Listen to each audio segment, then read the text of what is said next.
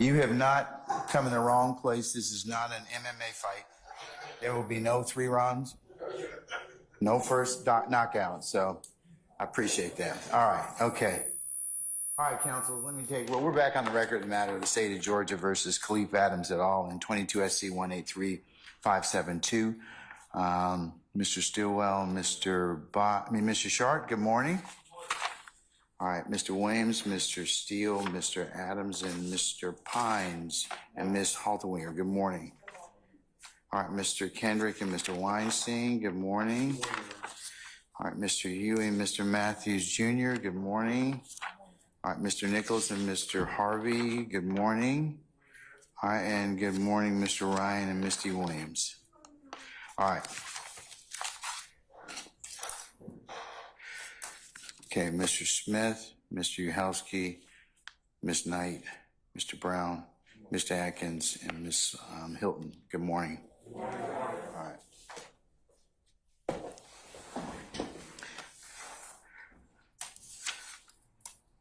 All right, councilors, for today's activities, we're going to go through the redactions or suggested redactions for the June 10th, 2015 interview of Mr.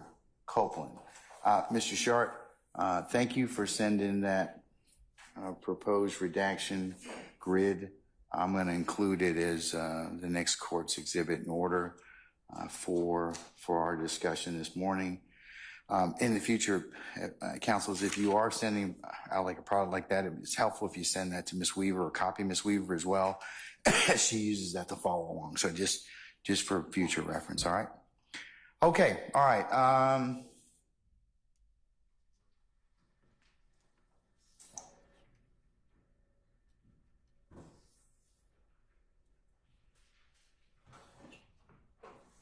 Okay. State, do you all have the June 10th interview queued up? And again, similar to what happened on Thursday last week, the state will only be focused on the redaction that the defense has, as the portion that we don't intend to play, we will not play. And if the defense wants to play certain portion of that, then at the right time we'll object at that time. They can play anything you don't include in the direct of Mr. Copeland, unless it's excluded. I'm going to let the defendants use that as part of their cross-examination. Be fair game, unless it's objected to, and then I exclude it. But if not, it will just be, they'll have that right to do so. Yes. Okay. All right. Do you all have a transcript? Yes. Okay. Can I see it? Please.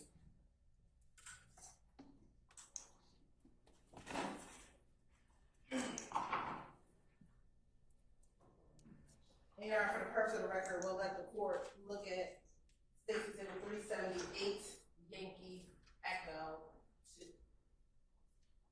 Is that the transcript? Yes, Your Honor, that's the transcript of the June 7th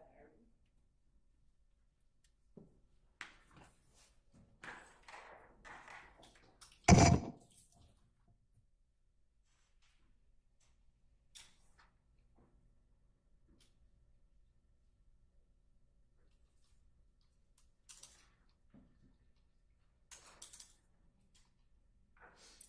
What are you marking as the interview itself? It would be 378 Yankee Echo.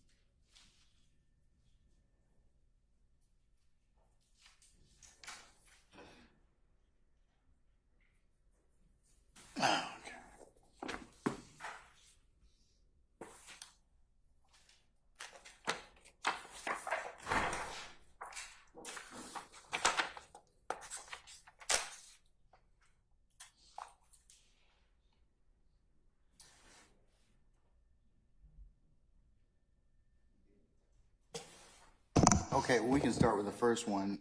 Mr. Sharp, where are you? Okay, all right. Page is transcript page 42, lines 5 through 42. No, Your Honor, it's 42, line 5 to 42, line 13. And Your Honor, the state has no objection to redacting that portion. Excuse me.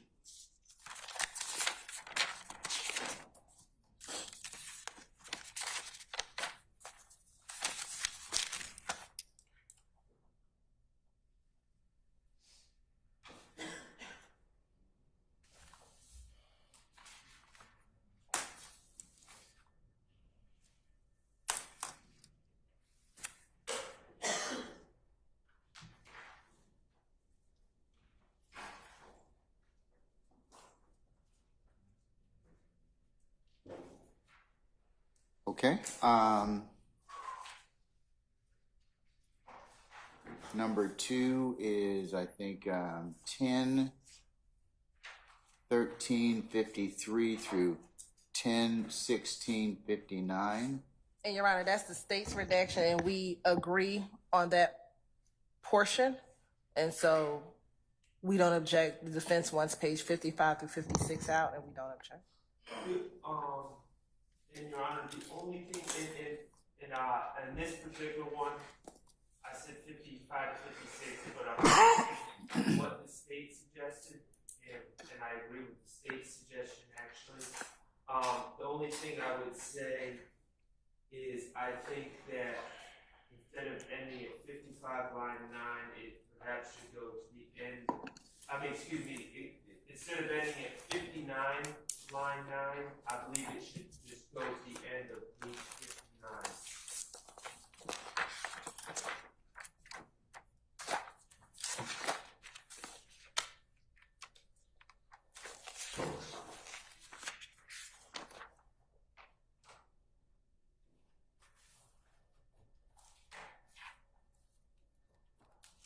Or at least the line 16.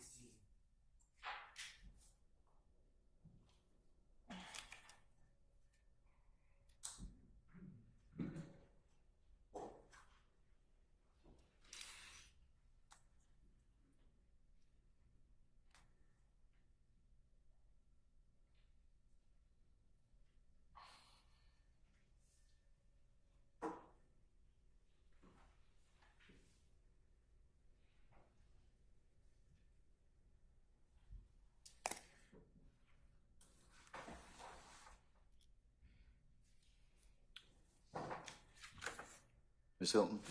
Your Honor, the state intended to play line 9 through 16? Or through the end of the page? Through the end of the page, Your Honor, because this speaks about his conversations with Shannon. Who's Lully, though? I don't think it says Lully, Your Honor, but I'll play the portion. And that's what I'm concerned about someone getting killed. All right, let's hear it, please. Good morning, Mr. Votz. Can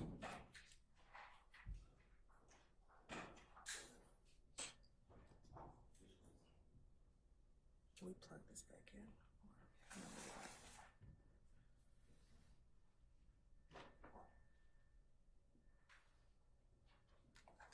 Do something.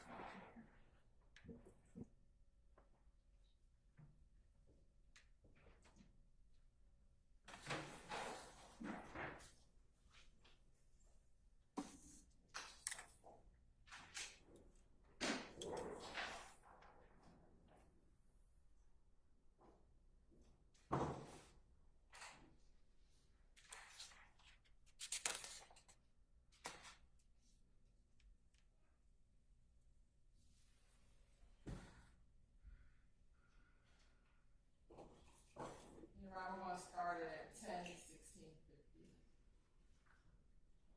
50. 10, 16, 50? Yes. So before then, you all in concurrence that you're gonna not play that portion, or what? Yeah, we're not going to play up until 10, 16, 59. Okay.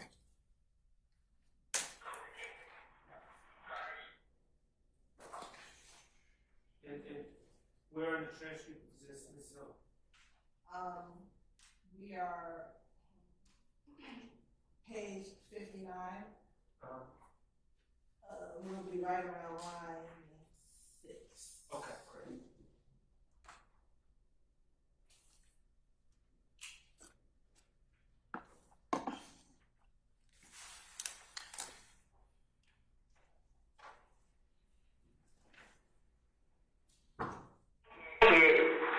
Boom, deeper.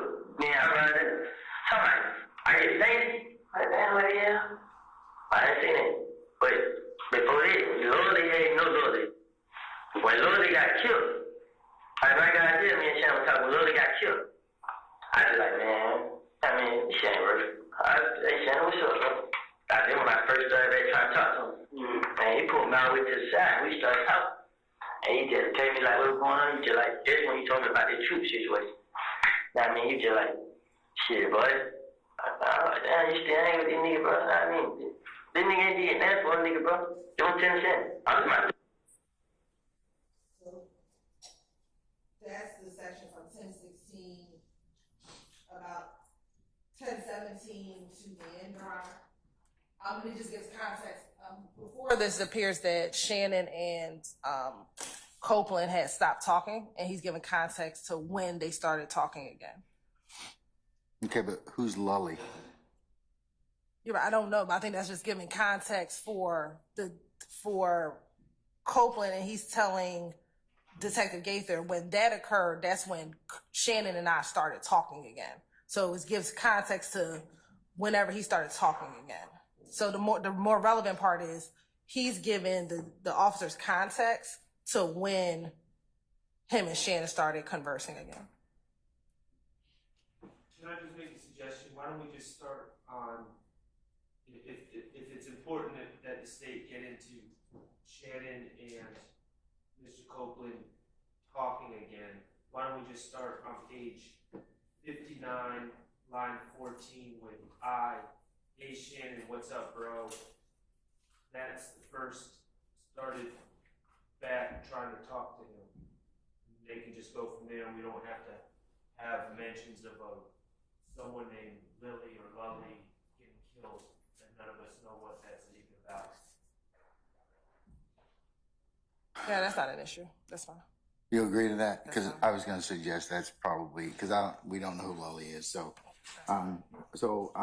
consistent with what Mr. Sharp recommended, we'll just start at line 14. Hey, Shannon.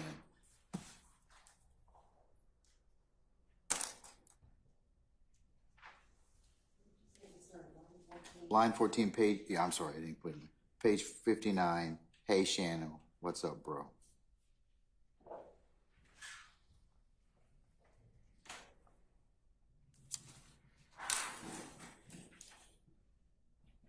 All right, number 3 is a discussion about the Lil Wayne bus tour shooting. And Mr. Sharp, you indicate that KC lacks personal knowledge. And well, the state is in agreement that we're going to redact out Casey's comments about, or Kenneth Copeland's comments about the Lil Wayne bus shooting, correct? So, Your Honor, 61 through 77, those pages don't just discuss the Lil Wayne bus shooting. It discusses a variety of different subjects.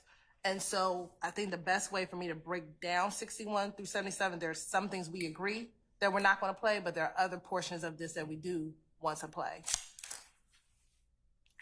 And that's fair. I think it starts on 61, page 61, line 12 is the discussion, and they keep going back to it. So they leave that discussion about Lil Wayne bus, and then they keep going back to it throughout these pages. So I'll say, Your Honor, from page 61, I believe it actually starts at line 6. From 6 to 21, we agree to redact. On page 61? Oh, on page 61. Lines line what? 6.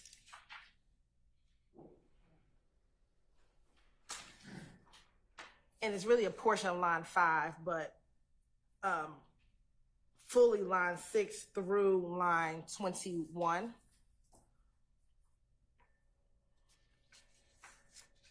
Okay. And that portion is from 1018, around 101842 to 101909.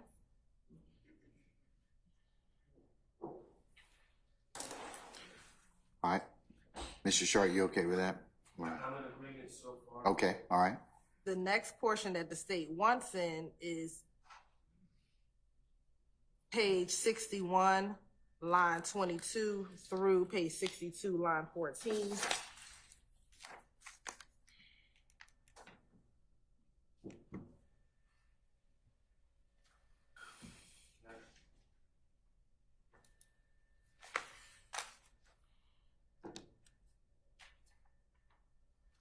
All right, I'm with you and I'm in agreement. Okay. The next part that we agree that should be out is page 62, line 15 through line 22. Page 62, what, line what? 15 through 22.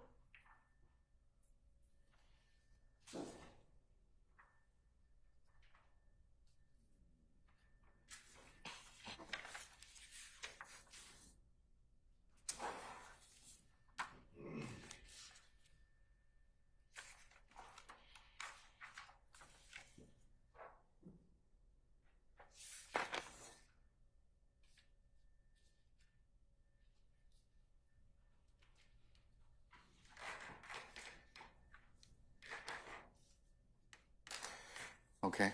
Mr. Sharp?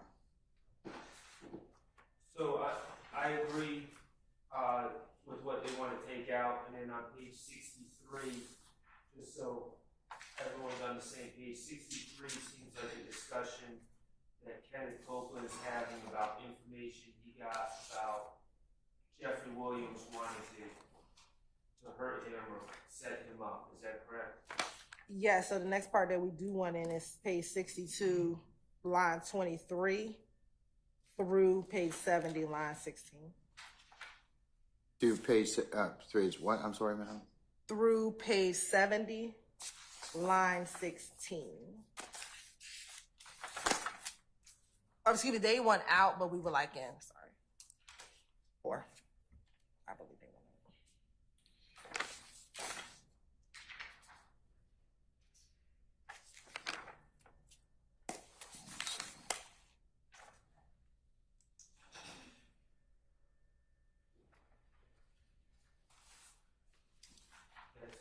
That's pretty much the top.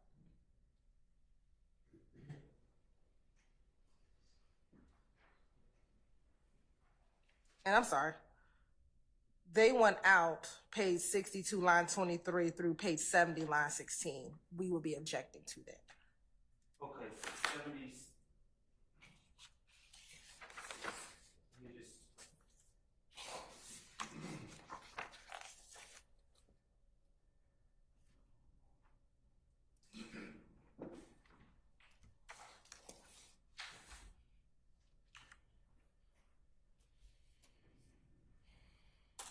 So the state wants to play from 63, page 63, line 23 to page 70, line 16? Page 62, line 23 through page 70, line 16. All right, and the defense doesn't want to have that played.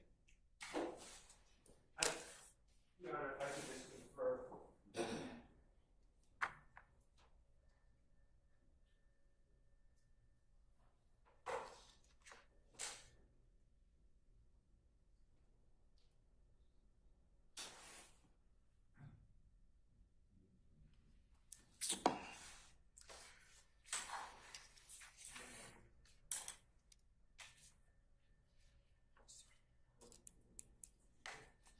I think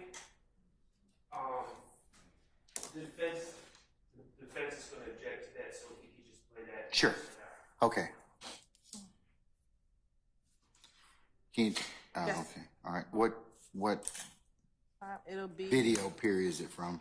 yes, right. It's going to be from 1019, probably more around, I'm going to start it at 50, but I think it's more like 101958 to 102522.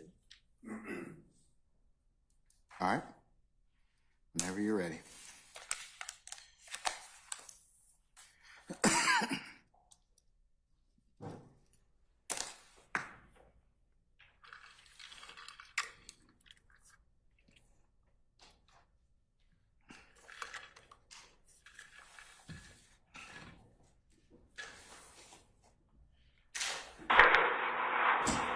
What that got to do with?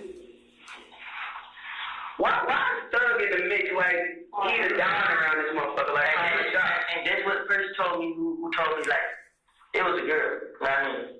I put up a baby for it. It was on the day. I put up a baby for it. I had baby Sunday. I put up a baby for it Sunday. Now it was Sunday. I put up a baby for it. Me and my baby and my little partner Kino and me, Kino's baby and BJ, CJ. So we pull up. Everybody got color. They were that type. Now it was me. Then when Kino was white. Me, CJ White. Me, CJ White, the baby. Me, CJ White. Sounds like not important. Yeah, but see, battery got in the car. She was like, "Hey, bro, I'm gonna tell you something. Don't say nothing." You know what I mean? I'm like, "What's up?" She's like, "Dog, and this and that." I'm like, "No, what is it?" I'm like, "What you mean?" She's like, "Well, then don't trust this nigga, bro." You know what I mean? They be trying to set you up. That's why every time I got in jail, someone got shot up. Like, what the hell? These niggas keep shooting shit up for when I get out. So you think it's thugs them shooting at your people? Nah. I know it ain't thugs them, because they got you niggas thinking it's me. See, I had seen Monte. I seen him, where's Monte? Yeah. Okay. I seen him the other day, like day before yesterday. I seen him yesterday morning. I went to the graveyard. When I seen him, he was at my cousin's house. When I heard what happened, I was leaving for him and work. I was like, damn, bro, we go up again. Right. So I'm like, damn, bro. Y'all ain't gonna let him man. What's that, bro, you know? Nope. You say you grew up with him? I didn't know his first name, Wesley. I don't know his last name.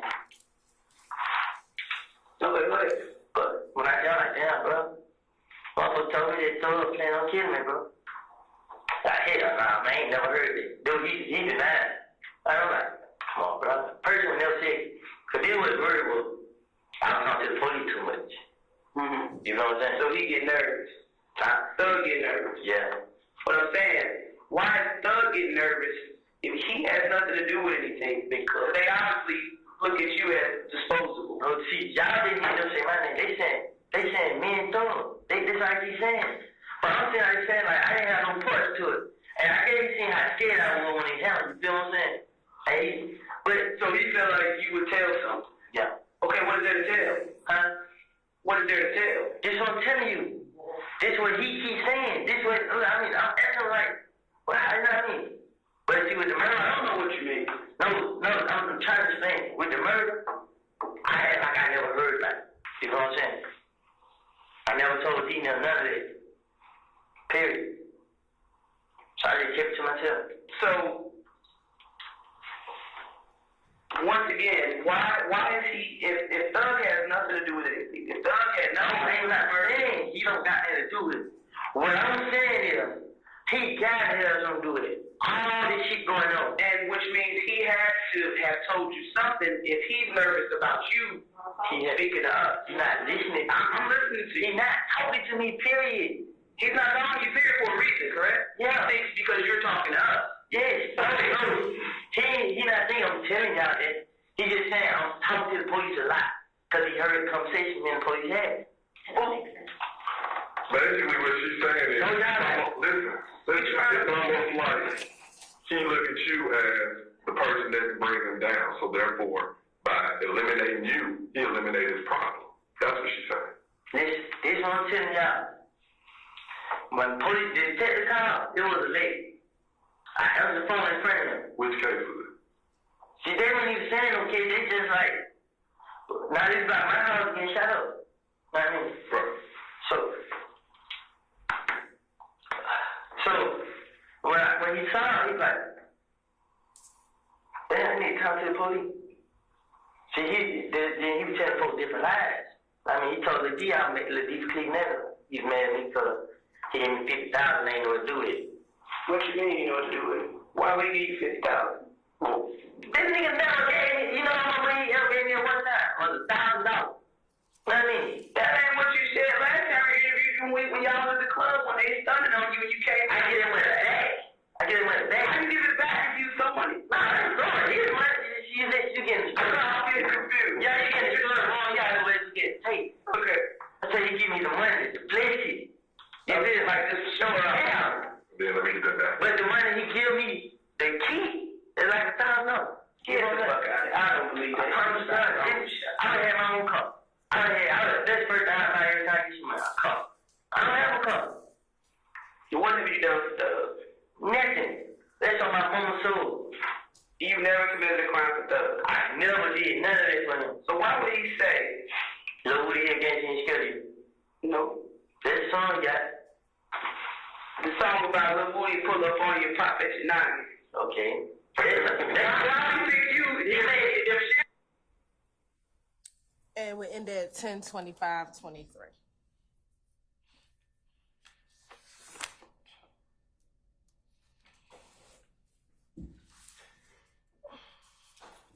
All right.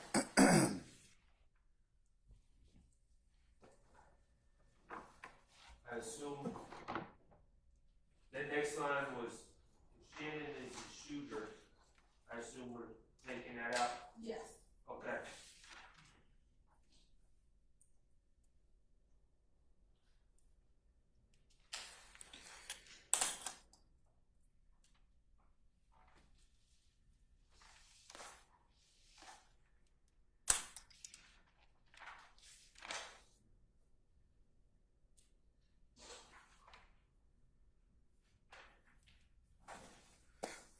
Okay.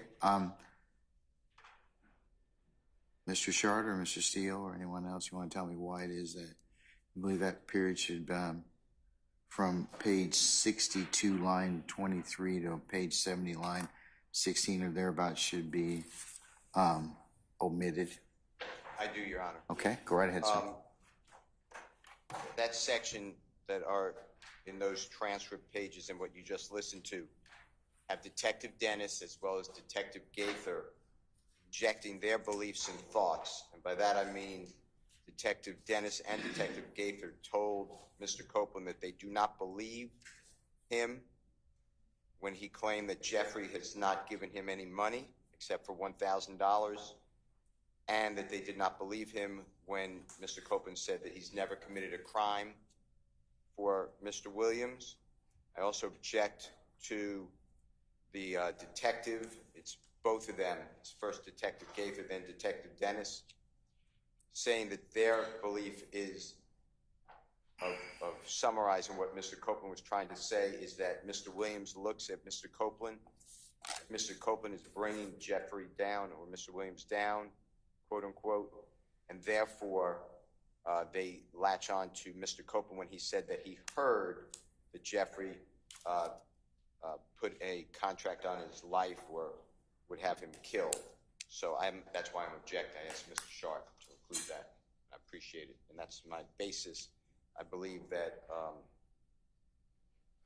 I would have a confrontation right since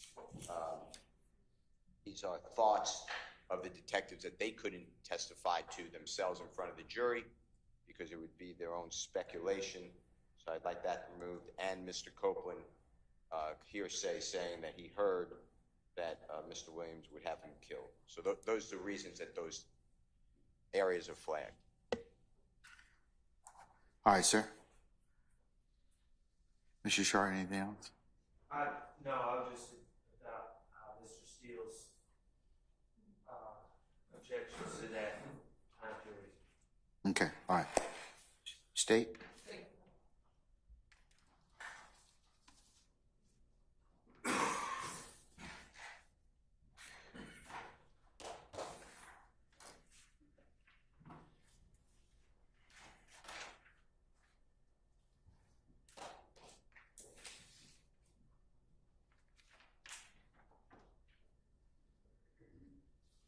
Thank you, Your Honor. This portion is relevant for a number This portion is relevant for a number of different reasons. First, starting on page 62,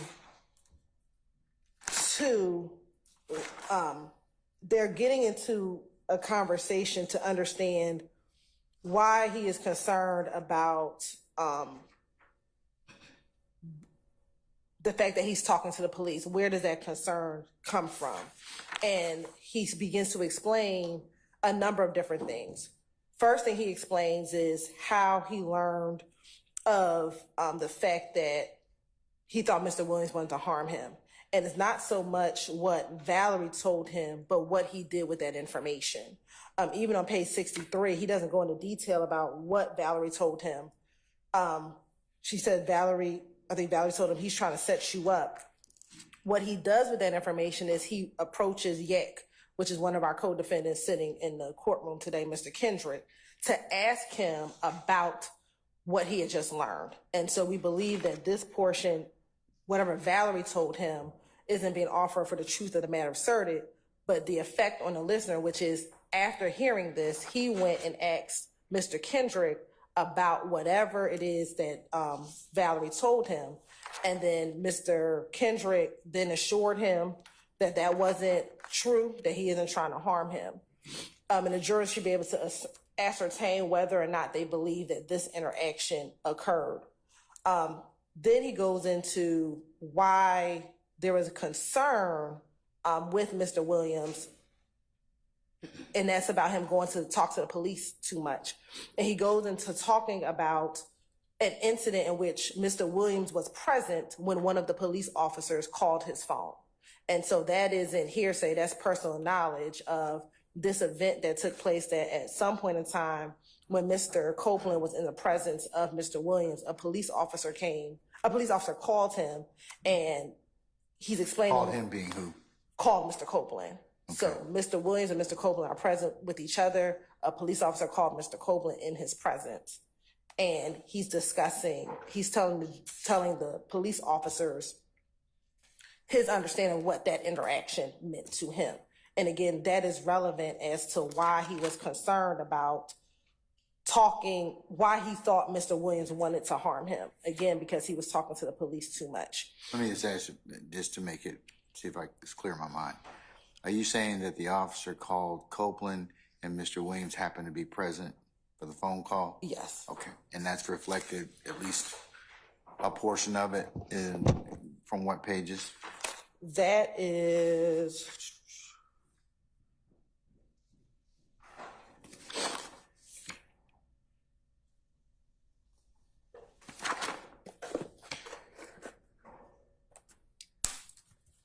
starting at page 67.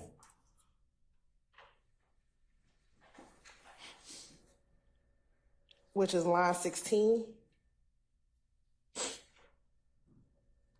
Madam, do you need some cleanup? Yes. Thank you. Here you go.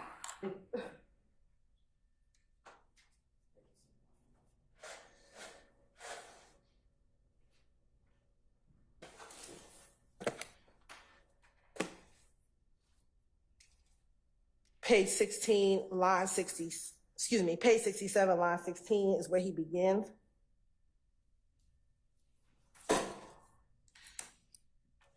Okay, and where does that end? And it ends on page 68, line 9. Okay. And that's where he says, I'm telling y'all that. He's just saying, I'm talking to the police a lot because he heard the conversation me and the police had. And then he goes in to explain when that occurred.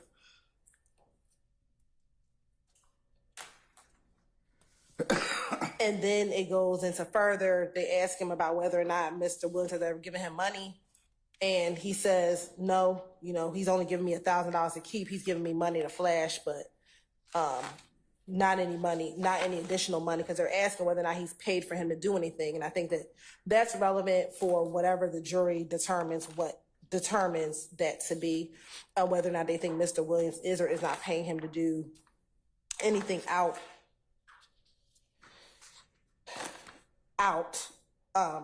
do anything on behalf of him.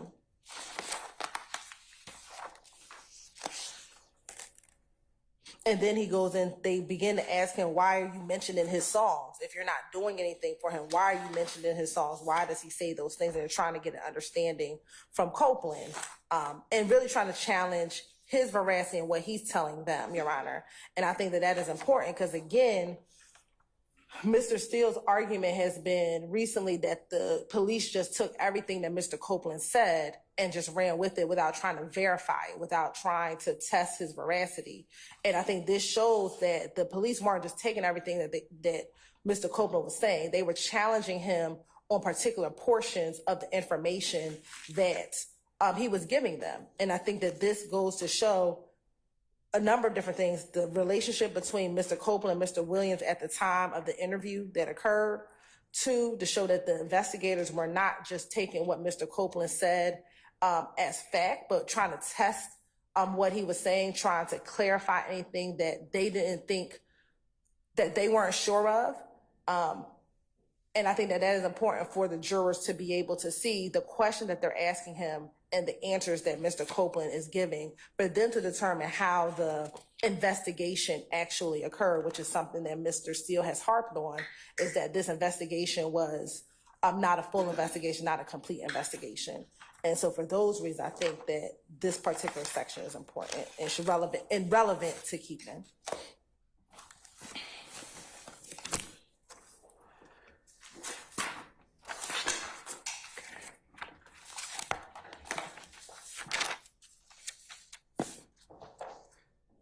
Mr. Weinstein, you wish to be heard since your client's mentioned in this at all? No problem. Okay, all right.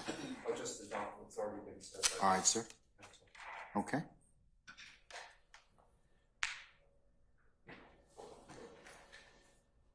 Anyone else? Mr. Steele, you have something? Follow up. Yeah, go ahead, sir. I also invoke 24-4-403 on the prejudice side about Mr. Williams supposedly having someone killed. I do not object if the state were to ask Mr. Copeland. I wouldn't object. Was there a time that law enforcement officers called your cell phone or your telephone? Mr. Williams was with you.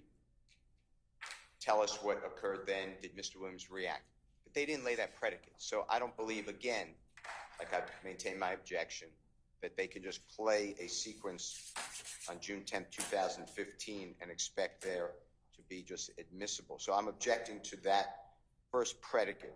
Second part is, I don't object if Mr. Copeland testifies, or if there's a prior inconsistent statement, if he testifies differently, that Mr. Williams was present when the police called. I'm not objecting to that. What I'm objecting to is law enforcement saying, that's not true, I don't believe you, that Jeffery Williams didn't give you money and that you never committed a crime for Jeffery. And for the state to say, oh, this shows the pushback of the police. It doesn't show the pushback of the police. To me, this shows that law enforcement has their theory and they're donating their theory onto the brain of Mr. Copeland. So I'm objecting to that because it doesn't show anything. You know, if law enforcement went out and we have reports, we have video, audio interviews, we have other witness statements, and they said, hey, we corroborated with X, Y, and Z that Jeffery Williams put a hit on this man, or that Jeffery Williams gave Mr. Copeland money to commit a crime. That's real corroboration. But this is not corroboration. This is the police telling the man over and over. It's what he testified to. Hey, Your Honor. Hold on, he's not finished. I was lying to the police to get the target off of me. Anything I can do. So I'm not agreeing that the police can then just say through an out-of-court statement, we don't believe you. I think that the jury doesn't get to determine to hear that on what Detective Gaither and Detective Dennis say, because it is irrelevant. But let me interrupt you just for a second. Isn't that part of the way the investigation occurred, and isn't that what you're also claiming is that their method of investigation is not good? I mean, or not as full or proper, and I'm sure you made that argument and you're going to ask that on cross, but isn't that the same kind of first part of the equation? Well, if I open the door, maybe you change your ruling, if your ruling is in favor of Mr. Williams. But no, this is all the state's doing. The state asked you, you agreed that they could get into without giving us any reports, any statements. Remember, there's no reports. There's no reports. You've asked me that you've made that statement many times. That's what your assertion is. There's no reports.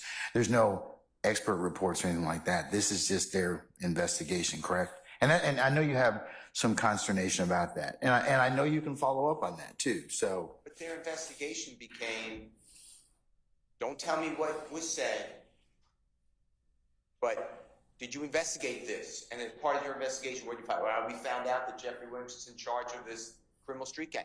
To me, that was a total violation of every reason we come to court. But the state can now put it on me and say, well, Mr. Steele is challenging the way that they did their investigation. When I cross-examine the witness, maybe it'll change. I haven't cross-examined him. That statement by Detective Gaither and or Detective Dennis, Your Honor, to me, just cripples. It tells the jury the police know something that I have no idea where they get their information from. It's their belief. There's not a scintilla of information in this 8 terabyte of discovery or the trial yet where anybody except the police theory has said that Jeffery Williams asked anyone to commit a crime. That is all from the mouth of the prosecutors and the detectives over objection. So I don't want this to be included. And then you have a murder.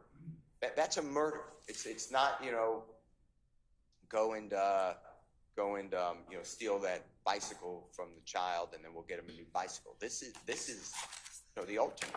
So Mr. Copeland is saying, I heard it from another person.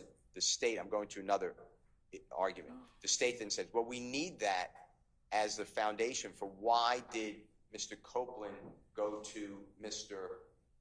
Kendrick. So to me, to explain conduct, to me, the fact that Mr. Copeland went to Mr. Kendrick to explain Mr. Copeland's conduct, why is Mr. Copeland's conduct matter? It's Jeffery Williams' character that through totally hearsay statement. Mr. Copeland never says, I confronted Jeffrey and he admitted it in this interview.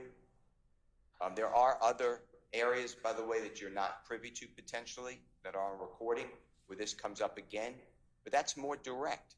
Right here, this should be excluded to me. And I don't know why it explains conduct where Mr. Kendrick said that's not true. What conduct are we explaining? So I believe effect on the listener is just a way that this prosecution is trying to give you some choice words to have you rule with them. But I would object to for all those reasons. And 403. The bottom line is, I'm not saying it's admissible, but I'm saying it's totally the state's theory of the case, and under 403, that should not come in through detectives telling a witness that is a lie. He paid you to commit crime. He gave you money. I mean, to me, I don't know how that should come in on this recording. May I just address that? Okay, Mr. Steele, you done? Yes. Okay, all right. Okay, go ahead, Ms. You're right. Remember, the reason why we're here at the recording to be played again, and I should have started here, is this is all impeachment by contradiction. Again, in court, Mr. Copeland has said, everything I said there was a lie. So one, we're contradicting his in-court testimony by even being able to play the interview. So let's start with the foundation as to why we're even playing the video. I don't think he said, remember we looked for that? Everything I said was a lie. Well, he said that I made it all up. But I recall, I think I asked him on one of my questions, I believe to him, is why would you lie to the police? Why would you lie to the police? If you're trying to get out of jail, why would you lie? I think that I had a line of questioning that said that.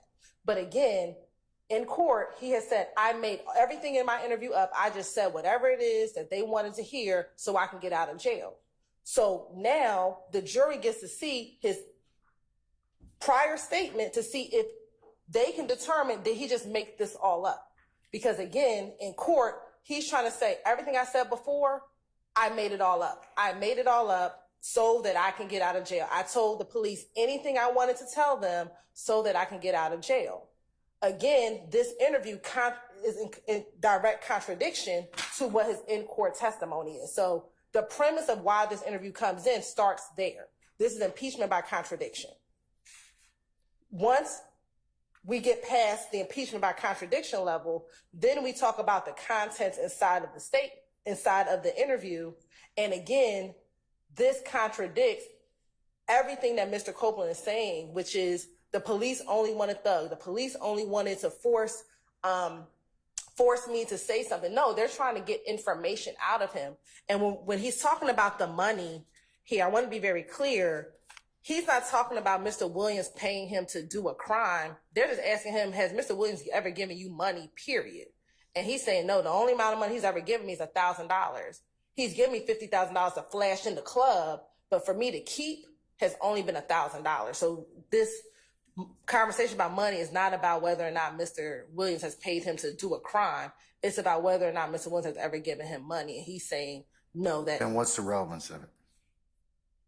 What's the relevance of the money portion? Yeah, I mean, if it's not being given for illicit purposes, what's the whole purpose of it? Again, to show the relationship between him and Mr. Williams. That the state's theory is when he's talking about Mr. Williams in this interview, we believe that he was being truthful in this interview. And if he had a great relationship with Mr. Williams, there'd be no reason for him to lie on him. That is what we are trying to show. So the fact that he's talking about the amount of money that Mr. Williams gave him, the fact that he used to travel with him, again, he's showing that he had a relationship with Mr. Williams such that here, there would be no reason for him to lie about his involvement in the murder of Donovan Thomas Jr. So that is relevant to show their relationship between one another.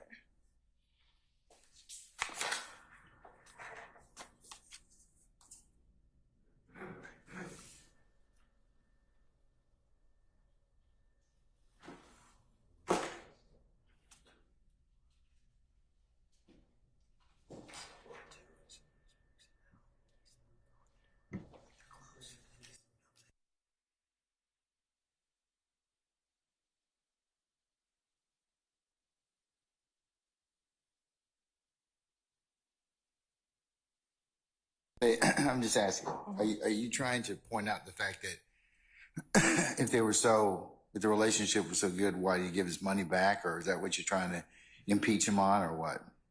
So we're impeaching him first and foremost on his in-court statement versus the interview. So we're saying everything he's saying in court is a complete contradiction to what happened during the interview in 2015. So that's layer one. Layer two is during this portion, because I want to keep this portion in context, he begins this portion talking about the fact that Thug wanted to have him killed because he's talking to police after the murder of Donovan Thomas. And so what the investigators are establishing is that, one, him and Mr. Williams had a relationship, a good relationship. As a result of him talking to police, that relationship is no longer good anymore. He believes, one, that Mr. Williams wants to harm him because he's talking to police, and two, Mr. Williams is not even having the same relationship with him anymore because he's talking to police about the murder and everything that had happened between January and June.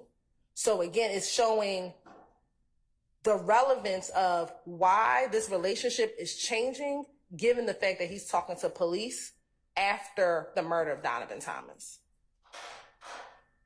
Okay. All right.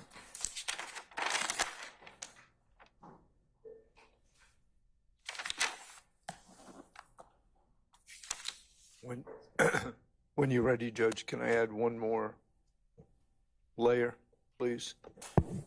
Oh, go ahead, Mr. Harvey. Thank you. I understand the arguments that have been made. We also made the other day the argument that this particular statement has been made after the witness had a motive to falsify. Therefore, under TOMI and the relevant authorities, it's not admissible as a prior inconsistent statement. I don't think they're using that for an inconsistent. They're saying it's impeachment by contradiction. I understand that. So, all right, so the only, different than the only basis then is impeachment by contradiction. So if that's if that is the precise reason, then I have a question as to whether or not that is admissible as substantive evidence or admissible for impeachment only. So that, as far as I'm concerned, once again, if it is admissible as impeachment only, then I am entitled, and everybody here is entitled, to a 105 instruction under 801E1D.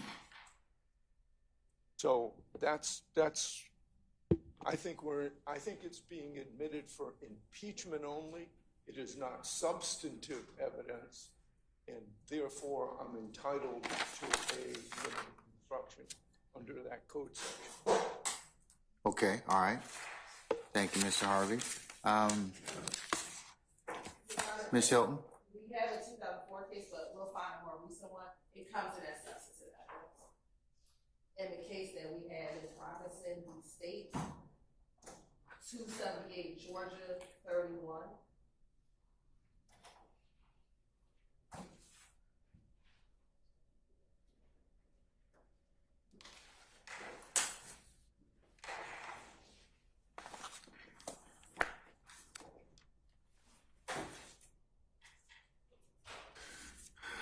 Let me look at Robinson.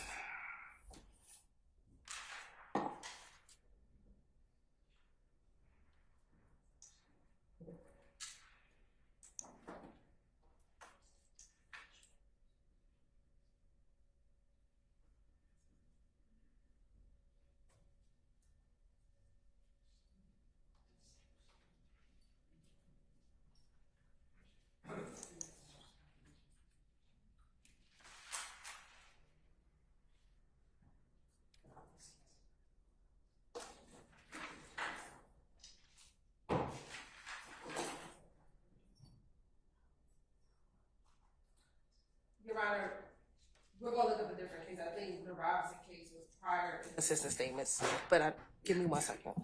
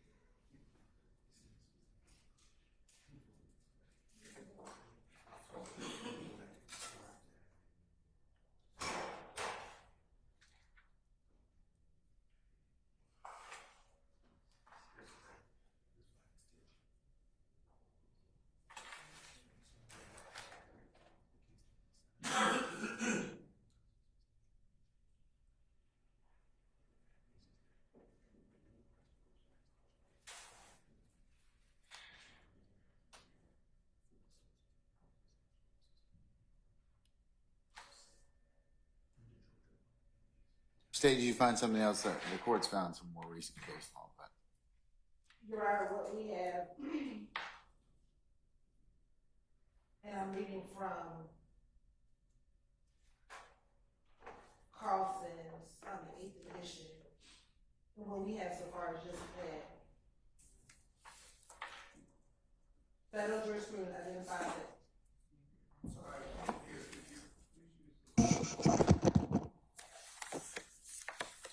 what page on Carlson are you? Page 350. Page 350. Page 350.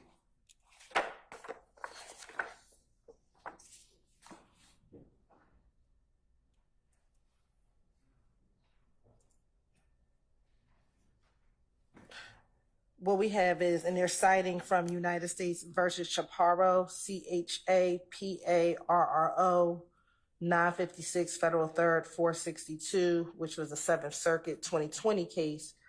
As such, impeachment by contradiction fundamentally differs from most other modes of impeachment in that it seeks to establish substantive facts.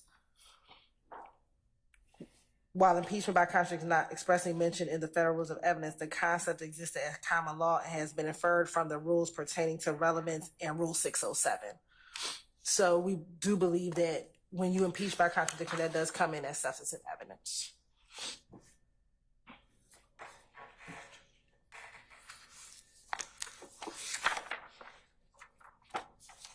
That's a pretty thin read. Well, Rozier, R-O-Z-I-E-R versus the state from our Court of Appeals, decided in August of 2022, 365 Georgia Appeals 178, seems to indicate that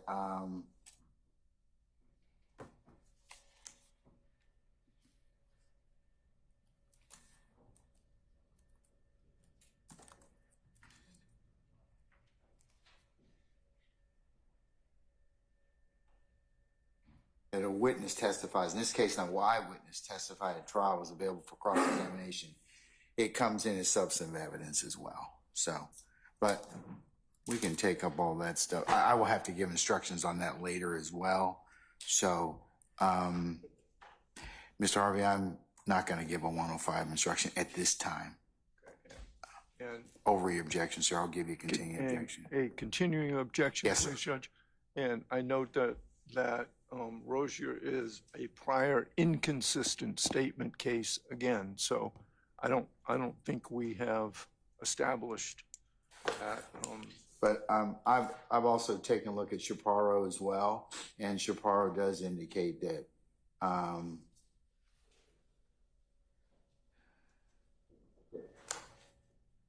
as Ms. Hilton has indicated. All right, so.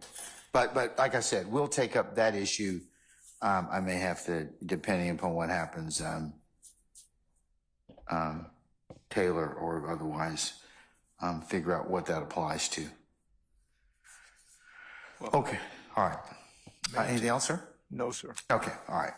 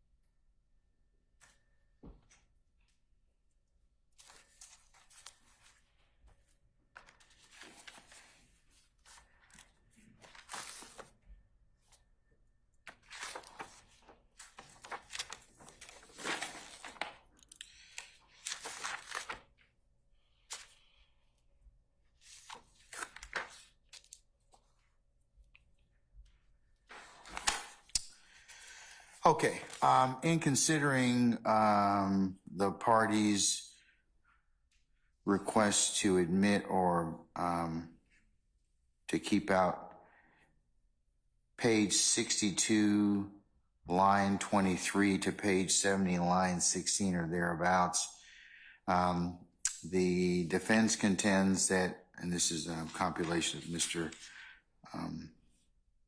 Steele and Mr. Shart's objections, primarily Mr. Steele, on behalf of all defendants, that they wanted to omit it because it inserts personal opinion, it violates confrontation right, it's speculative, it's hearsay, and applying a 24-4-403 prejudice, they claim it's more prejudicial than probative. The state counters to saying it's relevant for several reasons, and they start off with concern about speaking to the police, that is Mr. Copeland, that Mr. Williams wants to harm Mr. Copeland, and what he does after that being the effect on listener as he approaches Mr. Kendrick or Yak Gotti about this conversation with Valerie. And then it gets into Mr. Williams, giving him the witness, Mr. Copeland, cash, and that he is in Mr. Williams' songs. The state is of the opinion that this is impeachment by contradiction. It shows the relationship of Mr. Copeland and Mr. Williams and the investigation thereof, and refutes that this, what was done in this particular case. The court is of the opinion that it does fall in the category of impeachment by contradiction, and in applying a 403 analysis under 24-4-403, the court is of the opinion that it is more probative than prejudicial. So I'll allow it to be played, and I'll give the defendants, Mr. Steele, a continuing objection as to that respect. Okay? All right. How about we take 5 minutes, take a comfort break? We can come back, okay? Thank you. All right. We're in recess.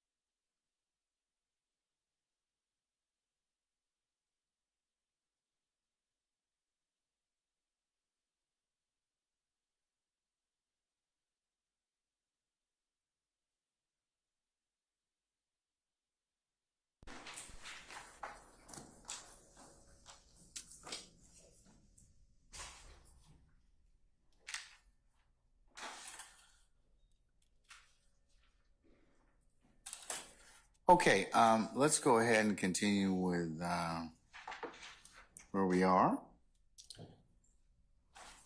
Okay, I think the next period of redaction is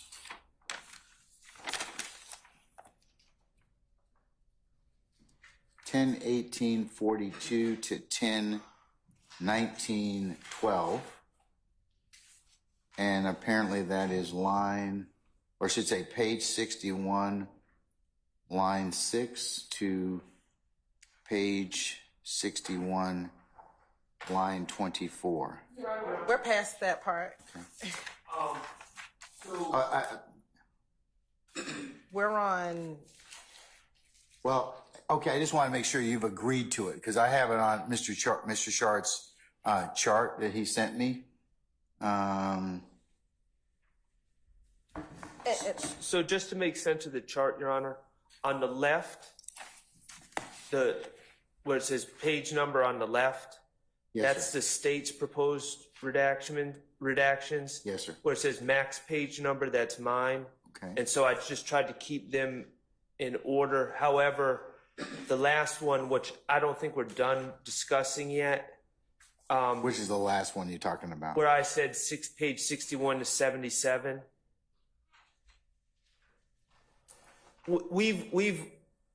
Mine was broader than the state's individualized ones. So we've already passed the next three for the state, but we're still waiting through 61 to 77 on my end. Does that make sense? Yeah, sort of. Okay. Okay. All right. Okay. So I'll take sort of. So do you have any disagreement with the state's redactions from 10/18/42 to 10/19/12, 10/19/42 to excuse me, No, that's to in. 10/19/50, and then 10/25/23. No, I'm in agreement with all of those, and actually that last one, 10/25/23. right, takes us to where we left off, where there's a brief mention by or commentary by the detective that suggests that Shannon is Jeffrey's shooter. And so the state, that's the 10/25/23, which the state is taking out. Now, now, in my opinion, we have to wade through the time period after that until we get to page 77. So the next portion, Your Honor, that I'm not sure if it's in contention, but it would be page 70, line 21 through page 72, line 4, which is about 10/25/27 to 10/26/13. Right, and that is just to get everyone on the same page, because I have the transcript for the defense. That is there's more commentary in there from the detectives stating their opinion that Mr. Copeland has in fact committed crimes on behalf of Jeffrey. And they're saying, why would he put you in these songs if you haven't committed crimes for him? So I'm going to leave that to Mr. Steele. Okay, so Mr. Steele, Mr. Steele in the defense, for the reasons stated before by Mr. Steele, objects to that portion. And I can just play it, Your Honor. And that is the 10/25/27 to 10/26/13. Is that what you're saying? Yes, Your Honor. Okay. All right. Okay. I'll hear. Do I need to hear it? Yes, sir. Okay.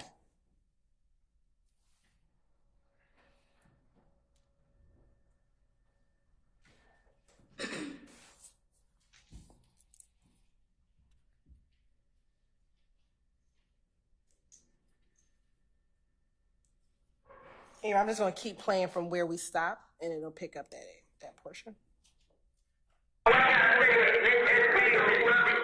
He made these songs when they got killed. It don't matter. What I'm saying is, this story, you wouldn't believe me if I said, I probably told you this already. But before Thug was just famous, I was to hang with Thug. I know. You know what I mean? So this nigga said, he just had to know what. I promise you this. Why though? Let's put it this way. This stuff. Y'all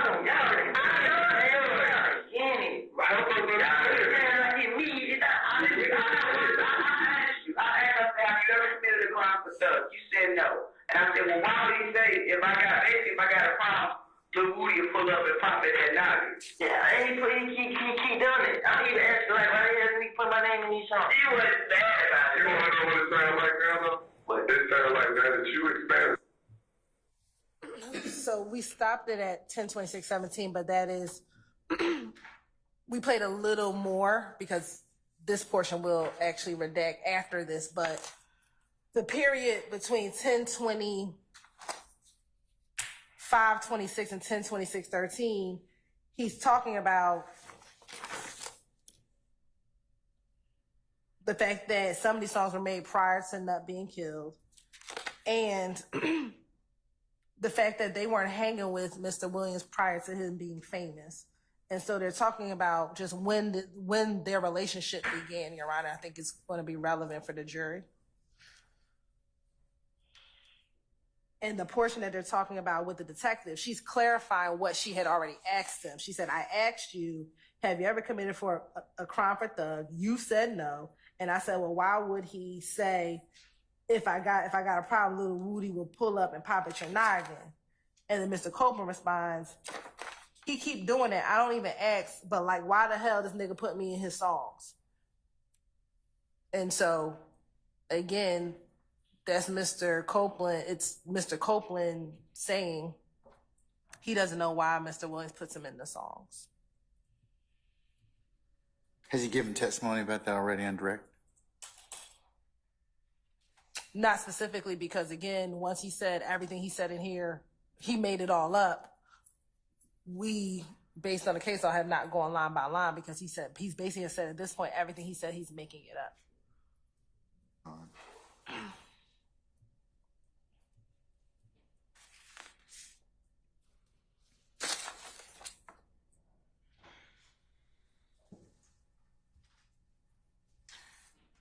So what's your theory of admissibility in terms of this particular line of inquiry from line 70, from 10:25:27 to 10:26:13? Here again, it again goes to the relationship of Mr. Williams and Mr. Copeland prior to this incident occurring. He's telling the detectives about when they met, when these songs occurred. So again, I think that's just relevant to talk about their history of how when they first met. Is why I believe it's relevant. And again, it's in contradiction to what he's saying, what he said in court, which is that he made all of this stuff up in all of these interviews.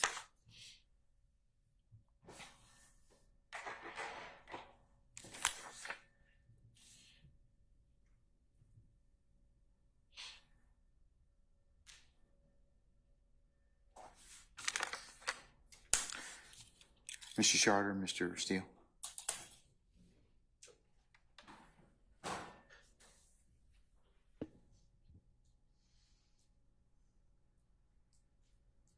Your Honor, Mr. Copeland testified that he has a relationship with Mr. Williams. The jury can determine what type of relationship, if any, that was. There have been social media postings. There have been pictures together. Mr. Copeland testified already that he met Mr. Williams after Mr. Williams was already an accomplished, well-known musical artist. This adds nothing. But if the state wants to put in a consistent statement, I don't know how it's admissible that they met, that one line that they met after, that Mr. Copeland met Mr. Williams after he was an accomplished artist. I don't oppose that. What I do oppose is the detective's statements again, and the fact that this is getting to, if you didn't commit a crime for Mr. Williams, why would Mr. Williams put you into a song? It's impossible for Mr. Copeland to pontificate why Mr. Williams does anything in a song without a foundation saying, I discussed that with Mr. Williams, which is not his response. And that's the part I'm objecting to, because it's, again, the detectives giving their theory that you do commit crimes for Mr. Williams, otherwise you would not be in a song. And Mr. Copeland denied that, and then they followed it up with the, well, then why would he put you in a song, which clearly Mr. Copeland could not get in the intent of Mr. Williams. Those are my issues. Also, the state keeps saying that Mr. Williams, that Mr. Copeland gave this blanket assertion, I lied, and I heard what you said today, and I know you looked at that's not what he said. What he said was, I probably said all of these things you're asking, but I said them because I wanted to remove, basically, this is my impression, the target from me onto someone else. That's how I'm not saying that's a direct quote, but that's how I understood what he testified to in your court. So those are my reasons. And under 403, I don't know why the detective's words get to be displayed to the jury on, oh, well, you had to have committed crime for Mr. Williams. That's Mr. Williams' character under 408, and it's also a 403 analysis, again, I'd ask. As well as hearsay from those detectives. And confrontation.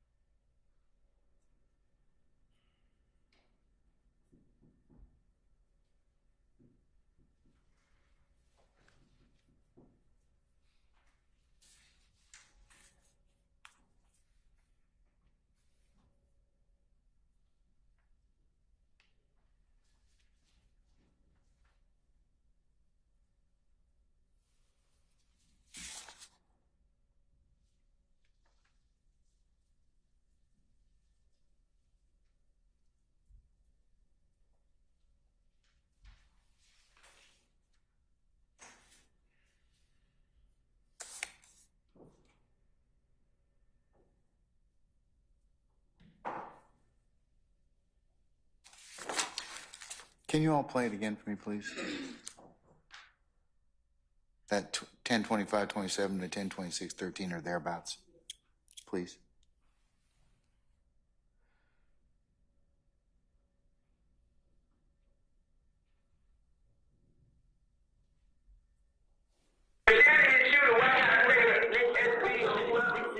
He made these songs when they got killed. It don't matter. What I'm saying is, this story, you wouldn't believe me if I said, I probably told you this already. But before Thug was just saying things. I was hanging with Thug, I know. You know what I mean? So this nigga said, he said, yeah, no one. I promise you this. But why though? Let's put it this way. This Thug, y'all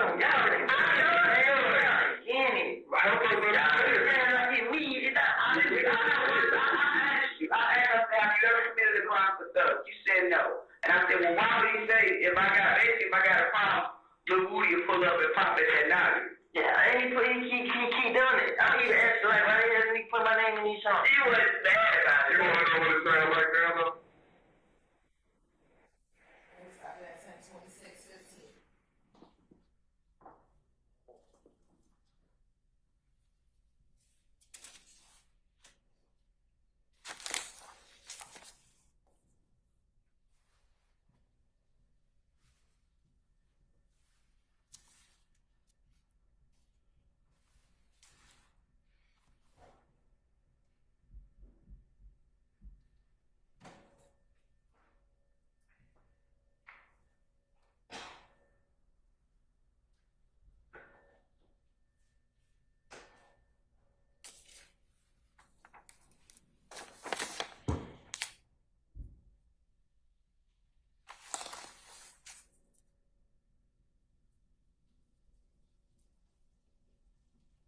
Honor, we can take it out. Okay.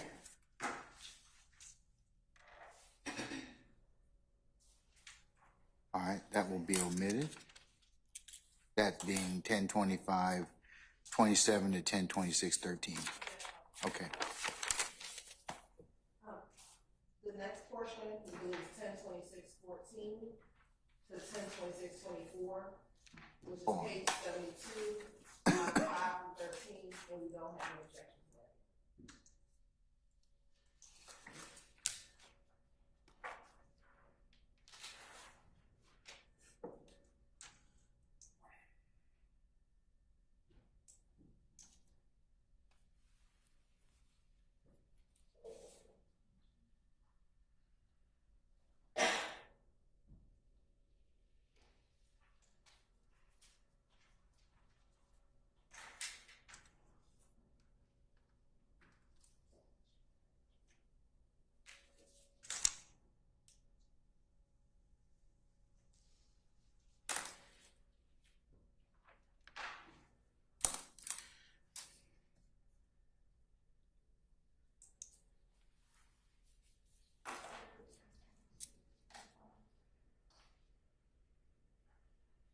All right, gentlemen and lady, any further objections? The state says they're going to omit that, so. That next one, no, Your Honor, that we agree. And the next one after that, I believe would be page 73, line 22. Well, before that, I don't know if there's an objecting to page 72, line 14, through page 73, line 21. I'm not. Okay. Anyone else?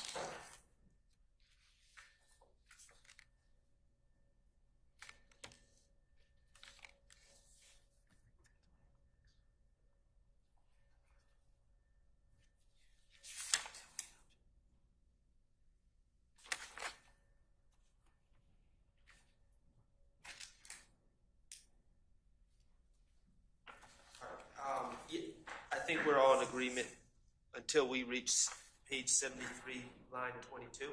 Yeah, and so the state does not object to page 73, line 22, I think through page 76, line 12.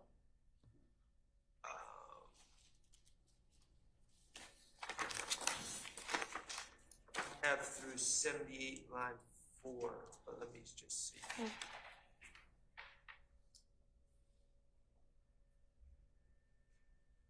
Oh, Yeah. okay, yeah. I'm sorry. Really, I have up until page 78, line 16. 78, line 16.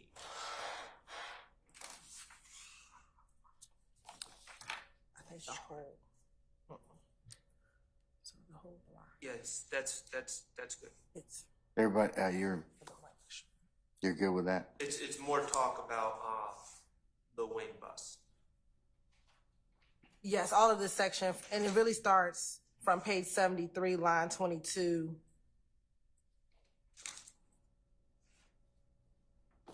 Through 78, line 14, or line 16? Yeah, let me just confirm. Okay.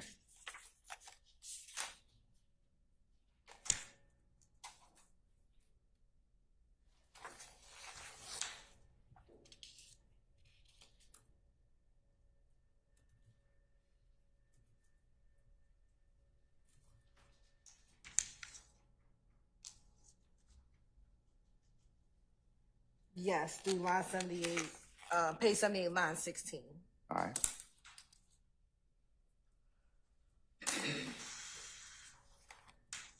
What's the next area that you'd like to discuss? So the next area that I believe is on Mr. Shar's chart is page 89, line 3 through 6. 3 through 25. Okay, well, we did have objection to 3 through 6. Now there's another portion we would need to look at that.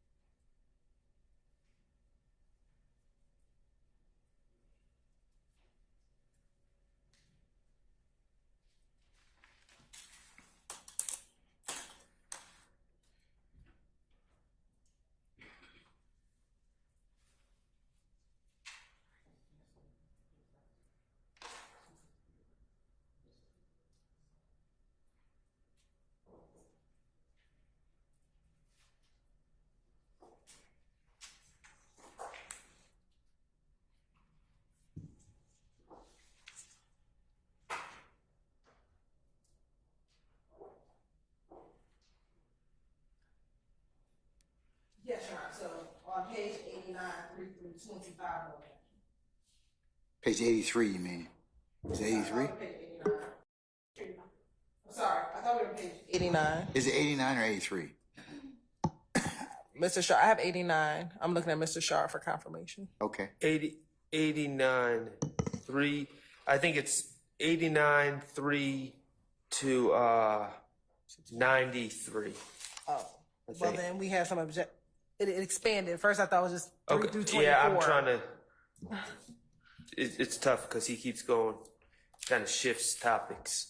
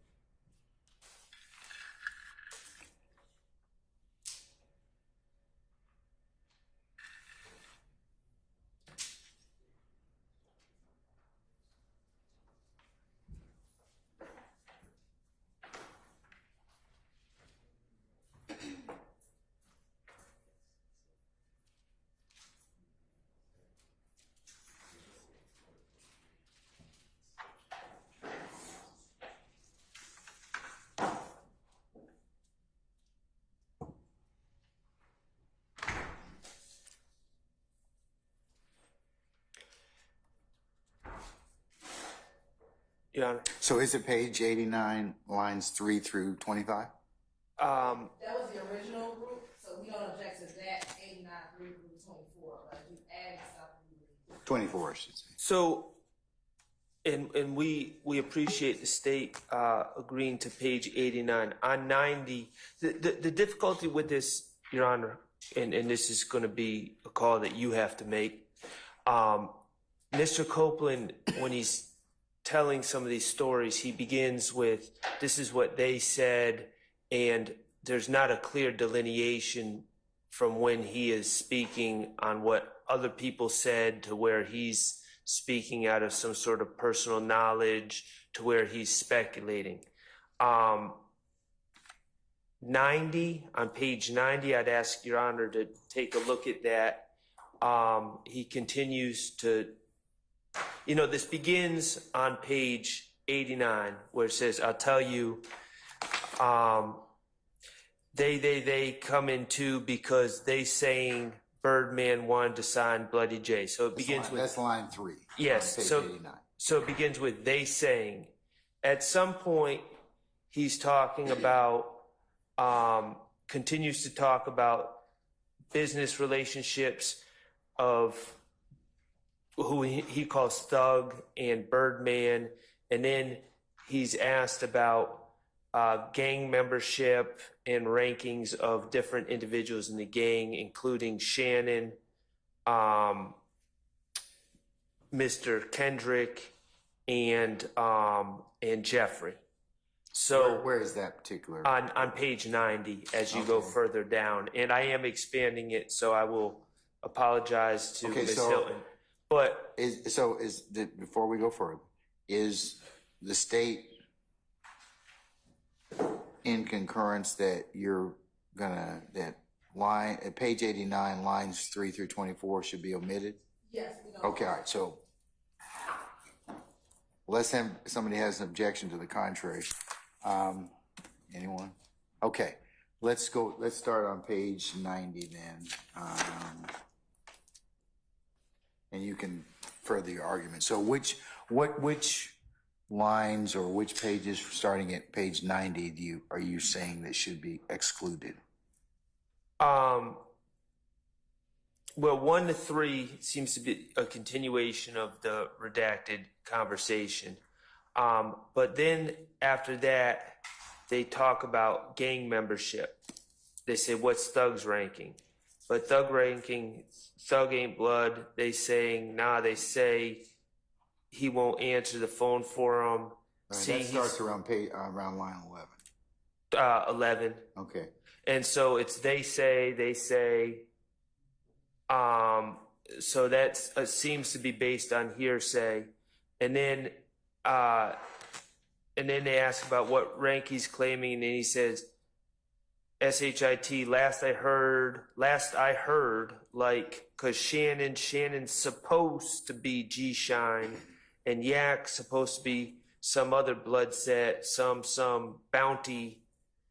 I listened, I heard bounty type SHIT. I don't know, is Copeland's response. So it seems to me that this gang information on page 90 is a combination of what he's heard and speculation, and then he kind of ends it with, I don't know.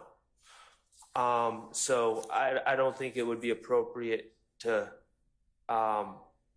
play such flimsy evidence with a source that cannot be determined for the jury. I think it's probably best that we play this section because I don't think the transcript gives the context of what the section Okay. is. All right. Let me hear it, please.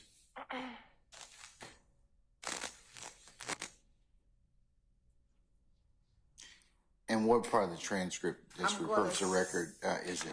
Yes, Your Honor. We're going to start page 90, line 1, and it'll be approximately around 10:38:20. And Ms. Hilton, I'm just going to make a suggestion that you continue it on to page 92 because the conversation continues on beyond page 90. Okay. Thank you. So you're going to play it from 10:38:20 to approximately 1 minute. 10:40:36. Okay. Okay, whenever you're ready.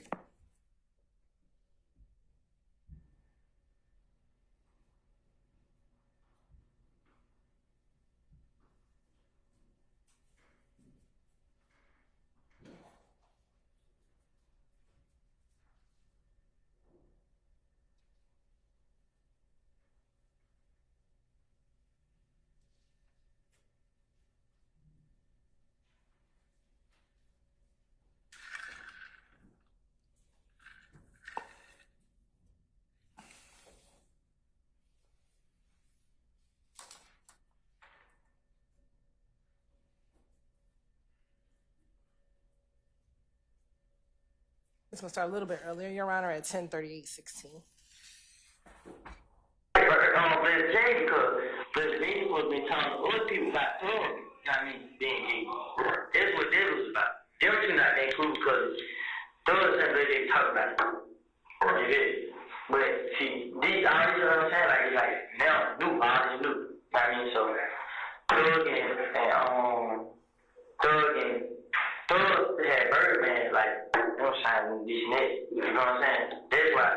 And then they got to it. What's Thug at ranking? Thug, they saying Thug ain't blood. They say he gonna answer the phone for him. See, he just saying he a blood. Then he went answer the phone for folks. Yeah, top dudes. Yeah. What ranking is he claiming? Or claiming to be? See, last I heard, like, Shannon's supposed to be G-Shine, and Yak's supposed to be some other good shit, some found type shit. I don't know. You said bounty? Yeah, I ain't sure what Yak. Some powder, some shit. And they been out arguing about everybody being this shit, and they like, so yeah, about 6 months Rolex and whatever, however you said. You know? And like, ain't nobody saying that. So what is, once again, what rank did you hear, or what rank is Thug claiming to be? The last time I heard he was sustained, it was like, he was over all the Cleveland Avenue. What is the name of the state? I don't know how they, like, they got different stuff for different blood games. Okay, he's supposed to be Slurm, SMM, whatever. Yeah. So what's the stain for that game? Because I know, you know, they got, you're not listening to them, they got different stains. I mean, I don't know how much stain he got. I mean, they don't be like 5,000 more. I don't say shit like that. They be talking about some M shit, so I don't know what they mean. So M something? Yeah, M5 or something like that. I don't know what they mean. So there was 10 was got convicted or when it happened. Now, when he got locked up, they said he's supposed to testify. So they took his name. Yeah, and they made him do it. So he just signed or YG or whatever. How you gonna put it? So We stopped at 10:40:39.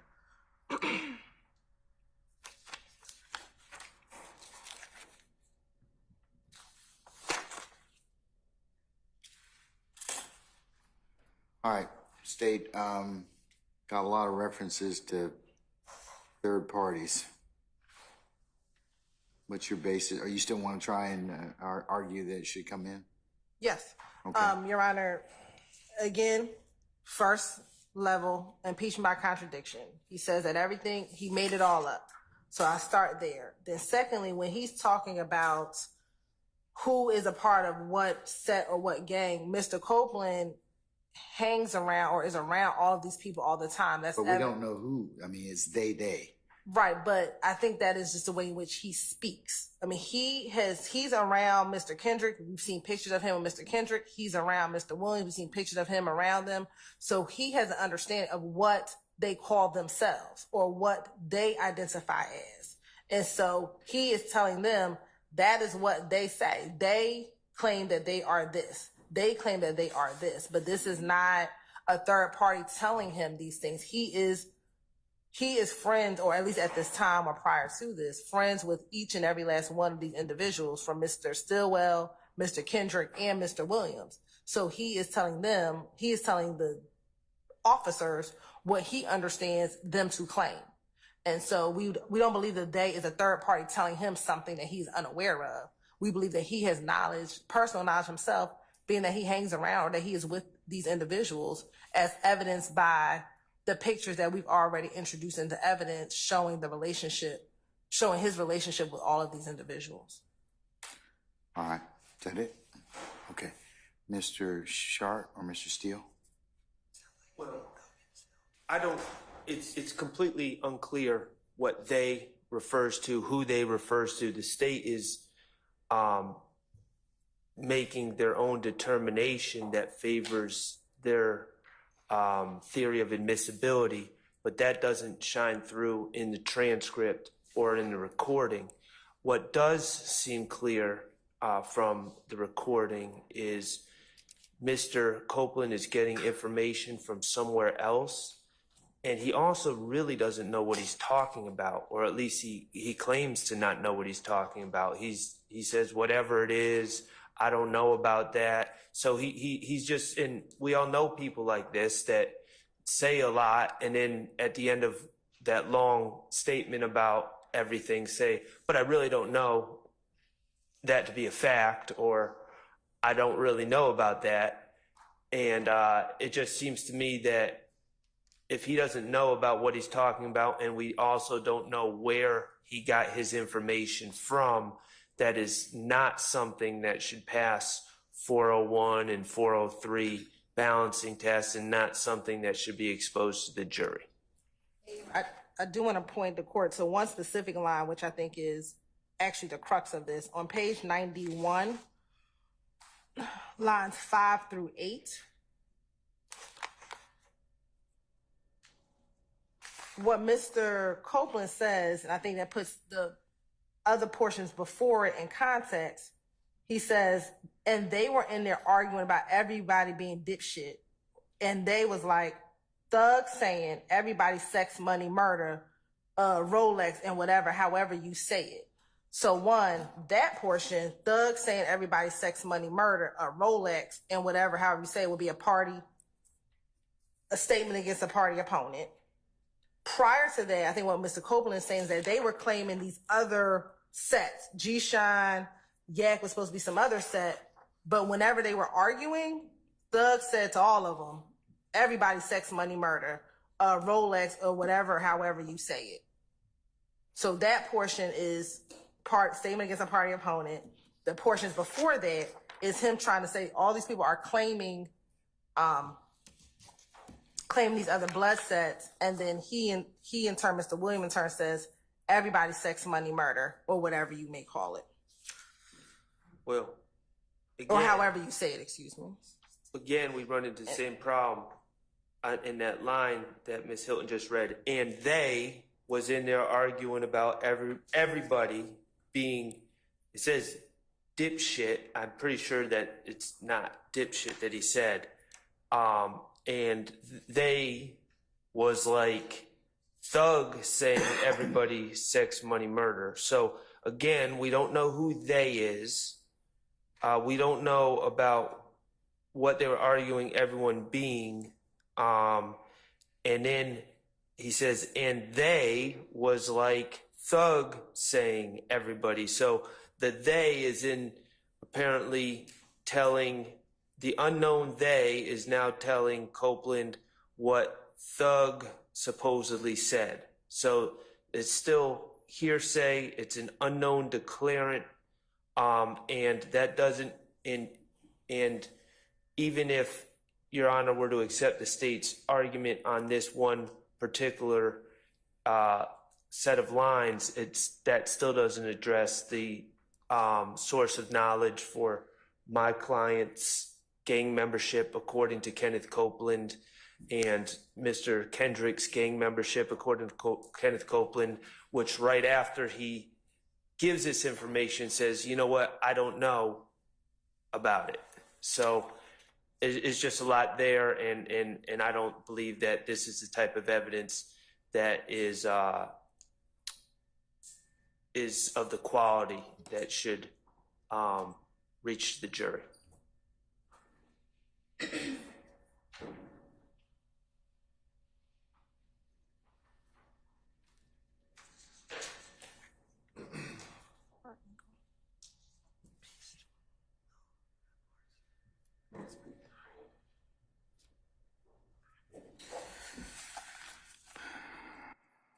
All right. In considering transcript 1038:20 to 1040:36 or thereabouts,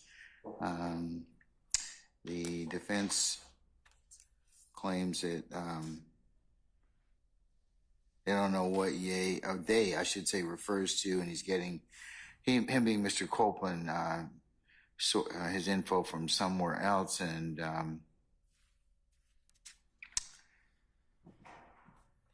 the unknown they is giving Mr. Copeland information. The state says this is impeachment by contradiction. They is a reference to what the witness, Mr. Copeland, knows, and that's just the way he talks, and this refers to his personal knowledge. The court is of the opinion I have to take a look at the most plain reading of the transcript and listening to the audio, and I'm inclined to agree with the defendants that we don't know who they is, and for that reason, I'm gonna exclude that particular part of the that to be played. 1038:20 to 1040:36. And thank you, Ron, but can I go to a specific portion, and I understand the court's ruling. On page 91, line 20 through 22, which is a small portion of that section, Your Honor, when the detective asks Mr. Copeland, okay, he's supposed to be slime, SMM, whatever, he says, yes, yeah. That particular line, we believe, is based on personal knowledge. So we understand the court's ruling as to everything above and everything after, but we would ask for those two lines, because that's not a they, that is, they ask him a question, okay, he's supposed to be slime, SMM, whatever, his response is, yeah.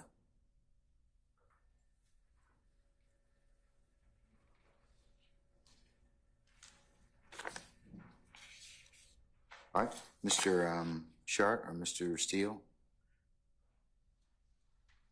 The state is asking for, I'm going to exclude the previous portion, but the state is asking for me to include around line 20 of page 91, where Detective 1 is speaking. Okay, he's supposed to be slime, comma, SMM, phonetically, whatever, and then that's line 21, and then line 22 is Kenneth Copeland, yeah. We agree with all our other objections to playing statements notwithstanding. Yeah, and they're still on a fundamental Yeah. basis. You've objected to that already, so. That's fine, Your Honor. All right, Mr. Steele, anything further, sir? No, sir. Okay, all right. I will allow the state to play the line 20 through 22 over the basic objection. The defense doesn't believe that it's proper for the state to be playing this to begin with, and I've given them a continuing objection in that respect. All right.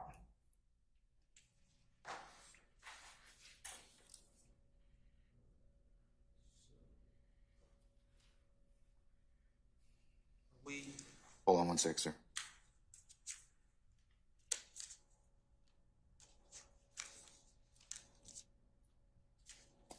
Okay, so where are we now? I have 112:24 to 114:25. Said 112.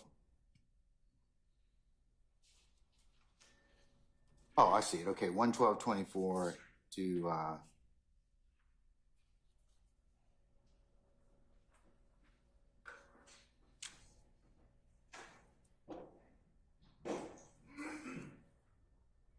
is that page 112, sir?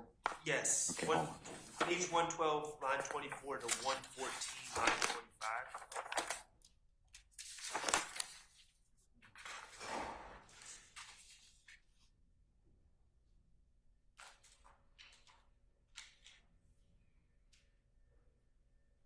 And Your Honor, the state has no objection, but I do believe the lines may start at page 112, line 21 through page 114, line 25.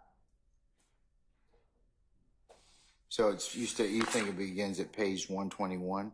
No, 112, but just Page line, 1, hold on, 112. so just line 21. I agree with that. 112, line 21. Yeah, it's like after a period, but it starts like I got out of jail. I got you. Okay, all right. Through where? 114, line 25.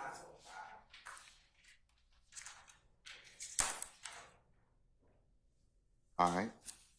Any further objection or discussion in regards to those pages 112, line 21 through 114, line 25? All right, hearing none, those are excluded. Okay. And that redaction covers the state's next redaction, proposed redaction, which we would agree to, and it was covered in that last one. Yes. So I think the next is page 122, line 19, to 124, line 10.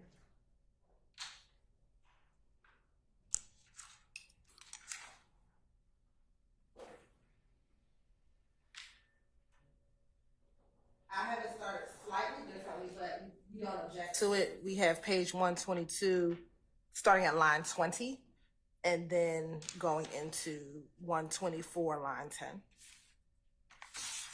10. And that's fine. I picked a smaller part of a larger story, and we can take out the entire story. So that it'll start where? It'll start, we have this page 122, line 20 through 124, line 10.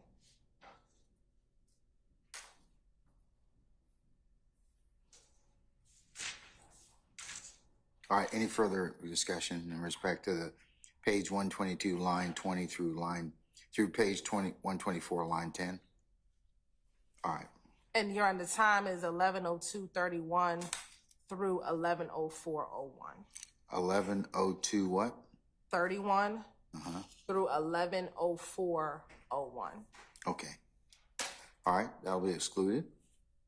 And Your Honor, for the previous portion that we just discussed, the page 112, I'll give the court the time as well. Go ahead. That's 10:55:49 through 10:57:18.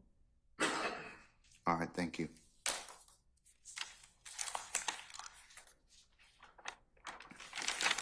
Okay.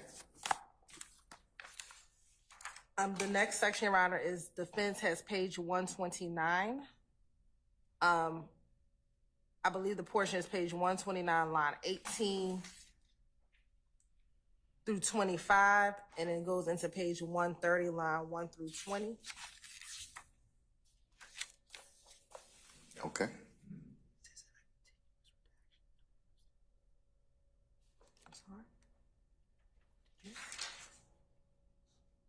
No, page 129. And we don't. You agree that should be taken out? Yes. Now, there's, and I'm in complete agreement. After that, after 130, line 20, there's a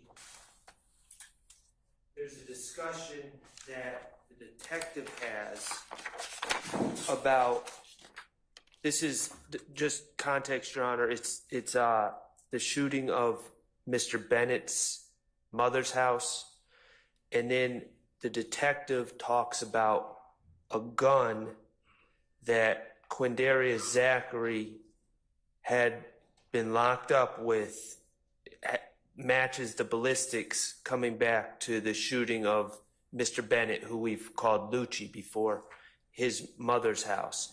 Now, speaking for myself, I don't have a problem with that discussion on the assumption that the state, what I think is inappropriate is if this discussion enters evidence and the state is not going to produce any witnesses that make the ballistic match between a gun and the shooting at Mr. Bennett's mother's house. We do intend to introduce ballistic evidence showing that that gun matched the ballistics from the second shooting, matched the gun that was found on Quindarius Zachary.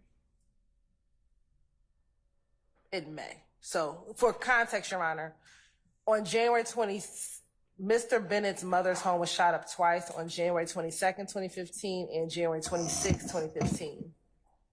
The shell casings from the January 26, 2015 shooting matched a gun recovered from Quindarius Zachary in May of 2015.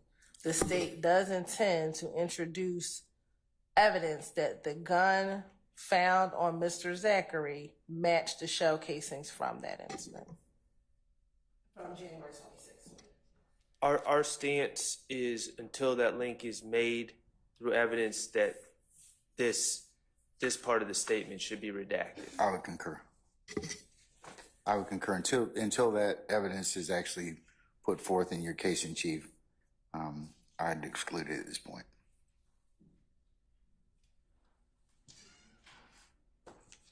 Your Honor, I believe, and I would just need to double check, and if you give me a moment, I thought Detective Dennis talked about it during his presentation during his testimony, but I would need to confirm. I think he talked about it. Now, whether or not did you introduce?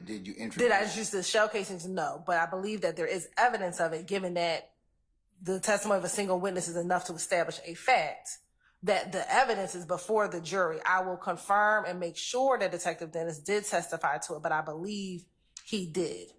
But I would just need a moment to go through or ask Ms. Weaver for assistance to determine if that evidence came out with Detective Dennis or Detective Gaither. But was ballistics ever entered through Detective Dennis in regards to this, or are you going to enter it later through another witness? Ballistics was not entered, only the testimony, but the testimony at this time is enough to establish a fact. But no, the ballistics are not in.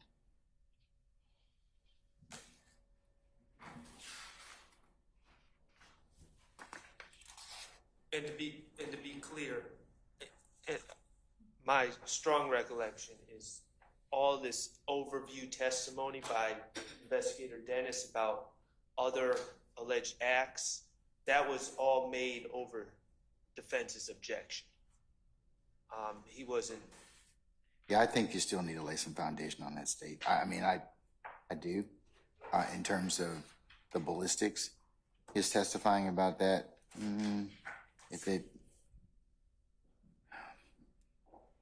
I understand I understand the court's position, the state's brief argument, even if it came in over objection, that testimony is still before the jury, and that testimony is still evidence. But I do understand the court's. The defense has made another objection, and the court is of the agreement that it's still foundation. You still need to lay some more foundation in regards to the ballistics for that to be then testified to. I understand what you're saying. You're saying, okay, we can testify about this because of the fact that the Dennis may have already testified about the ballistics, but there's nothing underpinning that yet. So. Thank you, Your Honor. And we just want to confirm that the portion that we will keep out is the portion specifically talking about the fact that the ballistics came back. So that would be for now. I mean, page 131, line 21 through 24. Page what? 131. I mean, no, page 130, line 21 through 24.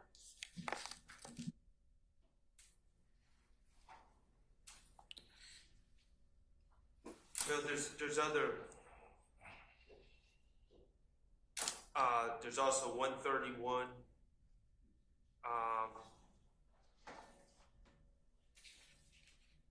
5 through 15. Oh, I'm sorry, 131, 5 through 25, pretty much. I'm sorry, Mr. Sharp, 131, 5 to 25. They keep making reference to the ballistic match.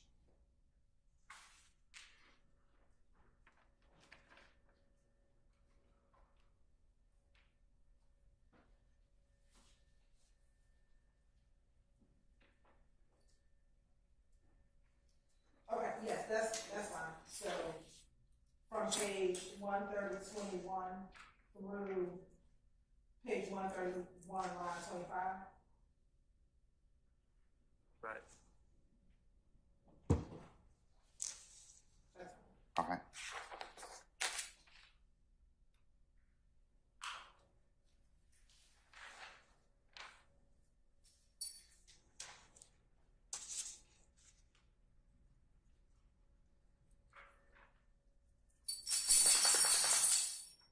Folks, you want to stop here, given the fact it's right at lunch, and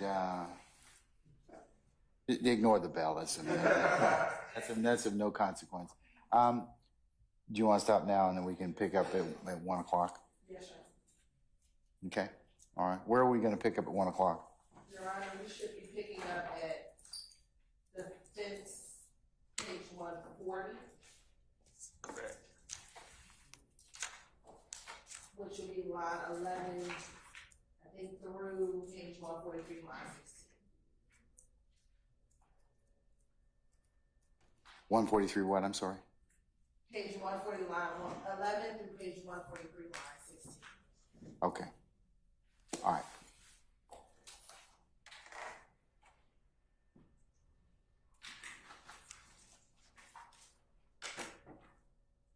Also, for purposes of our continued discussion after we exhaust this from Mr. Sharp, I am now in possession of Mr. Adams' proposed redactions that pick up from there, and I will include that email and its references to Ms. Weaver as the next court's exhibit in order, and we'll begin to exhaust that once we finish with Mr. Shart's. Okay? Thank you, Your Honor. I think I emailed that to Mr. You did, sir. All right, okay, so we're in recess. We'll see everybody back at 1 o'clock, okay? Thank you, Your Honor. All right.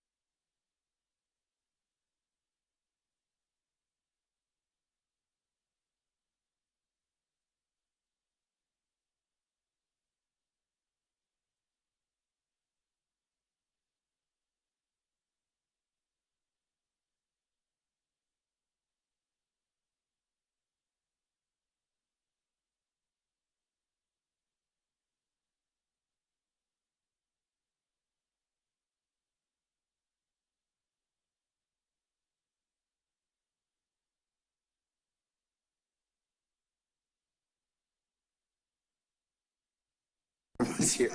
Okay, we're back on the record. Councils, thank you for your patience. I had to take up some business. It took a little bit longer than I expected. So I think we left off with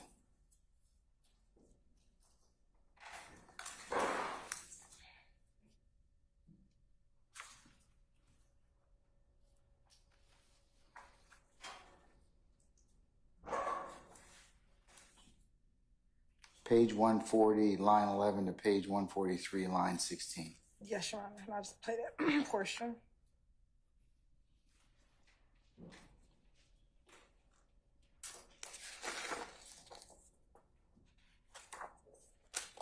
And it should begin at approximately 11:16:19 through 11.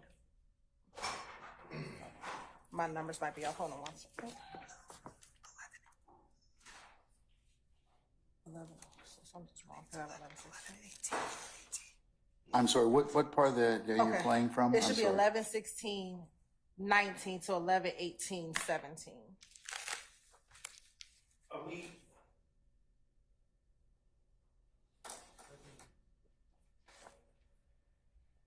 This is the page 140? Yes, page 140, line 11 through page 143, line 16. Oh, okay. All right.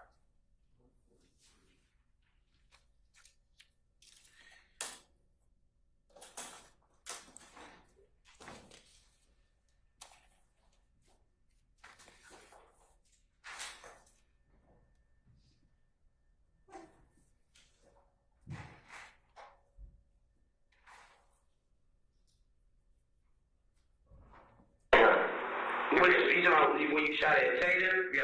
This why I didn't get a chance to get out the gun, that you ain't give me the gun, baby. You know? And I'm going to go back, Your Honor, But the gun that I had shot at him with, that was Shannon gun. When you shot at Taylor, yeah. This why I didn't get a chance to get out the gun, that you ain't give me the gun, baby. You know? When the police came to the house, Shannon right there. You didn't come. Shannon right there. What was the gun? The gun right there. You know what I mean? The gun was right with it. The gun just like I never took the gun over. I was so scared and I just like I'm just defending it. Right. So where was the gun when the police got there? The gun was like I had put it in the house. You know what I mean? So when the officer asked where the gun was, I'm like, shit, I can give it to you. Like give it to me. And Shannon went in there and got the gun and left with it. I mean, so that's why I was like, give me another thing. That's why What kind of gun was it? Huh? What kind of gun was it? A Glock. A Glock, what, 49? It was a 40. About this long. And that's why you had to, when they got the magazine. The clip, yeah, the clip. So it was Shannon gun, but when the police asked for it, he didn't want to give it back. Right. I ain't gonna give it to him about the new key. I was gonna give it back though, because I didn't want to go to jail for it. Right. I mean, so when Shannon went and got the gun, that's why I told her I wanted to tell her, like, let me talk to you, when I talk to you, and you like, get you that gun. But when I tried to get the gun, changed it, he wouldn't give it to me, then he went on the show with Thor, he left. But that's not exactly what you said. You said that Walk down the street. K or D or somebody you wanted to purchase the gun for. No, you getting wrong. Okay, well, you saying it's not the Glock. From the night of the shoot. Yeah, they shot at your girl, Morgan. Yeah. Right. Shannon left with the gun.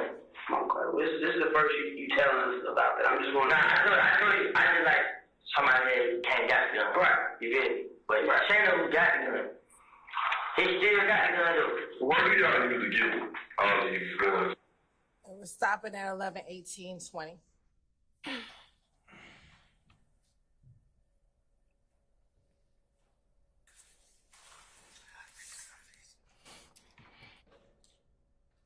All right, Mr. Sharp, sir. So a couple things that I object to with this. Obviously, it's character evidence about my client owning and possessing a gun based on my client's status as a convicted felon at that time. That would be an illegal act. We have not been given any 404B notice about this previously. So that's my first objection. It's not charged conduct either. And finally, a foundation hasn't been laid to play this portion of the tape. The state did not confront Mr. Copeland and say, in the interview on June 10th, 2015, did you tell Investigator Gaither that after being shot at that outside your house, Shannon, that was Shannon's gun, Shannon took the gun, Shannon wouldn't return the gun, etc. He's never been confronted with those prior statements, so I don't think the foundation has been laid for either. As to Mr. Copeland. Right. I don't think the foundation has been laid for either prior inconsistent statements or impeachment by contradiction. Is there a requirement that the declarant be confronted as to that? Yes. In this particular circumstance? I would, yes. That's definitely for prior inconsistent statement. But again, I don't know how a contradiction can be established without first getting the side of the story that you claim is being contradicted. All right. You hold on 1 second.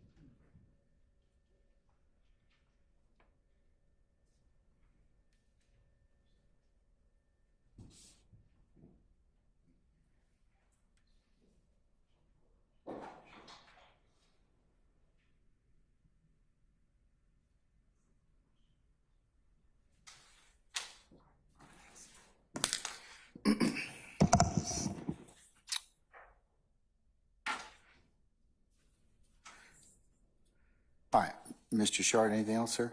I know. Okay, Mr. Steele, anything, sir?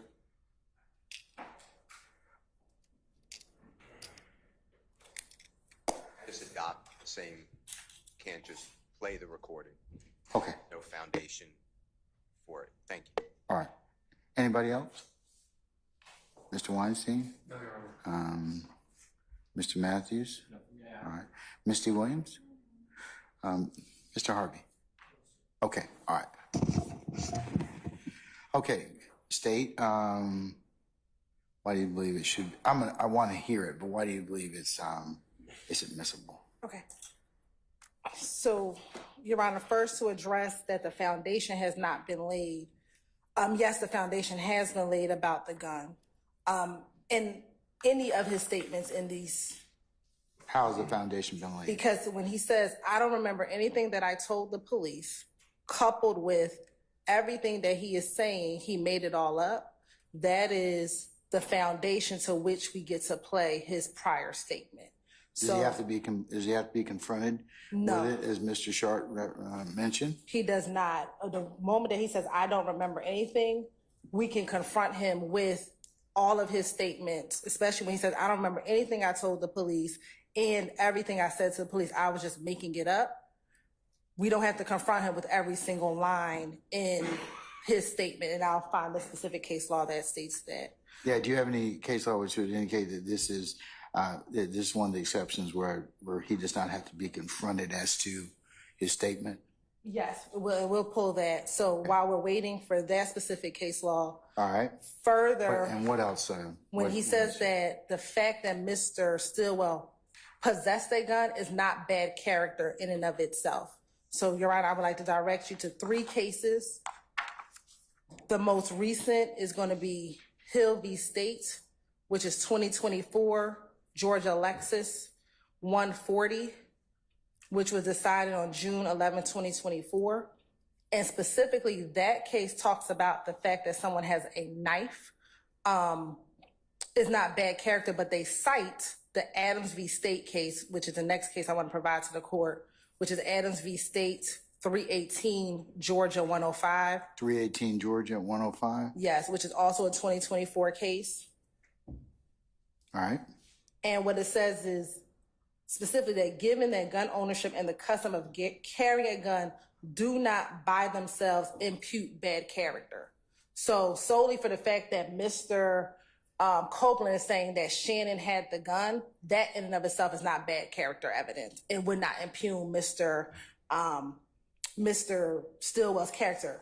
But even if the court thought it was impugned on his character, Your Honor, this is intrinsic evidence in which would be admissible because this is inextricably intertwined with the evidence regarding the offenses in this case and is necessary to complete the story of this overall crime. If you can recall, Your Honor. Did we have a hearing about this earlier? It doesn't have to have a hearing. So intrinsic evidence does not have to have a hearing. And specifically, I'm citing from Johnson v. State, which is 312 Georgia 481. You said 312 Georgia 481. Okay. Evidence pertaining to the chain of events explain the context, motive, and setup of the crime is properly admitted if it is linked in time and circumstances with the charged crime. So, Your Honor, here the charged crime is the murder of Donovan Thomas. As we've been discussing, after Mr. Thomas was murdered, there were a series of events that occurred. One is the shooting of Mr. Copeland with his child and his child's mother, which the court has heard testimony about. In his February 21st statement, Mr. Copeland talks about this gun, the gun that he used to shoot back at Tay, or shoot back at those who were shooting at him. And if you can recall that they kept asking in both the February 20th interview and the February 21st interview, where's the gun? Where's the gun? We need the gun. We need the gun. We need the gun. And what he's finally explaining in June is that the gun that they were asking for was Shannon's gun, and that Shannon had took it to Miami. That is why he could not give the gun back to the police. So that's the same gun he said he was gonna go get, and he never did. Yes, Your Honor.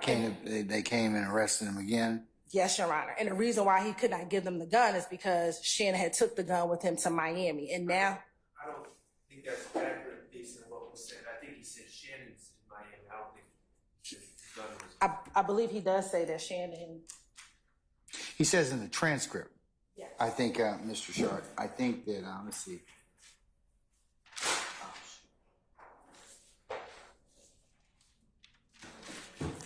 Well, he says, remember, this is page 142. Mr. Copeland purported speaking. You know what I mean? So when Shannon went in there, he got the gun. That's why I told the detective, let me talk to you. When I talked to you, he was like, get you that gun. I remember I tried to get the gun. Shannon says he wasn't giving it to me. Then he went on the show with Thug. He left.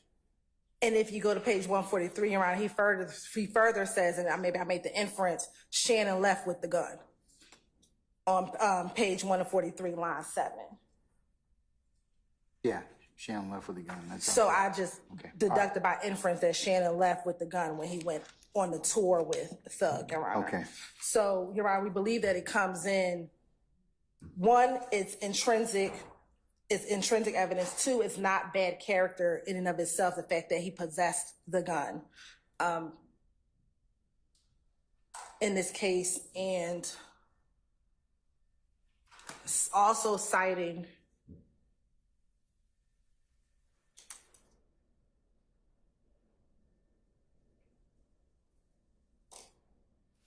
Williams v. State, 302 Georgia 474. And I'm just going to read this last line. Intrinsic evidence remains admissible even if it incidentally places the defendant's character at issue. Again, we don't think that Mr. Stillwell's character is at issue, but if the court thought it was, that the fact that it's intrinsic to Mr. Copeland now further explaining why he was unable to turn that gun in, it would not be an issue if it incidentally places Mr. Stillwell's character at issue, but we don't believe that this is character evidence at all, given that solely the fact that he possessed the gun in and of itself is not bad character.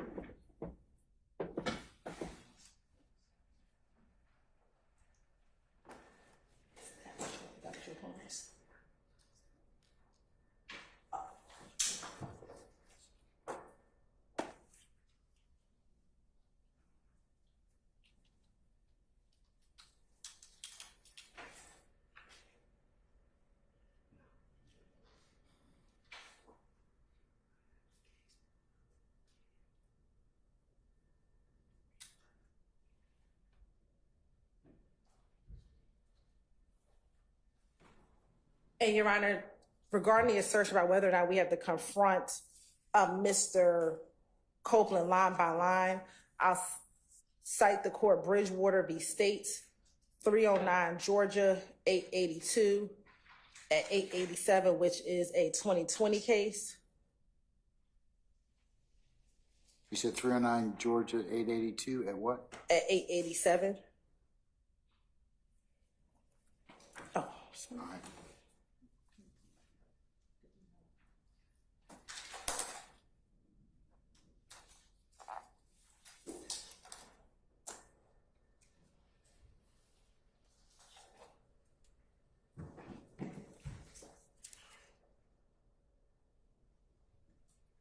And again, Bridgewater specifically addresses prior inconsistent statements. However, we believe the principle remains the same for impeachment by contradiction, and that we do not have to go line by line once Mr.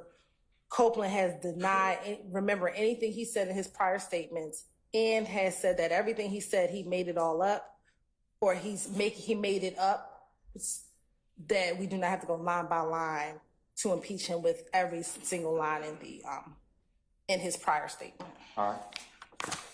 Okay. Mr. Sharp, you rose. Anything else, sir? Yes, sir. My colleagues are looking at the Bridgewater case, but regarding whether this is character evidence or bad character evidence, to my understanding, the cases that are cited by the state are a little bit different than the facts here, and simply because, yes, I understand it is, according to the Supreme Court of the United States and according to the Second Amendment, it's pretty much everyone's right, citizen of the United States, to have possession of a handgun subject to certain restrictions. However, Mr. Stillwell, it can be distinguished, his situation can be distinguished from the individuals in those cases that the state cites, and that's because Mr. Stillwell is a convicted felon, meaning his possession of a gun would per se be a crime, and the jurors, as the state has made it clear by admitting probably 4 prior convictions of Mr. Stillwell, they've made it clear to the jury that Mr. Stillwell would have been committing a crime if he was in possession of a firearm at that time. So that's the difference. It is bad character evidence. All of this is subject to 403 balancing, and I'm not sure what probative value. Again, the state is labeling this as intrinsic. We have a murder case from January 2015. Then we have an unrelated shooting case upon Kenneth Copeland at his house, which happens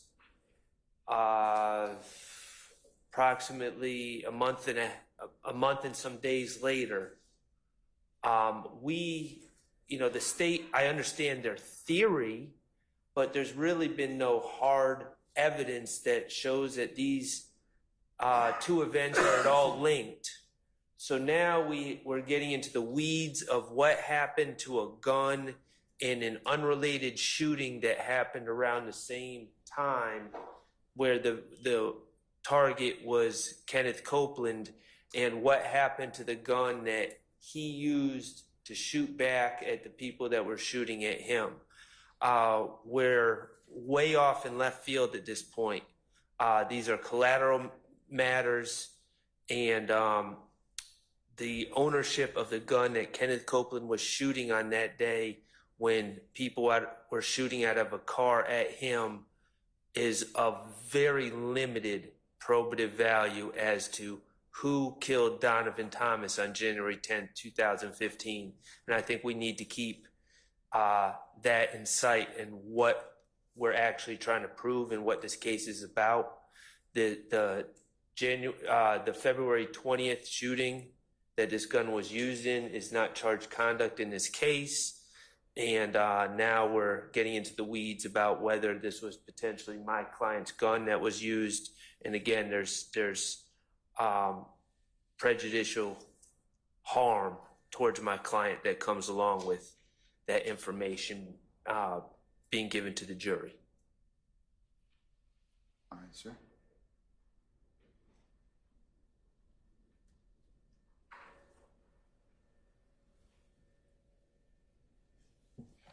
Mr. Steele, go right ahead, sir. Your Honor, I think that the state's reliance on Bridgewater, BRIDGWEATER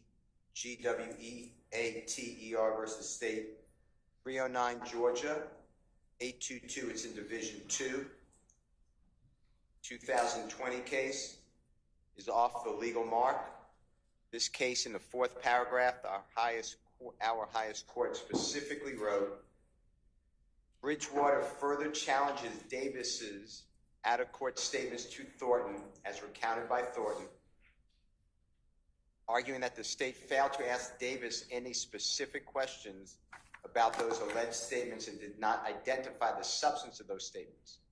As a result, Bridgewater argues Davis was never, and this is from the statute, which is 24-6-613, afforded an opportunity to explain or deny prior inconsistent statement to Thornton, and the defense was unable to interrogate Davis about them.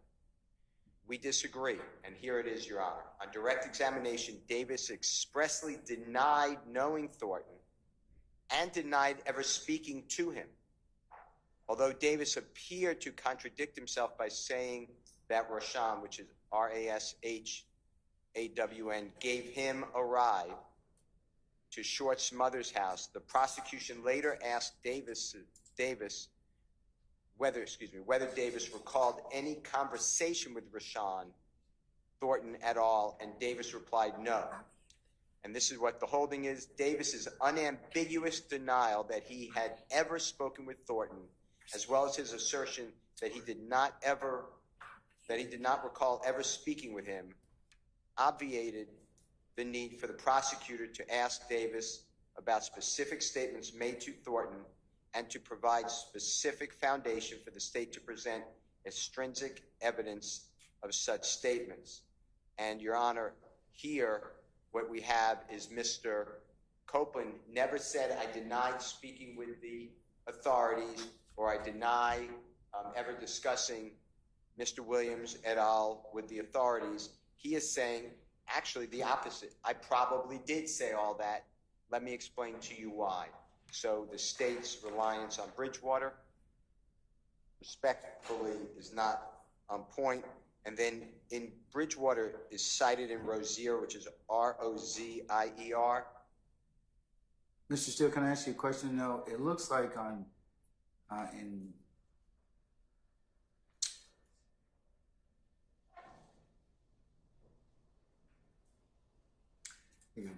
think it's going to be page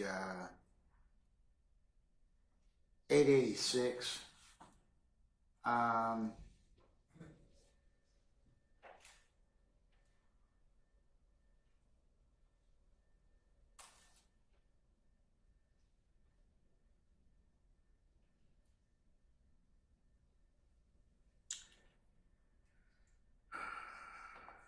it's got,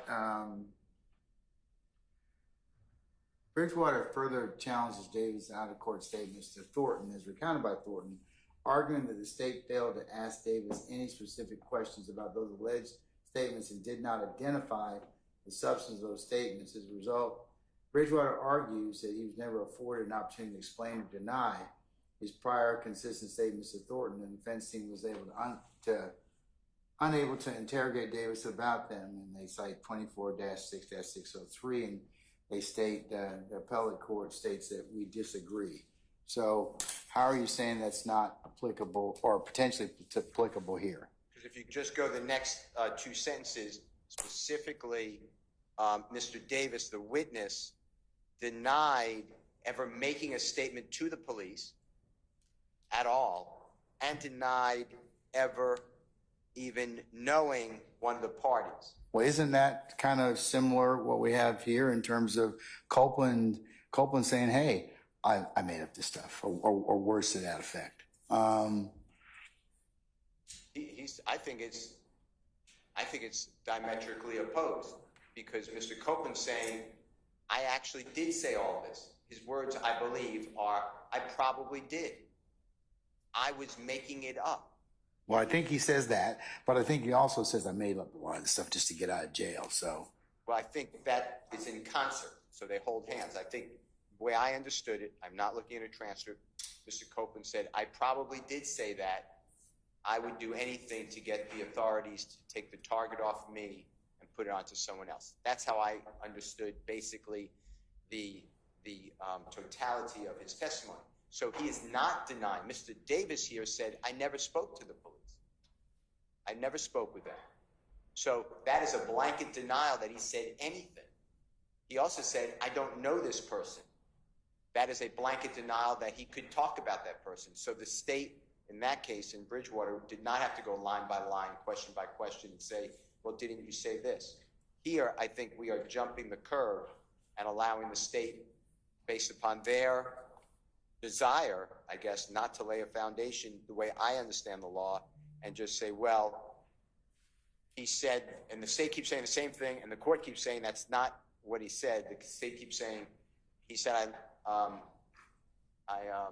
lied about everything. That's what the state told me. They keep telling the same thing day after day. That is not what the court heard. It's not what I heard.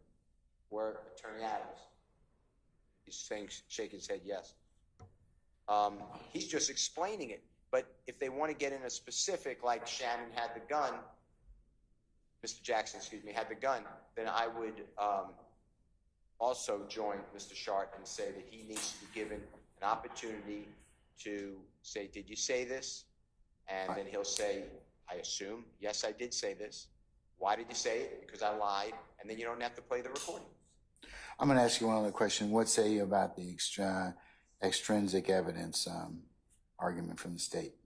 I think that it's specious. I think that, and I could give you the case right now, actually. I just have to flip my computer. What Mr. Shart said is right. This is not, yes, if I possess a gun, there's no problem. I could possess a gun like I could possess this highlighter. It's not bad character. But Mr. Jackson, in this case, is a convicted felon before this June 10th, 2015 interview. So clearly, that is a criminal activity. So I think that answered your question. So I do believe that it is the character, inappropriate character of Mr. Jackson. Okay, thank you, sir. All right, anybody else? Okay, State? Yes, Your Honor. So as it relates to the prior inconsistent. Let's talk about Bridgewater first. What's your take on that? So again, Your Honor, Bridgewater is a prior inconsistent statement case. We are at impeachment by contradiction. He says he made everything up. So there, even if he didn't say the word lying, he said, everything I said back in 2015, I made it all up so I can get out of jail. So now the jurors get to see what he said previously in order to determine if they believe him in court or if they believe him when he testified, when he talked to police back in 2015 that he made it all up. Second, so that's first and foremost. As it relates to my response to Bridgewater, we use it as an example of whether or not we have to go line by line, but for the same principle, if we're impeaching him by contradiction, we are saying what he told this jury in 2024 is contradicted by what he was doing in 2015. So that answers the first question as it relates to the Bridgewater analysis. And I think, and I would need Ms. Weaver to check, I believe when prior to the February 20th interview, before we started playing that interview, I thought I asked Mr. Copeland about what happened with the gun, but I would need to double check that. I don't want to say it, but I thought I asked him what did he do with the gun, and he denied giving it to Shannon, or he denied what his response was. But I would need to check the transcript for that. What about the issue asserted by the defendants about Mr. Stillwell being a convicted felon? And because you cited a couple of cases for that particular proposition: Adams versus the state, Hill versus the state, and Williams versus the state. Johnson versus the state. You're right. Is that different because Mr. Stillwell is a convicted felon? I mean, no, I don't believe so. And I was looking at another case, Hollis v. State. Hollis, Hollis v. Yes, State? Hollis v. State, to look at what's Hollis' 359 Georgia App 249. Is Georgia Appeals or Georgia? Georgia Appeals 249. To see if in the facts of that case, if the defendant Hollis, I believe in that case, defendant Hollis may have been on probation for a crime and he had a gun, and the same proposition was the same, but I need to look back at the facts of those cases.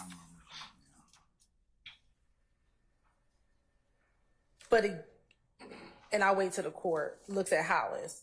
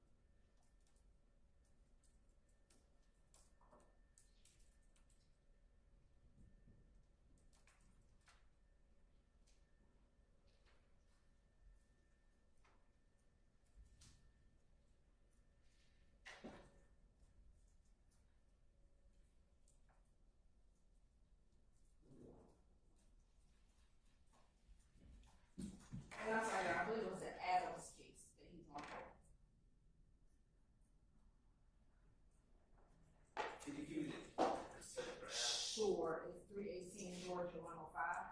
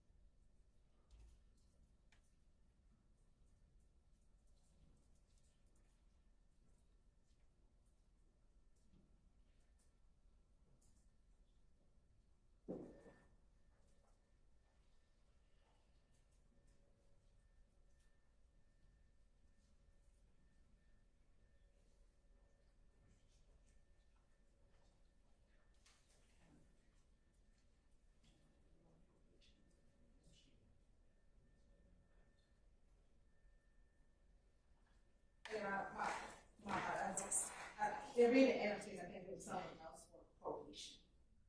So I have not found a case out at one point. Speaking directly to the issue of Mr. Stillwell being on whether or not the fact that Mr. Stillwell being on probation would impugn his character, but Your Honor, the state will go back to the Johnson v. State case, which is about inextricably intertwined evidence, Your Honor. And again, not forgetting that the prosecution that's currently going on is not relegated only to the murder of Donovan Thomas.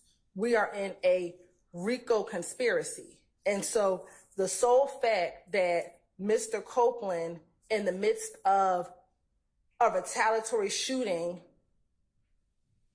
in which the opposition gang believes that he killed one of their gang members, uses a gun that was given to him by Shannon Stillwell, is one, inextricably intertwined into this case. And although it's inextricably intertwined, and although it incidentally places his character although it places Mr. Stillwell's character at issue, it is inextricably intertwined into the overarching story and conspiracy that we are attempting to prove in this case, Your Honor. And here in the Johnson case specifically, this court let in an entire aggravated assault shooting as intrinsic evidence.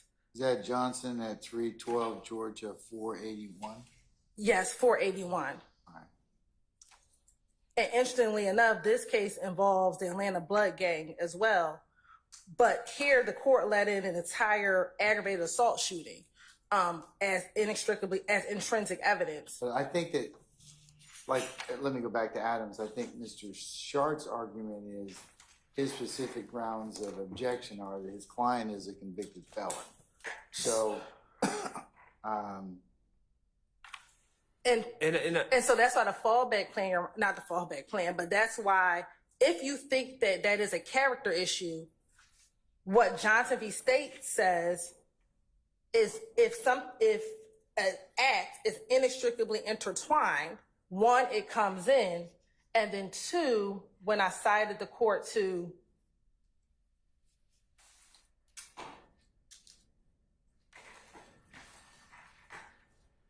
Williams v. State, 302 Georgia 474, intrinsic evidence remains admissible even if it incidentally places the defendant's character at issue. So even if you believe that his character, which the state still contends that it is not, because it's intrinsic, even if it incidentally places the defendant's character at issue, it would still come in. This incident in which Mr. Copeland is now explaining to the investigators why he was unable to turn in this gun is inextricably intertwined into the series of events that occurred. Defense counsel has made it an issue that Mr. Copeland has been lying throughout this entire interview. So this gives a reason why he was unable to turn in that gun. We haven't even crossed Mr. Copeland, so I don't know. I haven't called Mr. Copeland. Mr. Steele's argument all last week is the reason why some other rumors are going to come in is because they want to show that Mr. Copeland lies in this interview. That was the exact argument last week as to why certain non-relevant portions of this interview should come in.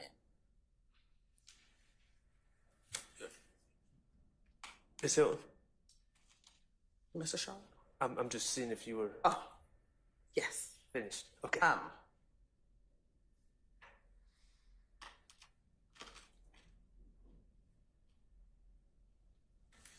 So, Your Honor, couple things I disagree with. First of all, this is not intrinsic. The state can say, oh, well, this is a RICO conspiracy. We are dealing with the January 10, 2015 Donovan Thomas homicide, and that's allegedly what all this is related to, according to the state. But even if we took an expansive view, this indictment alleges, I should know the number, near 200 different overt acts. 191, okay? This February 20th shootout outside Kenneth Copeland's house is not one of the alleged acts. So we are now going into the minute details and collateral information about a act that isn't even among the 191 acts charged. Secondly, even if we were to label this as intrinsic, which I don't believe it is, the state said it's admissible as long as, even if it incidentally puts the character of the defendant at issue. This is more than incidentally. Let me just engage in a little conversation. Ordinarily, you'd be right, but there's a background in terms of this gun that the jury's heard and is continuing to hear in this particular case, and that being is that in the interview he says, well, Copeland, I was telling the police anything they want to hear because I want to get out of jail. I'm gonna go get that gun. This kind of fills in that particular narrative about this particular gun. So it is kind of is relevant, and it is kind of inextricably kind of intertwined in that respect. And, Well, And it kind of, in looking at Johnson at 370, at 312 Georgia 481,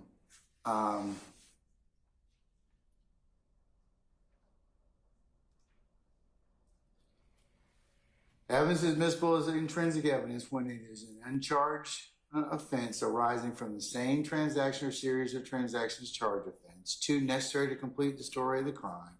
Or 3, inextricably intertwined with evidence regarding the charged offense. It's like Smith versus the state. So in this particular circumstance, I think that's why they're trying to complete the picture about the weapon. I understand what. Okay, and I know you fundamentally disagree, and I'll take that. Let me just say a couple things. First of all, this weapon, I think this is important to know. This gun is not involved allegedly in any other crimes or acts. So there's no loose ends that need to be tied up later with who had this gun or where was this gun. This gun, the story about this gun ends here. Okay, so there's nothing else that comes up about this gun. But secondly, when we're talking about, and this is why I said incidentally places character evidence. Okay, I've already distinguished my client is a convicted felon. It's character. Do you have any case law that, this is that specifically shows that, and you can invite me to look at about a convicted felon? Well, I think it's pretty clear. I mean, evidence of someone committing an uncharged crime is. But I asked you if you had a case. I can look. So I could. I mean, that would help me kind of decide this. But it looks like from looking at Johnson that even an uncharged offense, can be considered for the proper purpose. I understand that, but this is when we get to the level of prejudice and I have to I'll make a 403 balancing test in that respect, because you're absolutely right. I'm supposed to do that. And I just want to point this out. Not only would the jurors be hearing about my client committing an uncharged crime, but the most important thing that I'd ask you to consider is my client, this uncharged crime, which they're going to hear about through a videotape of my client committing. My client is charged in this indictment with 2 counts of that exact crime. So they're going to hear a videotape of Kenneth Copeland talking about my client, Mr. Stillwell, committed possession of a firearm by a convicted felon. They're not supposed to consider that for propensity, I guess.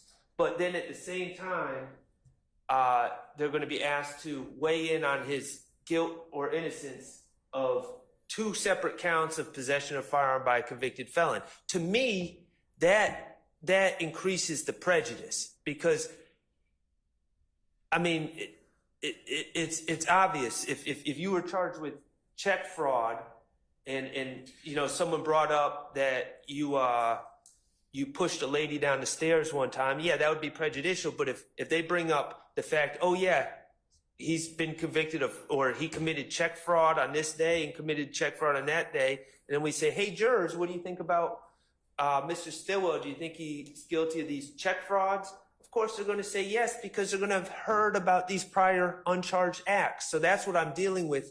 The uncharged act is exactly what he's charged with in this indictment. Okay. And that increases the prejudice. All right, you're saying just the fact that the state's trying to complete this. So you're saying the state's trying to complete this story about this weapon, and this weapon is not used in any way in this particular case? There's no story to complete about the weapon. The weapon is a dead end. Nothing happens with that weapon. I could see if this weapon was used in another crime and they need to track it. This weapon is not part of the story at all. It's not intrinsic. It's a dead end. Well, I'll weigh that, but I think they're saying it's intrinsic to the fact of this completion of the weapon. I understand now. I understand your point is it's not really this is not the gun that's charged with anything in this case. Right. There's no ballistic matches. All right. Okay. State. Your Honor, again, the state's intention is not to impugn that this gun was used in any other offense. It is solely to complete when Mr. Copeland says, I told you all I was going to turn in a gun. The gun that I was supposed to turn into you all, I did not turn it in because it was Shannon's gun. That is what we're trying to complete, because again, defense counsel will purport through whether it's their cross-examination, but what they have indicated is that they want to show that Mr. Copeland is a liar. Mr. Copeland is now explaining to the detectives, in February, I told you all I was going to give you a gun. I never gave you all a gun. Well, let me tell you in June why I didn't give you all the gun. I didn't give you the gun because it was Shannon's gun. And Shannon took the gun with him. And that's why I could not give it to you all. But there's a reason behind the gun. But what it does is, nobody's been able to kind of tell me otherwise that being a convicted felon. I mean, I know it's a status offense, but. But even looking at Johnson, Your Honor, the Johnson case in which they're allowing an intrinsic act of an aggravated assault, the case itself was a murder case. And they allowed into evidence another aggravated assault. It was a murder and a shooting incident at a gambling house. Uncharged aggravated assault? Or yes, it was the one that was on charged in the indictment. It was uncharged. It was uncharged in the indictment, and they allowed it an entire. It was not charged in the indictment. It was not charged in the indictment. So here, Your Honor, we're not asking for a crime to be admitted. We're asking solely for the playing of the fact that the gun was not turned in because it belonged to Shannon. Shannon went on tour with Thug, and he went to Miami. We're not even saying that. Let me say about that. What about Mr. Shart's argument about it? I have to do then a 403 balancing test. Is it more probative than prejudicial? He's saying you've already charged Mr. Stillwell with 2 counts of possession of firearm by a convicted felon, which are going to be brought up later on. He's saying this increases the prejudice. So what would you say about that? Because, and I'm listening to it because it's a road to nowhere. It's kind of like, in terms of what you have to prove, it kind of just, the jurors may think, well, this guy's who's a convicted felon has this gun and it's not really involved in anything that's charged in this case. Your Honor, Mr. Stillwell is charged with a murder in 2022. And that's one of the offenses. Okay, but is this gun tied to anything? The gun is not tied, but Your Honor. Okay, that increases the prejudice though, because if it's not tied to anything, I mean, I understand what you're saying, I'm sorry, I apologize. No, go ahead. I'm apologizing. No, you go. I'm sorry. No, what it does is it increases the prejudice in terms of because you don't want the jury confused on the fact that, okay, we've heard Shannon's got a gun, or that Copeland's saying, hey, Shannon. The reason I didn't turn it in is because Shannon took it and he took it down he took it. But it doesn't go anywhere because it's not used in anything other thing. It's not used in any other criminal offense. It's not tied to a murder. It's not tied to anything. It's just the fact that this shows where this gun went on a guy that's already who's a convicted felon, and it's not charged in the indictment. I know I could probably let it in, but my concern is Mr. Sharp's concern, and that's whether or not it's more prejudicial than probative, given everything that he's charged with. Is this going to confuse the jury or let them know, hey, what about this weapon when it's not tied to anything in the indictment? I mean, I know that Johnson seems to indicate that, but so tell me how I get over the 403. Given what you charged Mr. Stillwell with in this indictment. Sure, because the state has not asserted and will not assert that this gun that Mr. Copeland used in 2015 is the same gun used in 2022. It's a 7-year difference between this particular incident in 2015 and what Mr. Copeland says. The only purpose for this portion is to complete what happened with the gun, especially given this notion or this idea that in 2015, Mr. Copeland was just lying about everything. So we as a state have to show, we believe that in 2015, his statements were credible. He gave a reason for what happened with the gun. I believe that Mr. Sharp's trying to confuse issues as to the fact that Mr. Stillwell is charged in the indictment with possession of a gun.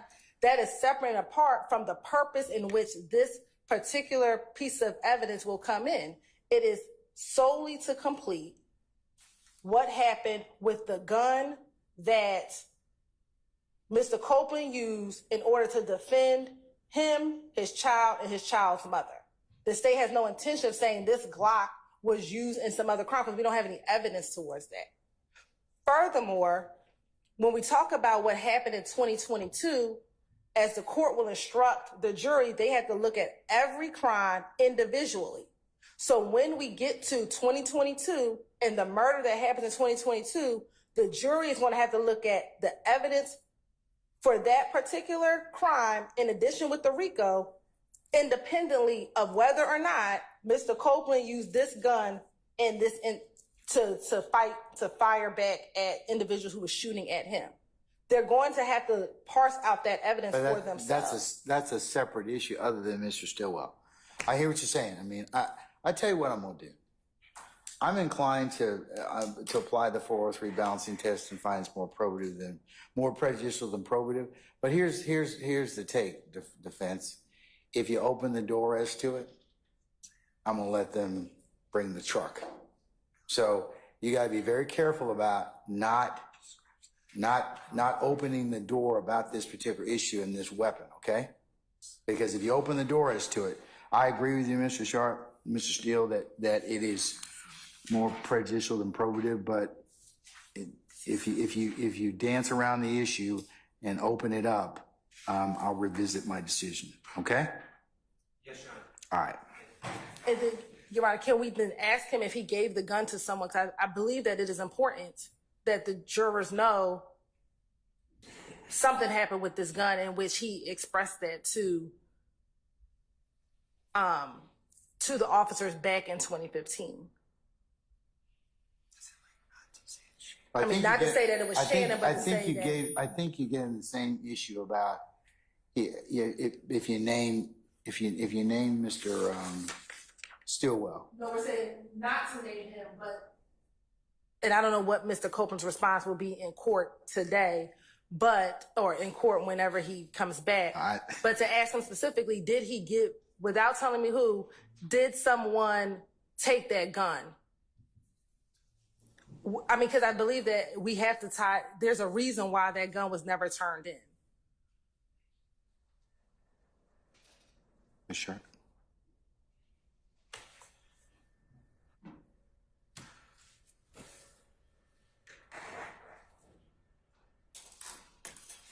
Your Honor, my concern is prejudice upon my client, Mr. Stillwell. So if Mr. Copeland is properly instructed beforehand to not mention Mr. Stillwell's name or anybody else's name, and he says the gun was taken and I was not able to retrieve it or whatever, then that solves my problem. all right. Are you good with that? And I will I will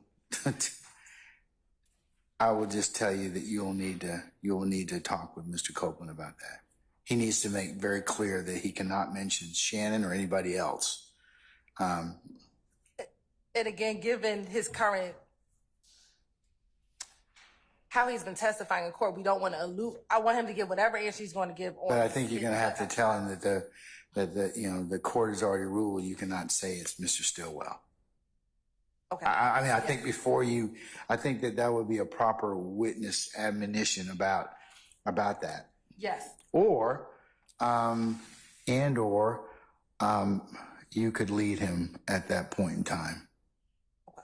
All right. Thank you, Your Honor. So you do both of those two things just to make sure he doesn't get into anything that would be inappropriate. Okay. Yes, Your Honor. Thank you. All right. Okay.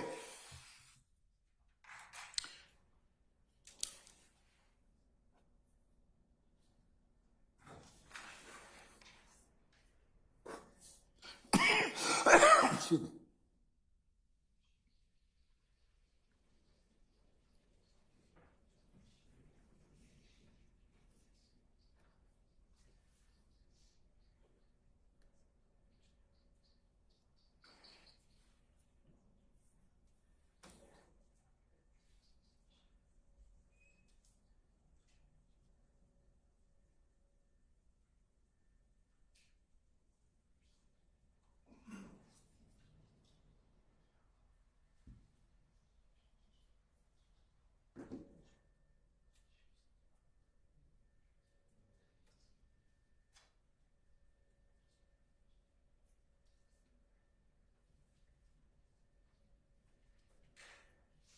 Okay. All right. Moving on, I think the next thing that we have is 11:45:15 through 11:45:24, which corresponds with page 183, lines 21 through 23. Your Honor, those are the state's redactions. So we can move forward. I think the next defense redactions are paid. So are you going to redact those particular portions, or are you not sure? You got, I think under Mr. Sharp's table, it's got unsure. We're not playing those. I'm not sure. Okay, so you're not going to play those. Yes, we're Okay. not playing those portions. All right, so you're going to omit that, and you're also going to omit 11:48:25 through 11:48:34, and that corresponds with page 186, lines 20 through 22. Correct? Yes, Your Honor. All right. So the next thing, Mr. Sharp, I think we have is page 188, line 9 to 189, line 9. Is that correct? Yes, Your Honor. Mr. Sharp? I think that's what I think that's what you all have identified. And your comment is commenting about Shannon doing everything for Thug for free, or worse to that effect. So you want to flesh that out?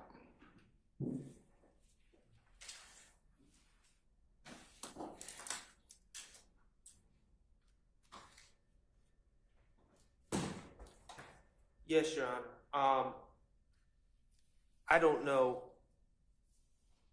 what Mr. Copeland is specifically referring to when he makes these very generalized statements.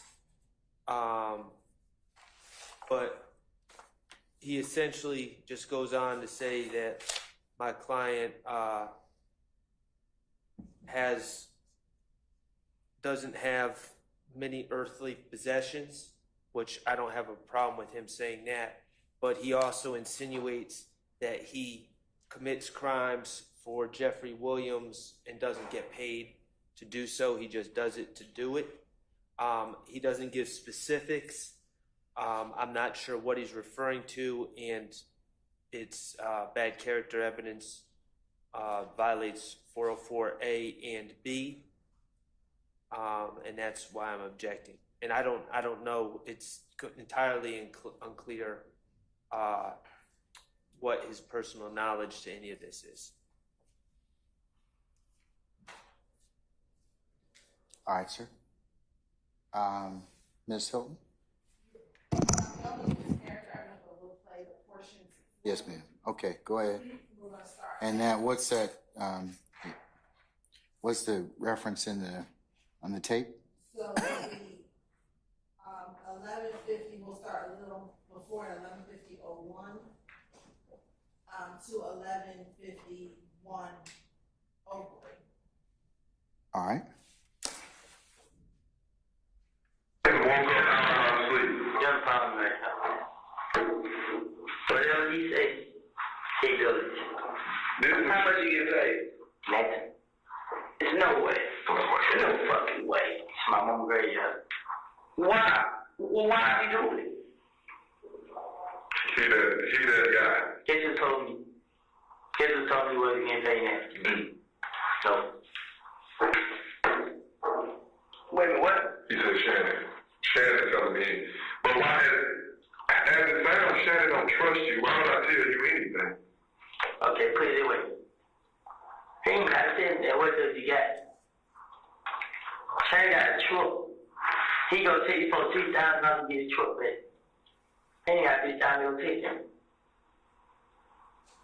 But I mean, the shit out here, man. I know Shannon. So like I got something to say, now Woody, come on, man. You right, I don't have to do it. You know what I mean? I'm not saying that you ain't got shit, Woody, but you.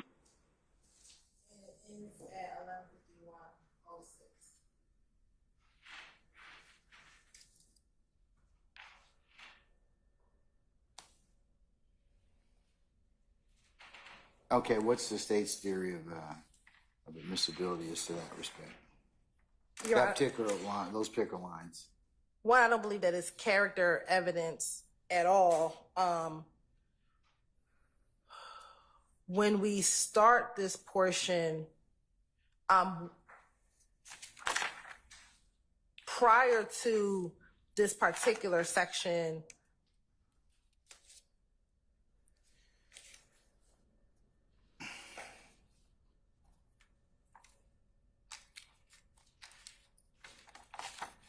they begin talking about why the opposition was targeting him first, and him being why the opposition was targeting Mr. Copeland first after the murder of Mr. Donovan Thomas Jr. And he's explaining, he being Mr. Copeland, is explaining that it's not me, it's Shannon. And he doesn't say his name. That's when he points to the paper. Because it would appear that on the paper, Shannon's name is on the paper. And he says, this is your problem right here. Whatever he says, he does. And he points to the paper. Presumably, Mr. Williams' name is on the paper and Mr. Stillwell's name is on the paper. They then go in to ask him, how much is he getting paid? He says he's not getting anything. And then they ask him, well, who told you that? And he says, he points, what I believe to be, he points at Shannon, because Dennis clarifies, he says Shannon. He says Shannon. So one, this goes into Copeland's belief of why he doesn't understand why he's being targeted by Ifgang, because He being Copeland? Correct. And he's explaining that I'm not the problem. It's Shannon is the issue. And they're trying to understand more of the dynamic or the relationship between Shannon and Mr. Williams. And he further explains that he's not getting paid. He does, according to Copeland, he's doing whatever he wants just for him. And I believe that, again, that is... He being Mr. Stillwell? Correct. Is doing whatever it is that Mr. Stillwell is doing for Mr. Williams and not getting paid for it and not... And so I think, again, that is important when we talk about this gang RICO enterprise, the relationship between the parties. And what Mr. Copeland is talking about is the relationship between his perception of the relationship between Mr. Stillwell and Mr. Williams. And again, when we're talking about the larger conspiracy and we're talking about the nature of their relationship, the nature of the enterprise, here is arguably an unindicted co-conspirator to the larger gang talking about two other gang members and the relationship between them. We believe that that is relevant for the jury to hear. John, I'm going to withdraw my objection. Okay. Mr. Steele? Well, I'm objecting to everything, but... Of course. All right. I just wondered if you have another specific objection since it references your client. That's why I was asking you. I have objections that I believe the court noted. I know Shannon. That's his response. How do you know this information? I know Shannon. He doesn't give any background reason. The state hasn't asked about this at all. And then Mr. Copeland just pontificates and speculates how did Shannon get $3,000. He has no idea. So all of that is wrong. With that being said, though, I don't want to go into Mr. Sharp. Really targets his fund. Okay. I've noted your objection. I'll allow the state to play it over your objection. I'll give you a continuing objection. And that is page 188, line 9 through 189, line 9 or thereabouts. Okay? All right, next, I think you all have page 196, line 16 through 199, line 4, and that talks about Mr. Stillwell and Dee shooting up houses, and about how Mr. Copeland lacks any firsthand knowledge and might be talking about the wrong story. And Your Honor, this is page 197 to 198. Page 197? Yes. And I think we will start at page 197, line 17, and it actually goes to page 199, line 4, and the state has no objection to redacting that portion. Ms. Hilton, I appreciate that. The way I'm reading the conversation, I'm seeing it begin on 196, actually line 1, about D being dropped off at the club. And now, admittedly, D being dropped off at the club isn't the part of this that concerns me, but I just wasn't sure if you wanted to take out any mention of anything or.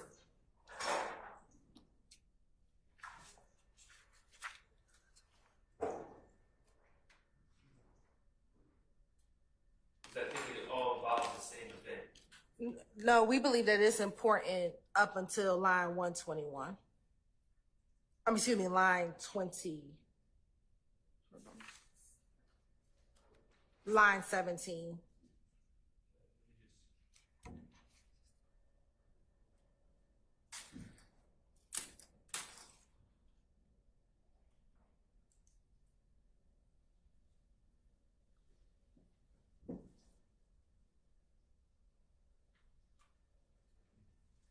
I would say definitely we need to start on 14, 197, line 14. Where, you know what I'm saying? So anyway, what I heard was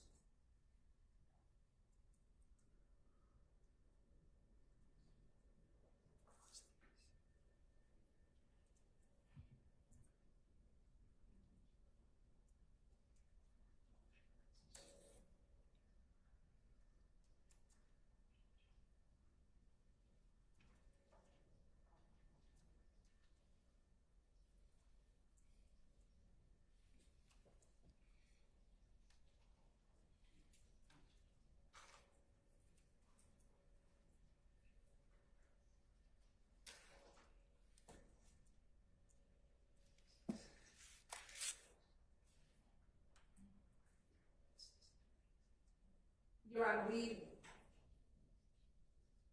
can redact beginning at line 14. From page 197?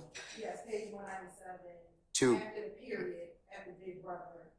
So you redact after that? Yes. Through page 199, line 4? Yes, Your Honor. Mr. Short, you good with that? Anybody else have any objection or wish to be heard about those lines? Okay. All right, Mr. Steele. Anybody else? Okay. All right.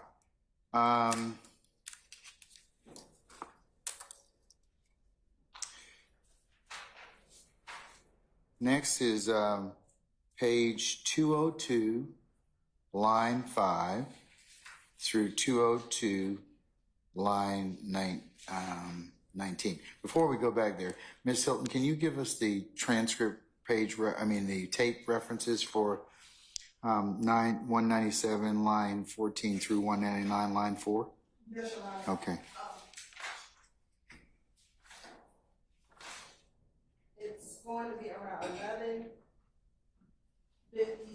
and 22 to 11:58:29. All right. Thank you, madam. All right. Going back to the next one, page 202, line 5 through page 202, line 19. And I believe that that is comments about Mr. Stillwell carrying a firearm. Your Your Honor, given the court's current ruling, we would like it in, but we understand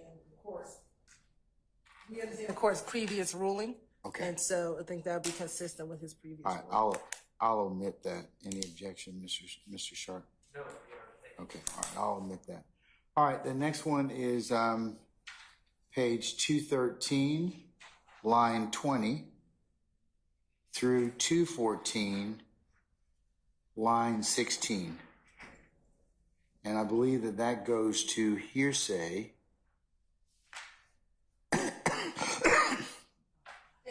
Involving, I'm sorry, go ahead, ma'am. Involving the Dexter Montgomery shooting. Of course, indulge for one moment, Your Honor. Yes, ma'am.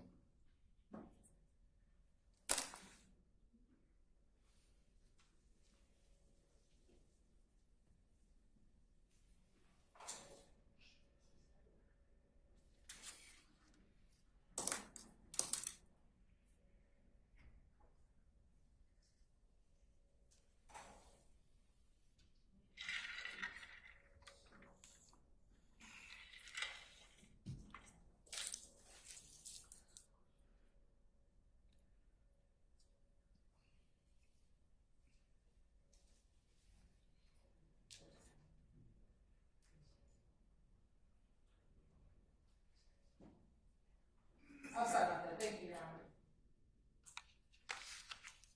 Okay, Honor. the page 213, line 20 to 214, line 16 is hearsay involving Dexter Montgomery shooting. So. And I can play it for the court, Your Honor. Okay. It'll be from page 213, line 23 through page 214, line 18. And it's going to be 12-10-51 to 12-10-51 to 12-11-33. All right. Okay. Go ahead and play it, please, Mal.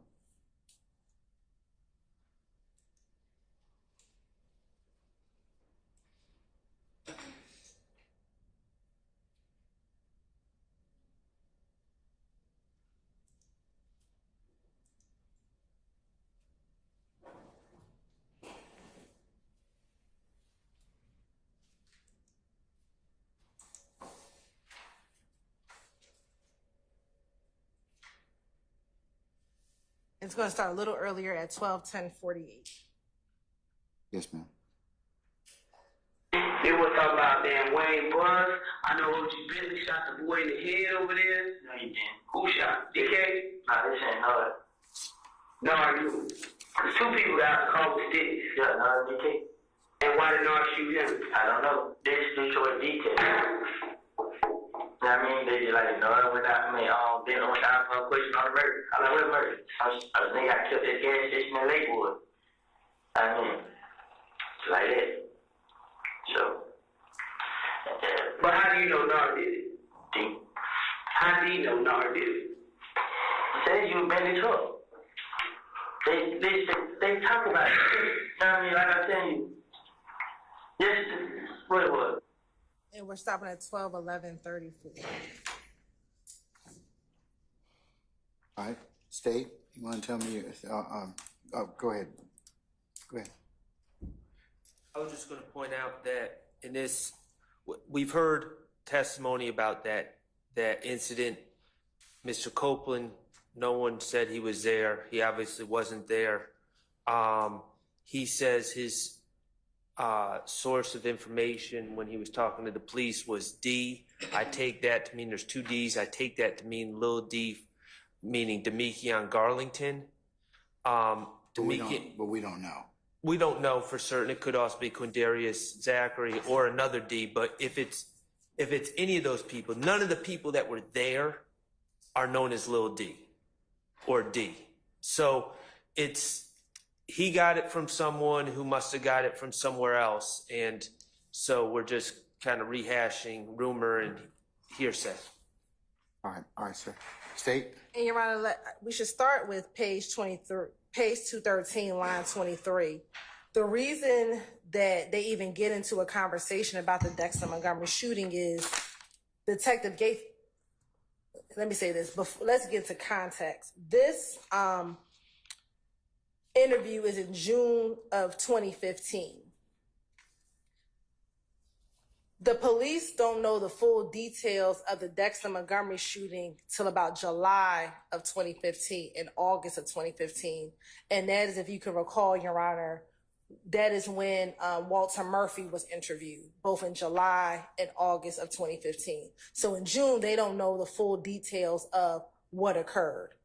So Detective Gaither in the line right before this says, I know OG Bentley shot the boy in the head over there, talking about the Dexter Montgomery shooting. And Kenneth corrects her and says, no, he didn't. And she said, who shot him? And he says, they're saying Nard. Nard who? Because two people got out the car with sticks. And he's confirming Nard and DK. And he says, then why did Nard shoot him?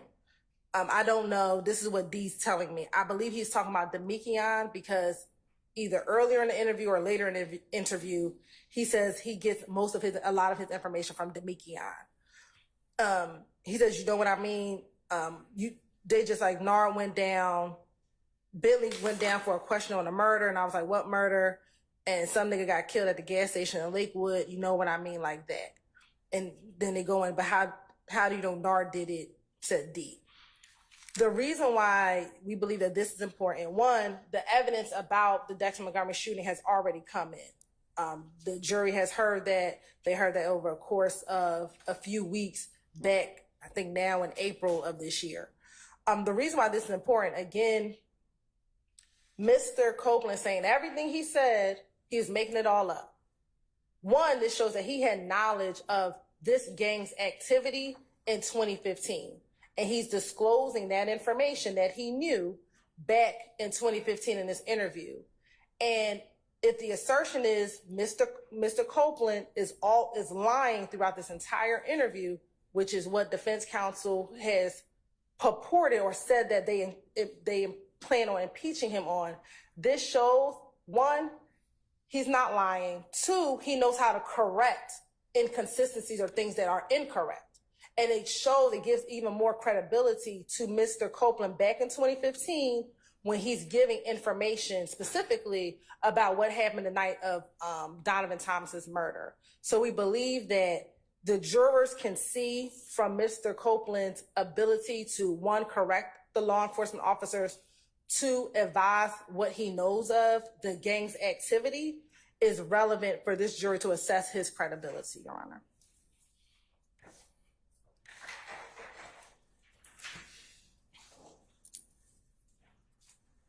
Your Honor, the fact remains it's still hearsay, and nothing that the state said is a hearsay exception. Yeah. State, I'm in concurrence. It's still hearsay with no exception. So I'm going to omit that particular portion. From 213 line 23 through 214 line 18, 12:10:51 through 12:11:33. Okay, the next one is page 220, line 11, through 220, line 21. And I want to say that pertains to purportedly bad character, Mr. Stillwell punching somebody else's baby's mama. Your Honor, the state, I believe the correct lines are page 220, lines 12 to 15, which is 12:15:50 through 12:15:56. 12:15, I'm sorry. 12:15:50. Uh-huh. To 12:15:56. Okay. And we don't have any objection. You're gonna, okay, all right. And I agree that there are times covered when I was concerned. Okay, all right. So that's covered. The next period is 222, line 17 through 223, line 6, and that purportedly shows some hearsay in regards to beef with Game and Nipsey Hussle and the squashing of this purported situation. Mr. Sharp, you want to say it? You want to flesh that out? I have no indication that Mr. Copeland knows or has ever been around the game, who I believe his government name is Jason Taylor, or Mr. Nipsey Hussle, who's now deceased. But it's certainly a story that he tells that I think there's internet rumors and speculation and everything else, but there's no indication that this is based on personal knowledge, anything more than me Googling street rumors and then saying this is what happened. So there's no personal knowledge. It should not come in. It's hearsay. And it's speculation.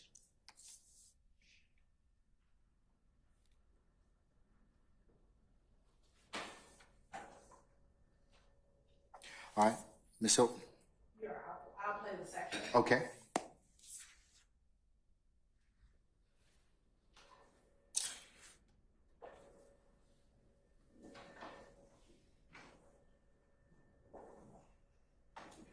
And we're going to start a little earlier at 12:16:59, but the relevant portions will begin at 12:17:08. You said what? I'm sorry. One more time about the. We're starting earlier at 12:16:59, but the relevant 12:16:59. but the relevant portions will begin at 12:17:08 And you're going to play through 12:17:31. All right, thank you. Okay, go ahead. Nobody else care about nobody else. You know what I'm saying? Don't take shit from nobody. Well, how did the beef with Game in there? The game league is shut up and do it with told Shan do it. Shan told me his mother was up that way. Just give me the word. Yep. And throw it to him, no. Say something on the GD, I can't, Nipsey Hussle, something like that. He ain't they beef. You know what I'm saying? He stopped. You know what I mean? I ain't here to play. You know what I mean? I just don't want to go to jail. And we stopped it at 12:17:35. And so what we have here, Your Honor, is actually two party opponent admissions. So Detective Dennis asks, well, how is the beef with Game and them? And Copeland says, well, the Game was fixing to get shot up if Thug would have told Shannon to do it. Shannon told me out of his own mouth he was up there waiting. Just give me the word. Yep, and Thug told him no. Said talking to him, GD, I can't really say like Nipsey Hussle or some shit like that. He ended their beef. You feel what I'm saying? He stopped it. You know what I mean? I ain't here to play.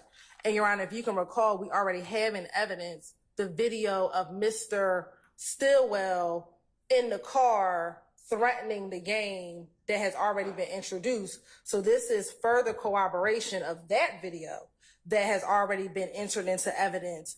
And Copeland saying that Shannon was ready to act on behalf of the gang for Mr. Williams, if Mr. Williams would have gave him the go-ahead, but Mr. Williams told him not to do it.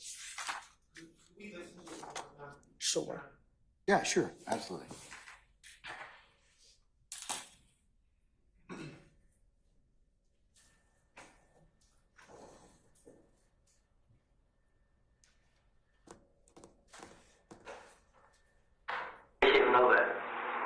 How did the beef with Game in there? The game league is shut up and do it with told Shan do it. Shan told me his mother was up that way. Just give me the word. Yep. And throw it to him, no. Say something on the GD, I can't, Nipsey Hussle, something like that. He ain't they beef. You know what I'm saying? He stopped. You know what I mean? I ain't here to play. You know what I mean? And we concluded the playing again at 12:17:34.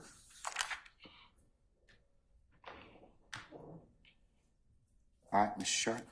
I don't hear exactly what Ms.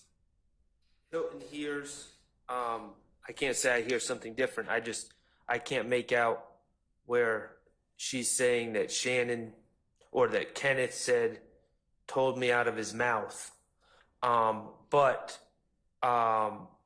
it's hearsay unless we can identify the source of his knowledge and it falls under a hearsay exception.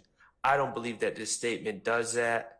I believe that he's speculating based on what he's heard from, as I said, from the internet or rumors or street rumors. But the other thing I'll say, it's also not an admission by a party opponent in and of itself. And that's because the hearsay that I'm concerned with is Kenneth Copeland's hearsay. And he's not a party opponent. This is hearsay. And this never came up at all, to my recollection, in direct examination of Kenneth Copeland. So there's been absolutely no foundation laid. What about the earlier video with your purported your client? Well, that was talking in the car about, hey, I think this is the one. That was admitted over my objection. Yes. And my objection to that is still the same, and I guess I should probably reiterate that as well. This alleged incident involving the game is not charged as an overt act. There's no police reports in the discovery, to my knowledge, is just this video with nothing else. So there's really no, I know that the state wants to take a very expansive view of what a RICO prosecution is, but again, they named 191 overt acts. Nothing involving the gang was named in the indictment, and there's no police reports regarding threats to the game or anything else. There's just this one video that's pulled off of some website somewhere and thrown into discovery, and I don't believe that it's intrinsic to anything, and I don't believe it's relevant. Now, obviously, Your Honor has disagreed with me, and Your Honor let in over my objection the video, but just because that has occurred doesn't mean that I agree that other conversation and hearsay conversation by Mr. Copeland should be bootstrapped into this trial just because we've admitted one video over my objection. Yes, sir. Okay. Ms. Hilton? Your Honor, again, this is corroboration of the overall conspiracy of the gang. Your Honor, I think that sometimes maybe we stream away from, there's still an overarching conspiracy of the gang itself and the activities that the gang does. And so the court, even over objection, admitted evidence of Mr. Stillwell threatening the gang on video. Here, Mr. Copeland, and this says, and we can play it again for the court, Shannon told me out of his mouth. So that is What line is that? This would be line 20 on 222, but where it says indiscernible, if you actually listen to what he says, and I'll play it again. Play that portion, just that portion again. Hold on.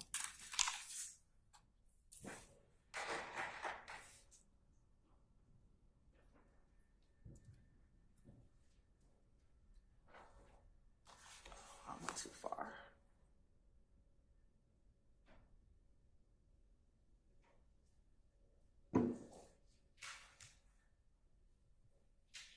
I'm going to start it at 12:17:06.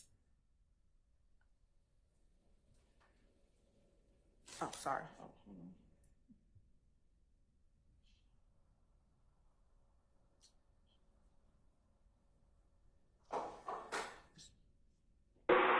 Care about nobody, you know what I'm saying? Don't even take shit from nobody. Well, how did the beef with gang then? The game nigga did shut up his door, but told Shannon do it. Shannon told me his mother was up that way. Just give me the word. Yep. and I can play it again.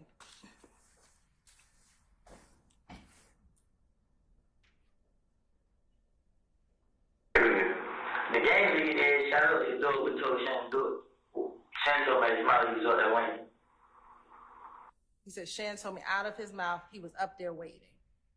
Prior to that, he says the game was 50, they had shot up, and if Thug would have told Shannon to do it. Chris, can I listen to your...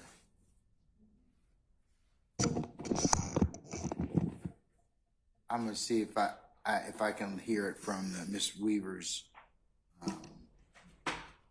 vantage point. And I'll invite anybody else to listen to it as well. So let me just hear it. Listen to it on the same phone? Huh? Yeah. I'm going to listen to it first, Mr. Adams, and let me just see whether or not I can hear it. If I can't hear it, it's no sense in you listening to it. Okay?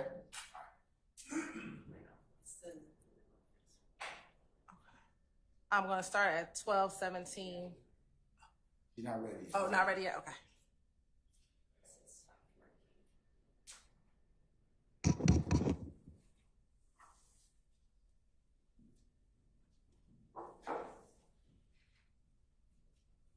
Working last time. Of course. Oh, wait.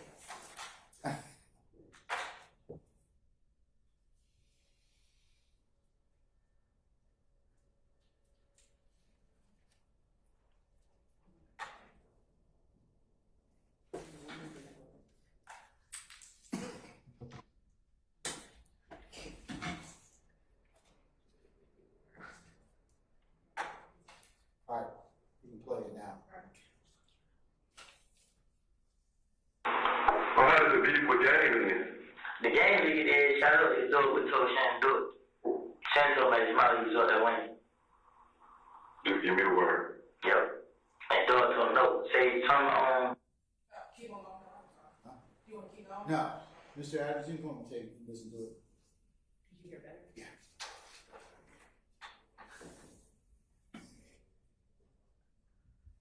I think at least from what I hear, he says, Doug told Shannon to do it. So, go ahead and listen to it. Any other counselor who wants to come up and listen to it, you're welcome to do so. And I don't believe he said, I think he said, if Thug would have,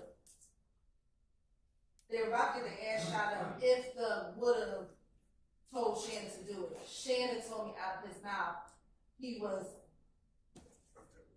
up there waiting, and then Dennis responds, just give me the word, give me the word. Yep, and Thug told him no. So I want to be clear. I think Mr. Williams told him no, but he was prepared to go.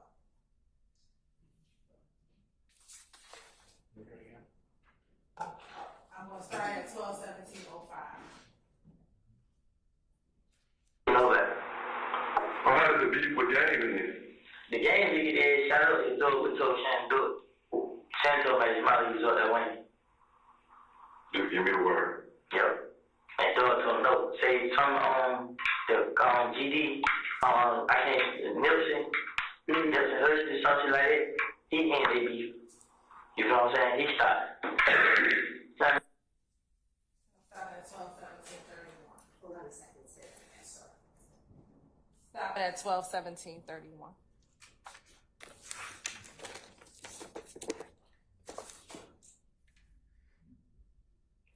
Can I listen to it one more time?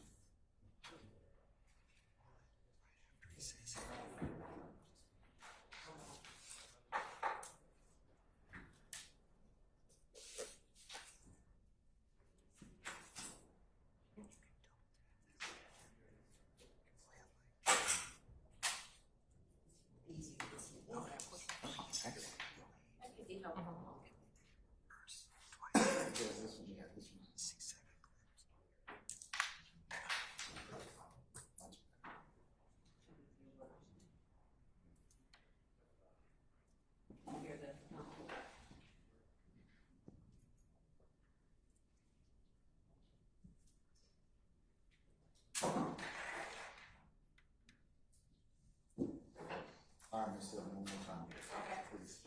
I'm going to play it starting at 12:17:06.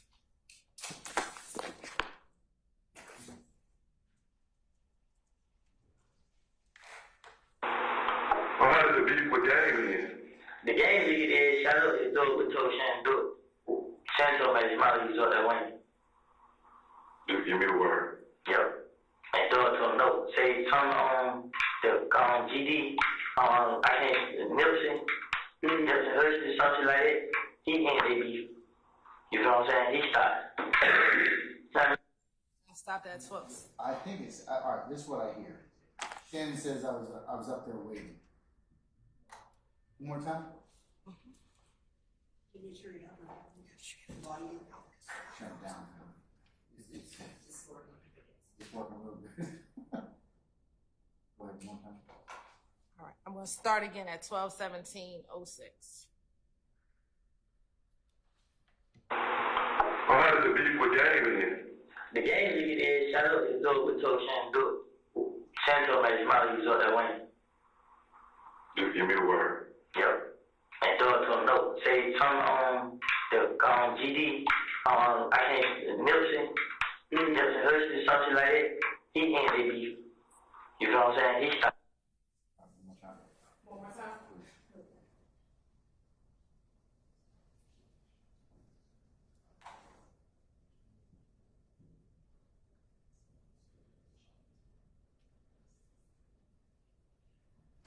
It started a little bit earlier at 12:17. Throw it and take the shit from nowhere. How does the beef with game in? The game league is shout out to those with told Shannon do it. Shannon told me smile you saw that win. Just give me the word. Yep. And throw it to win. Do it. Shannon told me smile you saw that win. Just give me the word. Yep. And throw it to him no. Say something on Shannon told me smile you saw that win. Just give me the word. Yep. And throw it to him no. Say something on One more time, please.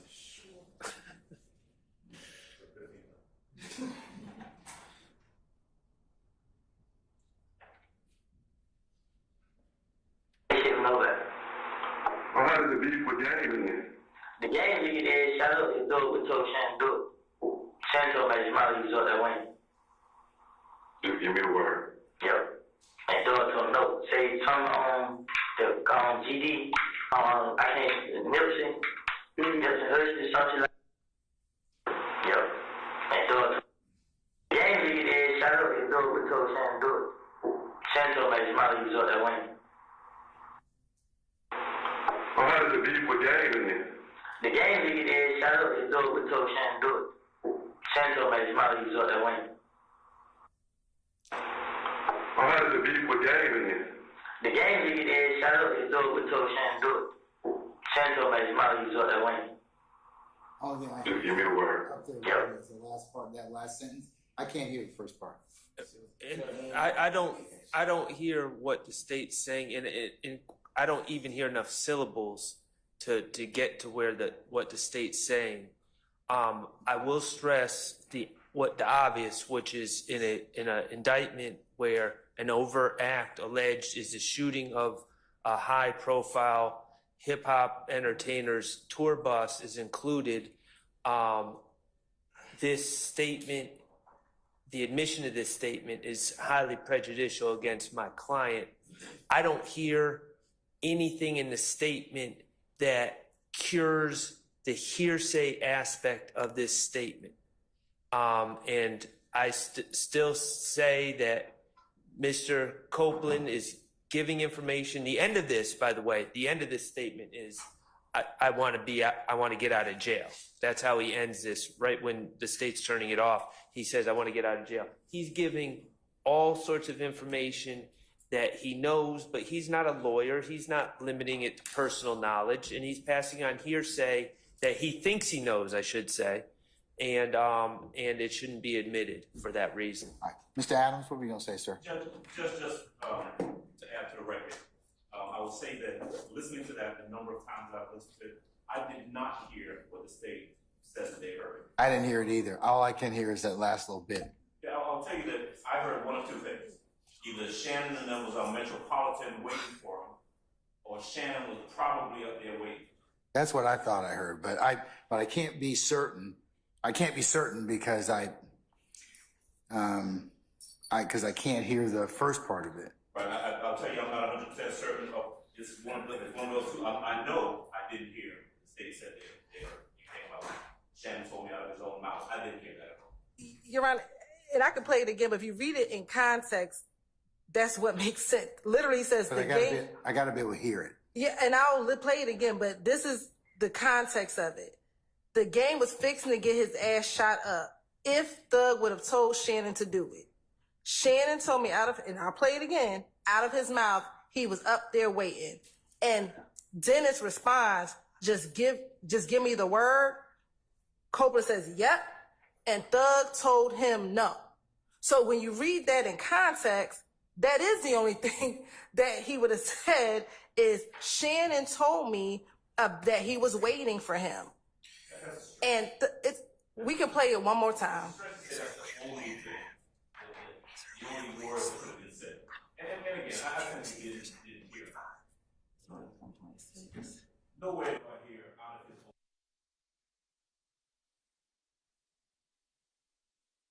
Metropolitan, but we can play it again. All right, so let me hear whether or not I hear out of his mouth or Shannon something Metropolitan waiting for him. Okay. Can you slow it down? Maybe we can slow that down. The slowest it goes is 1.6. We were trying to see if it goes to 0.5, but it doesn't go slower. The game lead is shout out to Doe with told Shannon do it. Shannon told me his mouth he was up there winning. How does it beef with game then? The game lead is shout out to Doe with told Shannon do it. Shannon told me his mouth he was up there winning. Doe with told Shannon do it. Shannon told me his mouth he was up there winning. Just give me the word. Shannon told me his mouth he was up there winning. Told Shannon do it. Shannon told me his mouth he was up there winning. Do it. Shannon told me his mouth he was up there winning. Just give me the word. Shannon told me his mouth he was up there winning.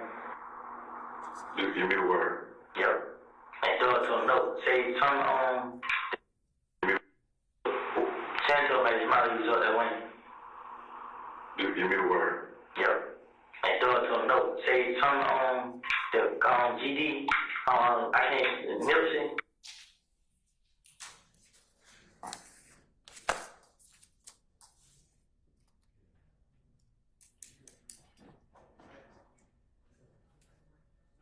Oh yeah. Miss Weaver has told me, authorized for me to tell you that you now see how difficult her job is. Okay, I'll be honest with you. I don't, Miss Hilton, I do not hear out of his mouth anywhere. But I have to be honest and say I don't hear. I get beat. I like Mr. Adams. I get little bits and pieces of Shannon, and then waiting for him. I don't get like that, the rest of that sentence that fills in. I can't hear it, or at least not now.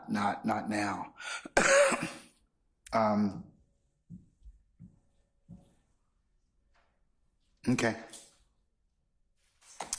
All right. Thanks for y'all indulging, letting me hear it a bunch of times.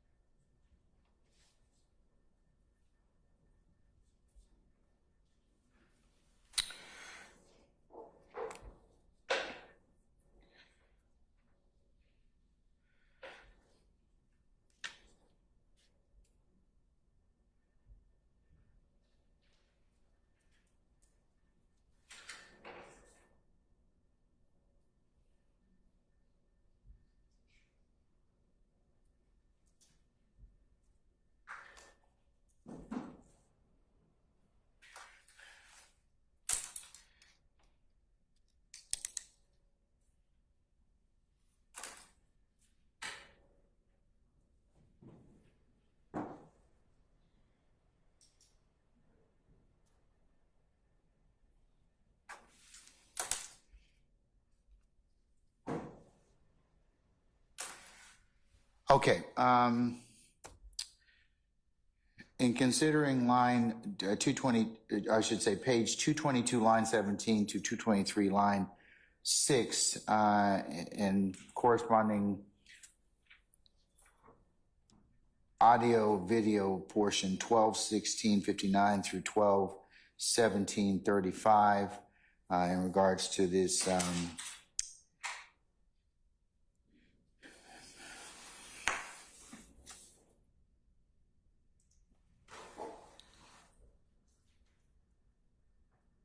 beef with Game and Nipsey Hussle squashing it. Okay, the defense's contention is that there's no personal knowledge. It's hearsay and they believe it's speculation. And then the state asserts that these are two admissions by party opponents, and it corroborates the prior discussions and gives overarching relevant testimony on the conspiracy of the gang and its activities. The court's in concurrence with the state's assessment, so I'm going to allow it over objection. I'll note, Mr. Shart and others, it will be a continuing objection. And Your Honor, just for the record, also, I objected based on lack of foundation. Yes, sir. Yeah, I will add that as well, that you did object as to lack of foundation. Okay. All right. I want to say the next statement is page 230, line 20 through 233, line 4, and then it's page 234, line 19 through to 238, line 25. Your Honor, could we have 5 minutes before you go on to the next? Yes. Thank you. Yes. We'll be in recess for the next 5 minutes, okay? All right.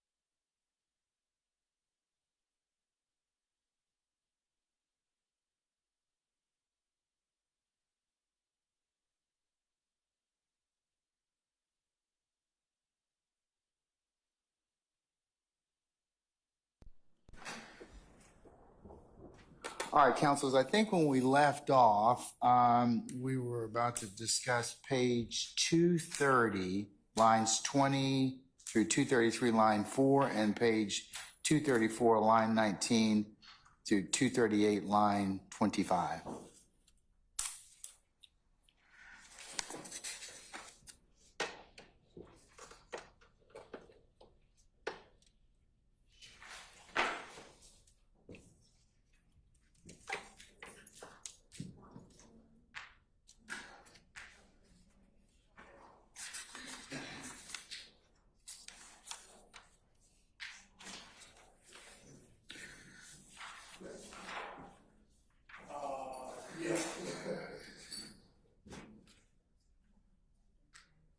Okay, we ready? All right. So, I believe that's hearsay in regards to the Lil Wayne bus shooting. So, where are we, councils? Your Honor, the state has. Your microphone. The state has.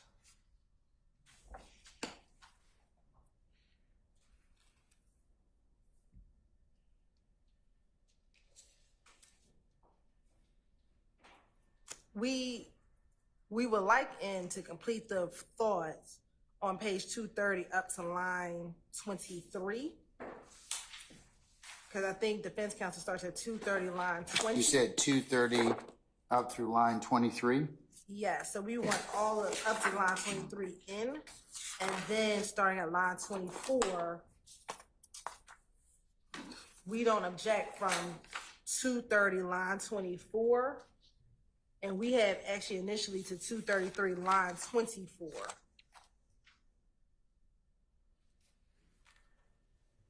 All right. So, Mr. Shart or others, do you, Mr. Steele, any other, the state wishes to just, they want to play up until 230 what, madam? 230 line. So 230 line, starting the redaction at 230 line 24. You want to, I don't have any problem with that. okay, going through 233 line 4? Going through.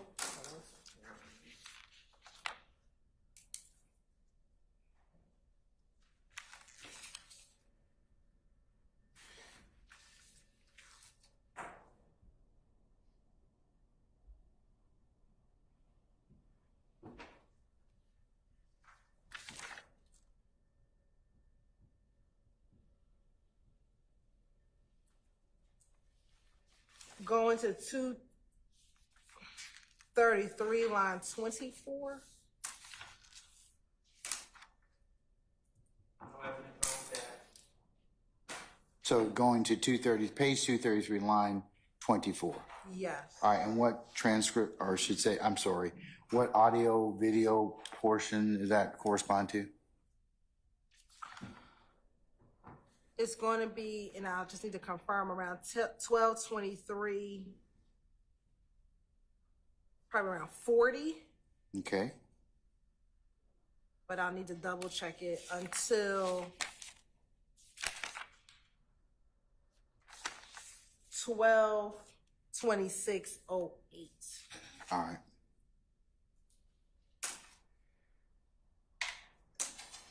All right, what about page 234, line 19 through 238, line 25?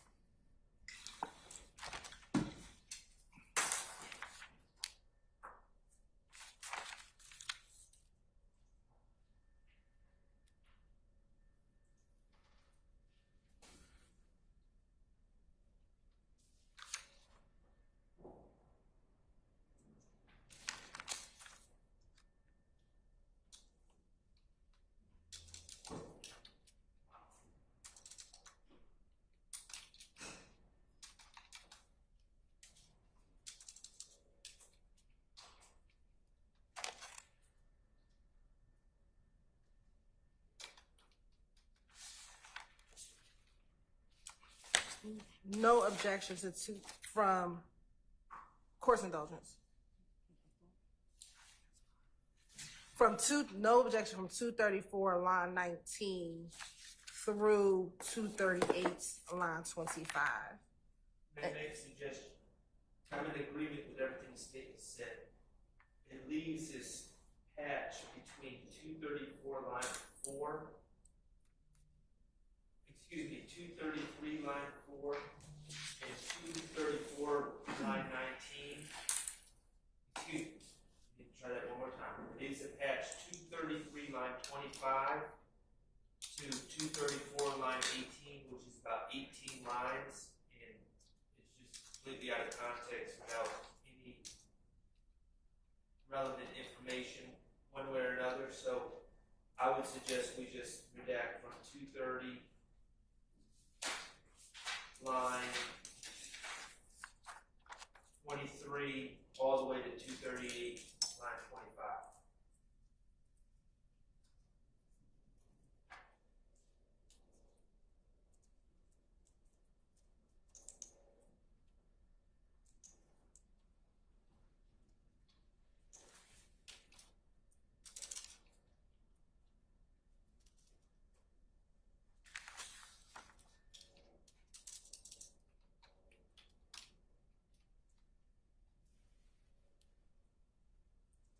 Okay.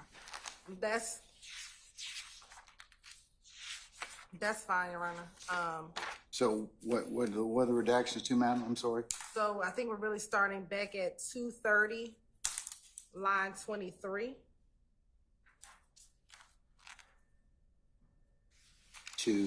Through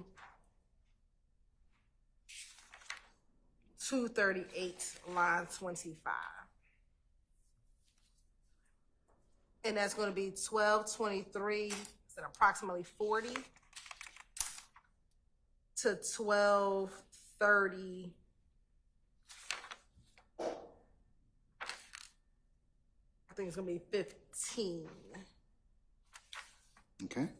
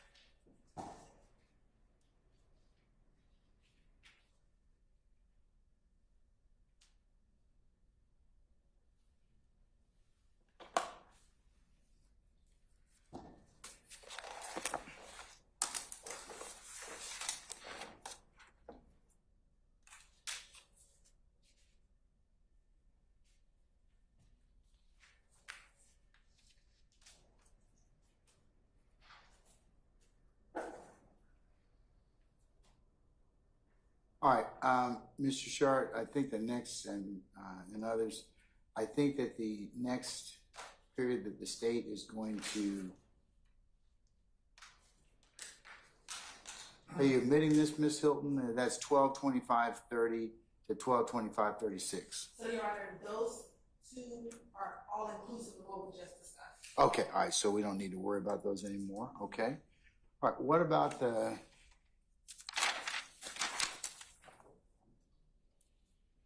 241 line 3 to 242 line 21, and then I've got 243, I guess, pages 243 to 248, line 11, and then it's okay. So let's talk about those next. Yeah, Mr. Shard, I think you've got discussion about not relevant matters. Right. So,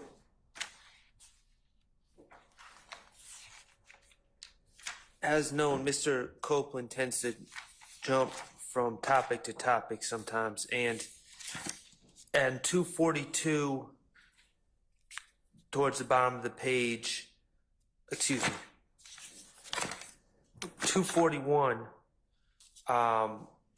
he starts talking about how the owners of Club La Cora thought that he had shot at the club or into the club, and it was one of Pee Wee Longway's people that had actually done it. And it's a big story about how he had to prove to the Allison brothers that he wasn't the one who shot, and it was proven by videotape that he was wearing some other types of clothes. And then he also talks about Tick robbing Bentley for a necklace. So that's all mentioned in the first part of what I would like excluded. That's the 241.3 to 242.21? Yes, sir. All right, let me hear from the state. From 241.3 through 242.21. Yes.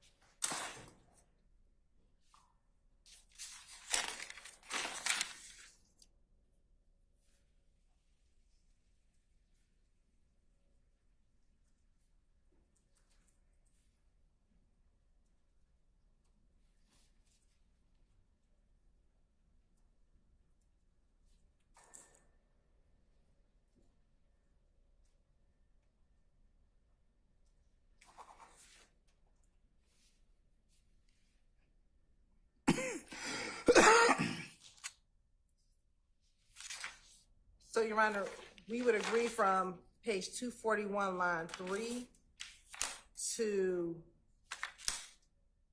page 242, line 18. Okay.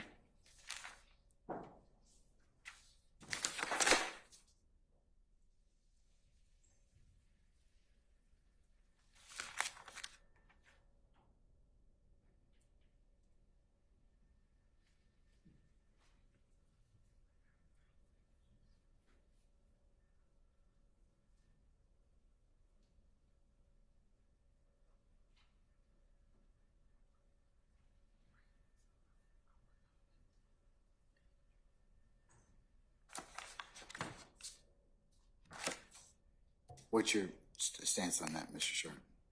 Well, the problem is, in there is a small area where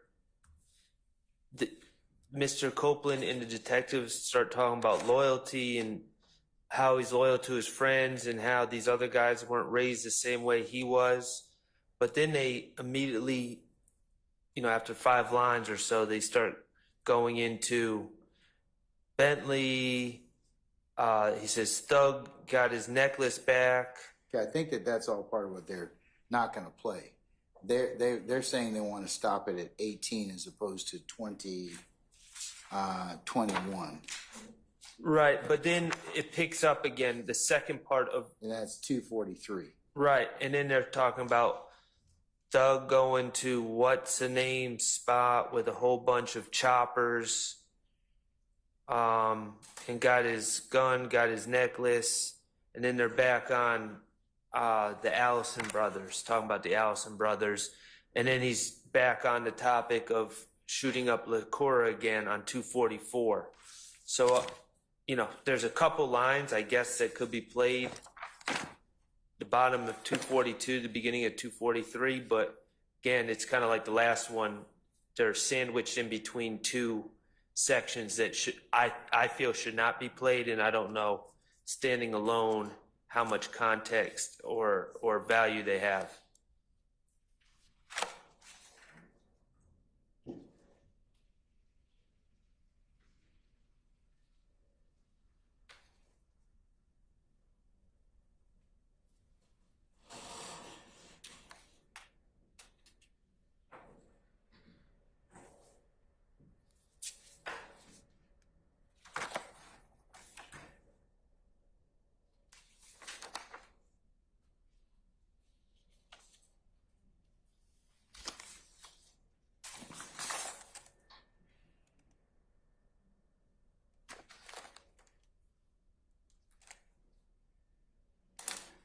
Okay, anything else, sir? I'm going to get the state's... No, that's it. I guess I need to hear what the state's view on the second part is, and then we can figure out if there's any use of keeping that little bit in the middle. Okay, all right. Ms. Hilton, what's the state's theory of playing 243 to 248? I'm sorry, I didn't realize we were on 243. 243, 248. I thought we were still on the decision regarding. Can you turn your mic on? I'm sorry.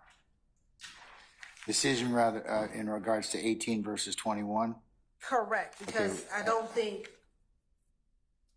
Let's see if we can get to the other one then. I think the defense is going to go back to that. But whether from or not it's worth- 243 line 9 through 250. You said 243 line 9 to what?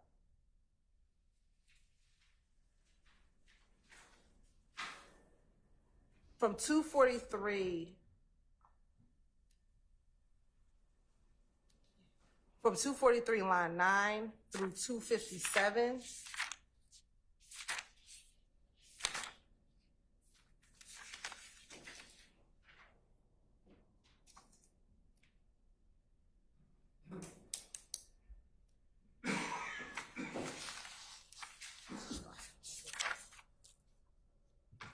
Well, let me start here. From 243 line 9 through 248, the state has no objection to.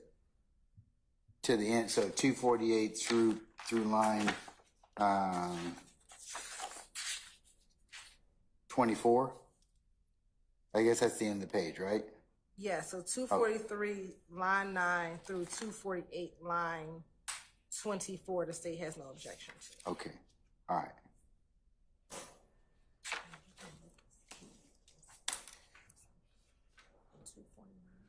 Okay, then what did you have some other lines that you didn't have any, where you wanted to also say you were going to omit?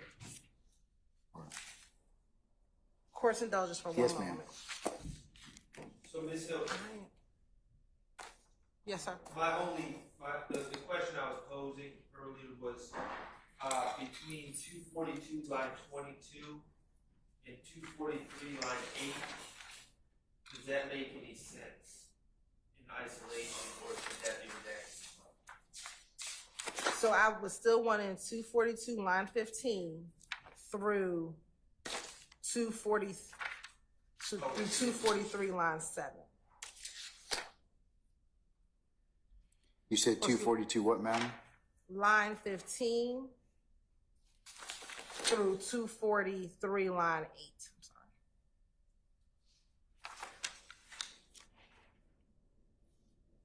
And that's fine, Your Honor. All right.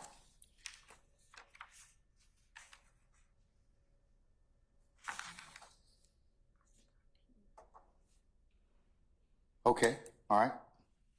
Anybody else have any discussion or objection as to those pages, 241, 3 to 242? Okay, all right, sir, thank you.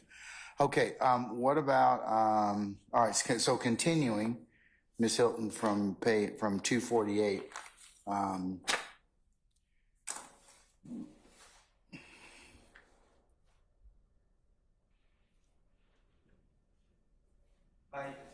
By changing it, I suggested 248, line 11, the state put forward line 24. yeah, okay. And that chops off the first half of the conversation regarding shell cow and Tay shooting each other. I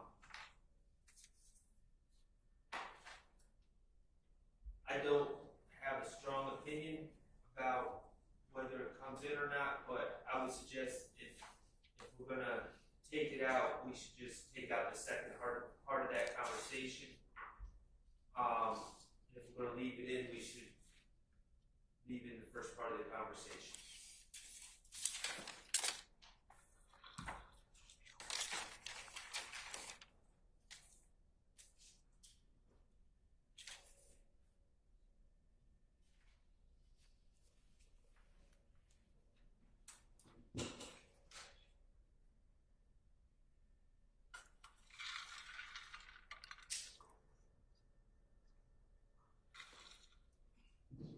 I think it's all hearsay, so.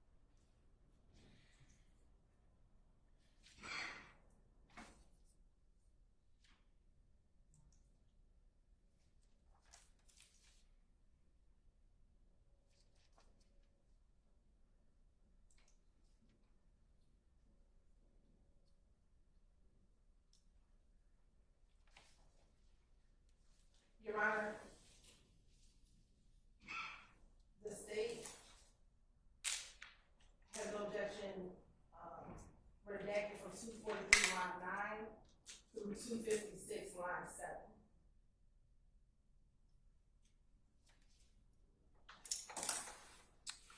All right.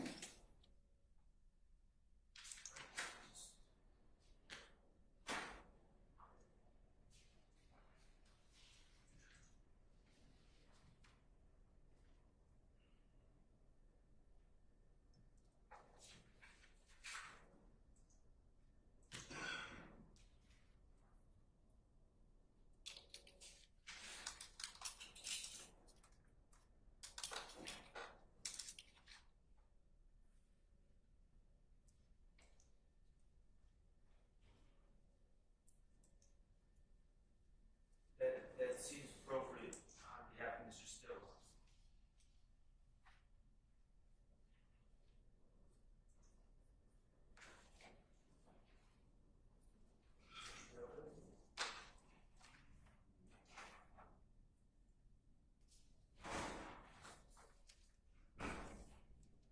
All right.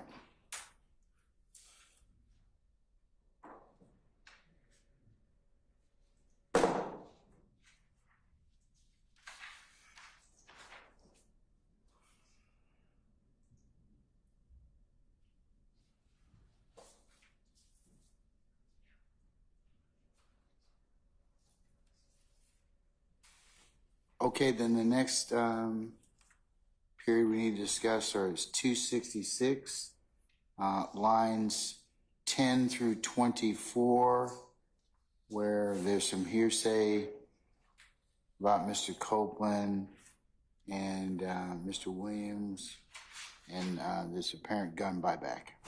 Right. So this is regarding the gun that was left at the rec center, I believe. And Mr. Copeland says, I heard that Thug was told Lil D go back and get the gun, like from Indiscernible, You Feel Me? That's 266 line 10. And so what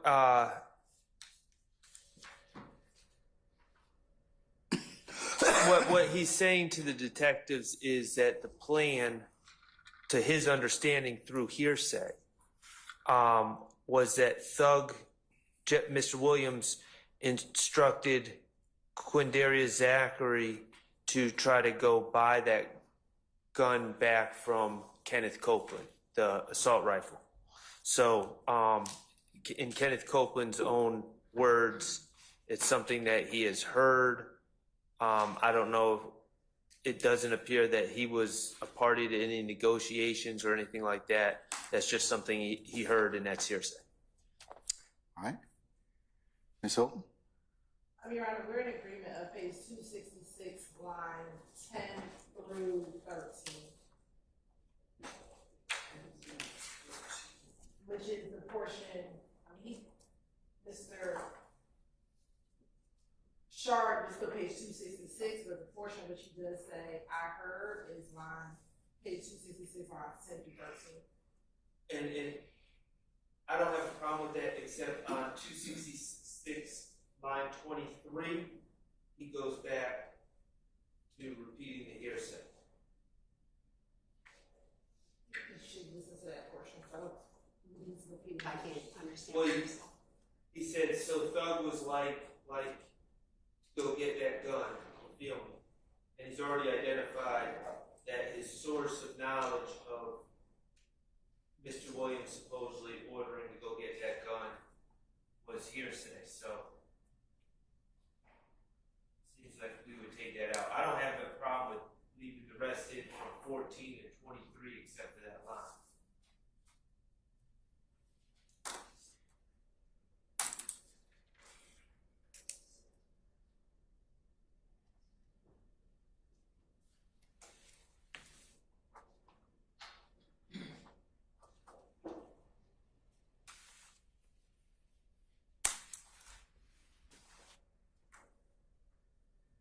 I'll play a portion, because really this could be categorized as co-conspirator hearsay as well. Are you talking about from 13 through 24? Yes, 13 through 20. Yes, 13 through. Because you're agreeing that 10 through 13 should be omitted on page 266, but you want to play, I guess, 14 through 24. Is that correct? Yes, Your Honor. But we do, now in looking at it all, 10 through 24, we believe could be co-conspirator hearsay. But given that we just told the court we could omit 10 through 13, we'll play 14 through 24 for the court. All right, let me hear that then.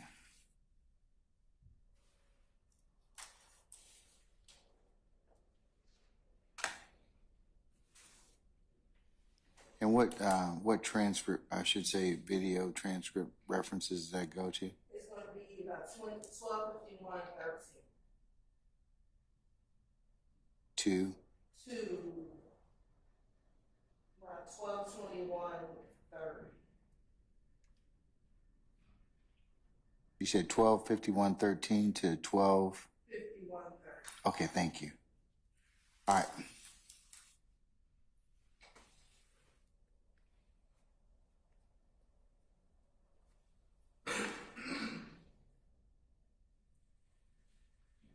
It's going to start a little bit earlier on at 12:50. Yes, ma'am.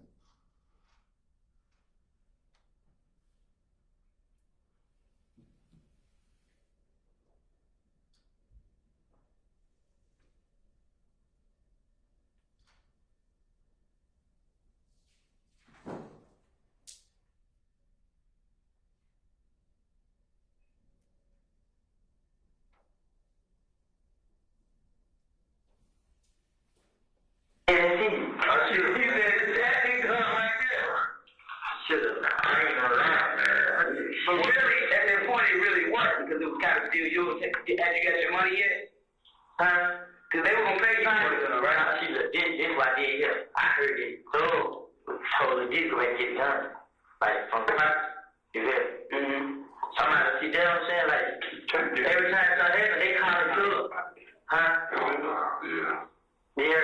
So every time something happens, somebody call it good, says good. So, good, like, you go get the gun, you did. So that's what I'm saying. If you came in, And then it's like at 12:51:31.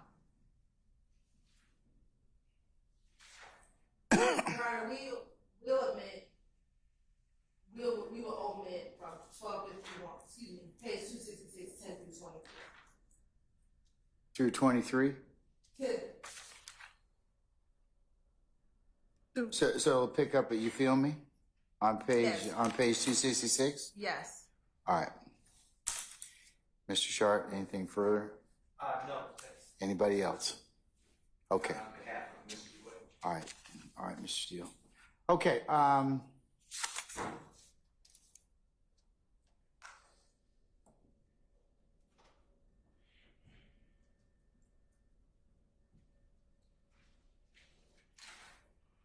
Okay, I've got 270 pages, I'm sorry, page 270, lines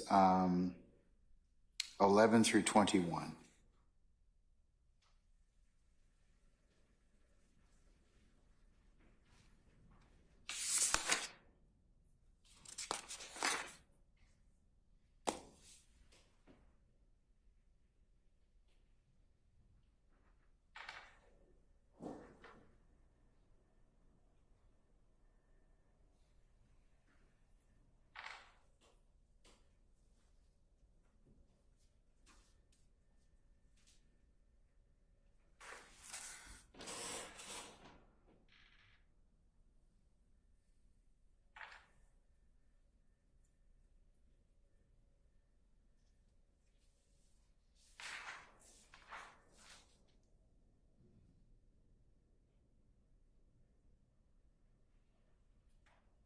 We believe that portion comes in, it talks about Shannon having possession of his chopper while Mr. Copeland was in custody.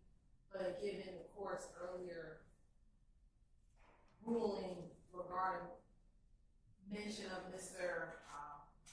Copeland, Mr. Stiller even possessing a gun, it would fall to that same category. But we believe it comes in.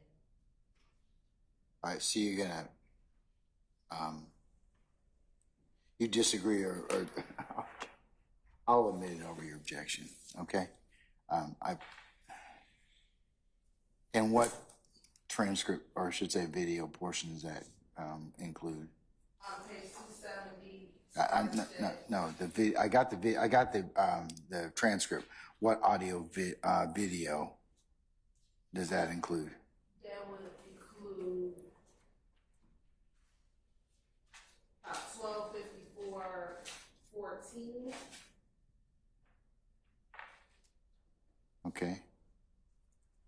Through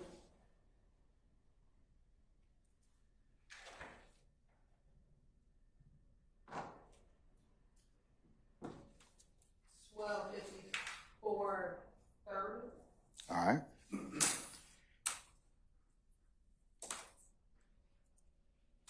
Okay. The next one is page 275, line 4 through 276, page 276, line 15, and that supposedly is a reference to hearsay about Lil D, D'Amica and Garlington setting up someone to get robbed. It appears to be hearsay, Your Honor, but it's also about some robbery or alleged robbery that I know nothing about, and there's nothing in the discovery about, and I believe it's wholly unrelated to this situation. So it's not relevant, and it's also based on hearsay.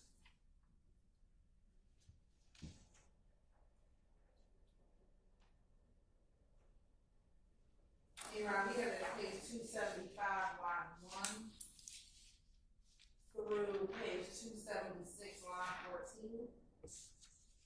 Yes, ma'am. And we have no objection.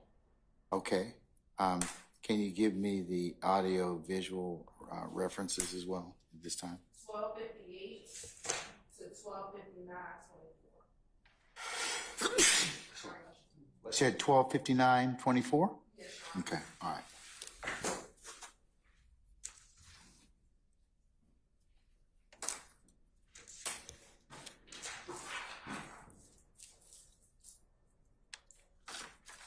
All right, anything else in regards to these pages? Mr. Sharp, Mr. Steele, or anybody else? No, Your Honor. Oh. On behalf of, not on behalf of you. All right, sir. Okay,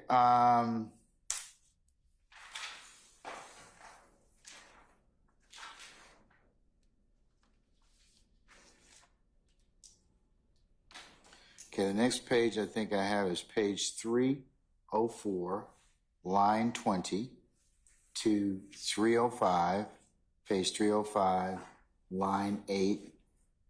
And that's an officer talking about,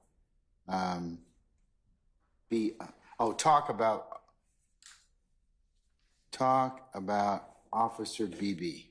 And Your Honor, I believe last name was Robinson. He's referred to as Officer BB. This is the officer who there was some litigation earlier about possibly not being on the up and up, and I believe that where we are right now, we're not getting into that, so that would be irrelevant.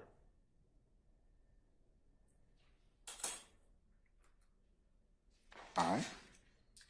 What's the state's position on that?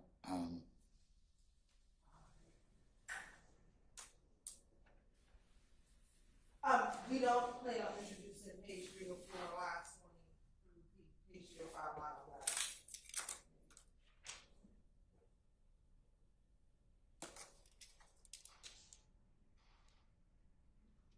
11. Okay.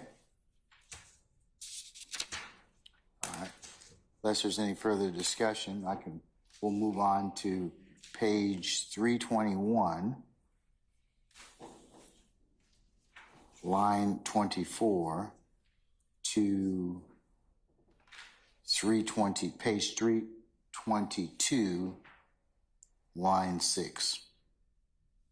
And that is speculation about where Mr. Williams went after the proposed shooting. Your Honor, we believe that this comes in pursuant to the court's order regarding co-conspirator hearsay that the court already ruled on. He is discussing what Demetrius told him about what occurred on the night of the murder. And that already has come in, and the court has ordered that co-conspirator hearsay comes in. And that was back in November of last year.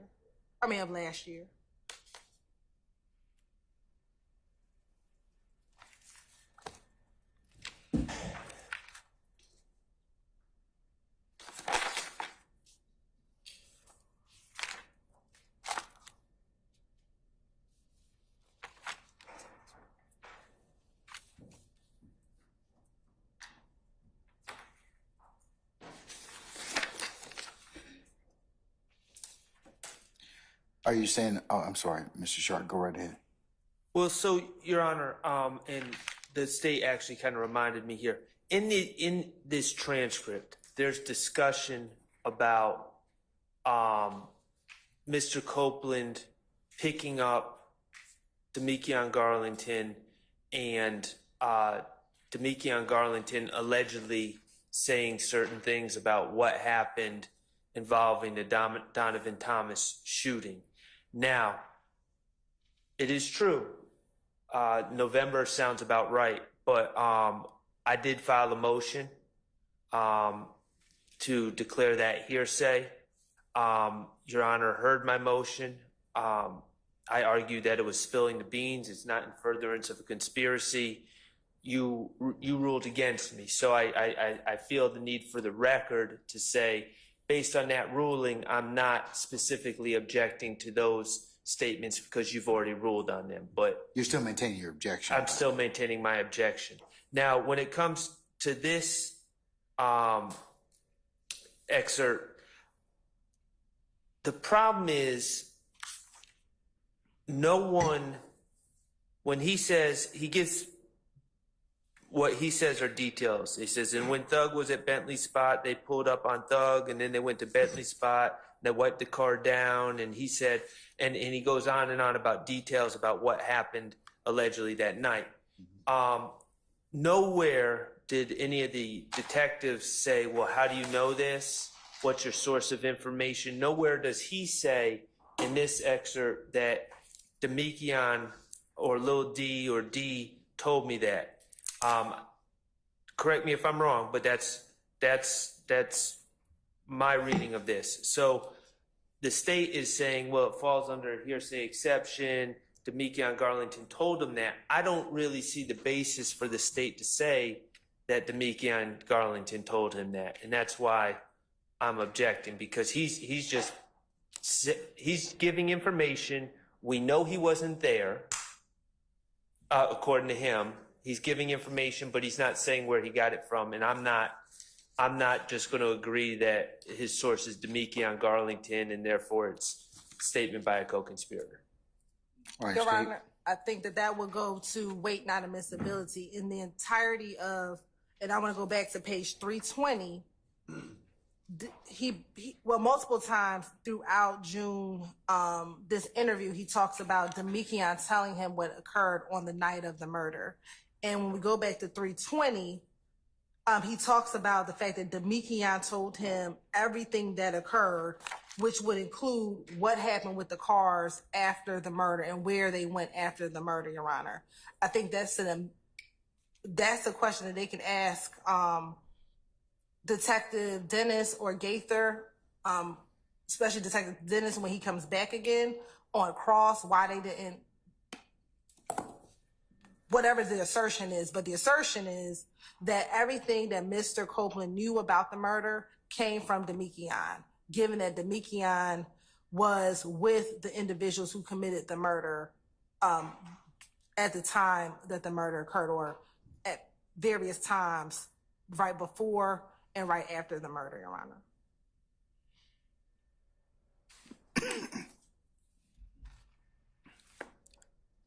All right, any further argument as to pages 321, line 24 to 322, line 6? Well, I'll just say that, again, the state's saying, oh, Demetrius clearly the source, and the jury's not going to, I don't believe the jury's going to hear this, because Demekion Garlington has pending charges and he has a Fifth Amendment right, but he was questioned about this. And while he acknowledged being picked up at the McDonald's by Mr. Copeland, he denied saying any of these things to Mr. Copeland. So there's not a lot of corroboration that Demekion Garlington is the source other than Mr. Copeland's statement itself. Okay, I think I've already ruled on this issue, so I understand what you're saying, Mr. Sharp. I'm still going to admit it over your objection. I'll give you continuing objection on that issue. Understood. All right. Okay.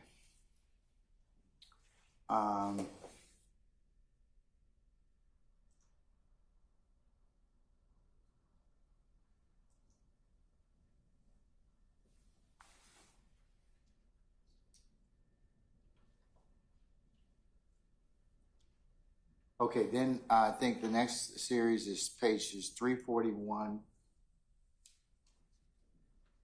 through 350, pages 350, line 17, and then related to that is page 356, lines 9 through 19, a discussion about Officer Robinson. Your Honor, we had at page 341, line 19, all the way through 356, line, sorry, Ms. Weaver.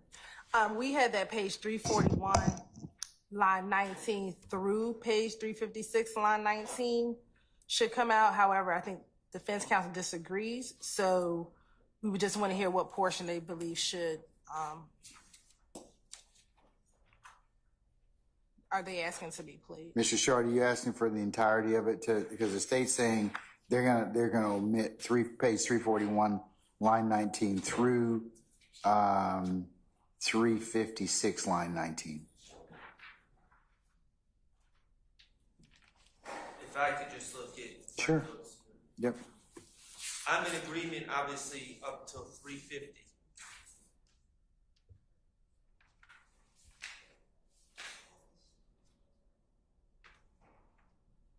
Line 17 or just 350, line 17. All right. So that can be omitted. What about the rest of it though? Well, no, I don't agree. About what, sir? I don't agree with the 350 to 356, and the reason is, it's 350 to 356 is Mr. Copeland trying to negotiate himself out of jail and continuing to try to avoid jail, avoid being locked up for the charges that he was just arrested for, continuing to make promises.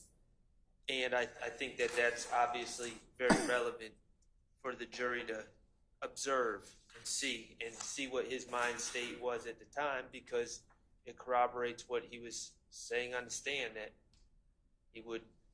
Let me see what the state said. At a minimum, it's fair game for cross.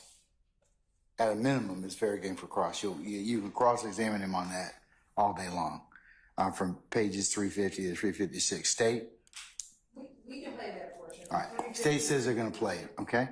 Okay. So they're going to play pages 350 to 356. You're still welcome to ask him that on cross, okay? So. And so, as far as time, Your Honor? Yes, ma'am. The portions that will be redacted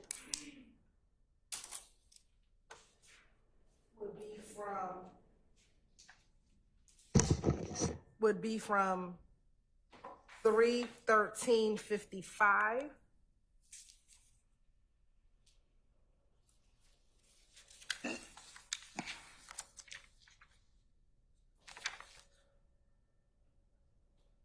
through 2021. 3 what? I'm sorry, 320? 3:20:21. 320:21. And that actually ends on page 350, line 3.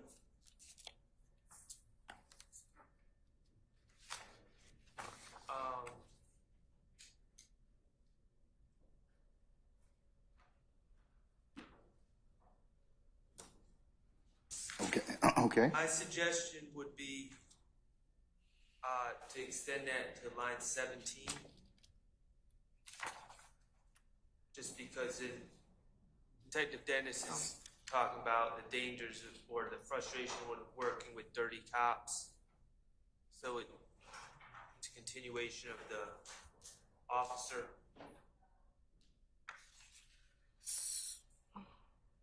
So, Your Honor, madam. that's fine. Up to 350, line 13, I just need to get the exact time that is. So you're gonna agree it goes to line 17? All right, you get me the Or time. 13 is fine. Actually, more accurate. Yeah. Line 13 as opposed to 17? Yes, sir. Okay, So it should be approximately 320, probably 48. so 3:15:55 to 3:20:48?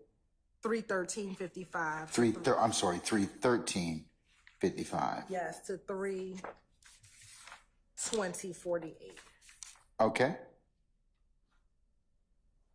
All right, and then you all will play the pages 350 to 356, which corresponds with what, madam, in terms of audio video? Time, it'll be 320.49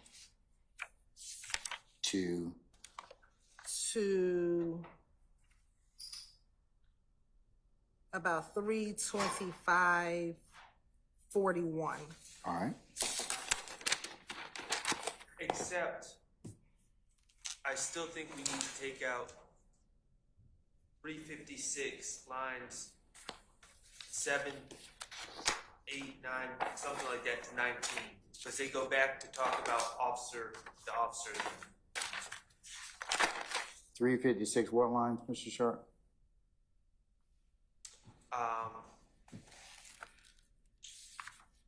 9 356, line 9. to 19. It appears he's being showed a photo lineup of the officer. Okay.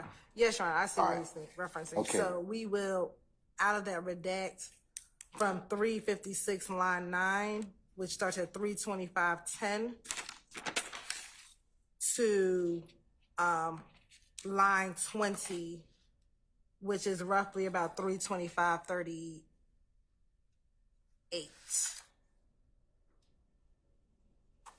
Okay. Ending time.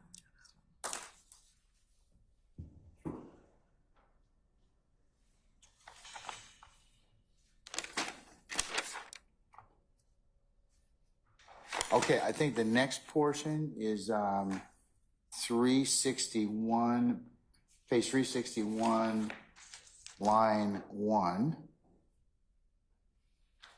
to 362, line 10. And that's apparently Mr. Stilwell purportedly saying about the shooting of Lil Wayne tour bus. Mr. Copeland, I may have labeled it wrong. Mr. Copeland, basically, he says, I'm not the problem. If you want the problem is Shannon. They said, why is the problem Shannon?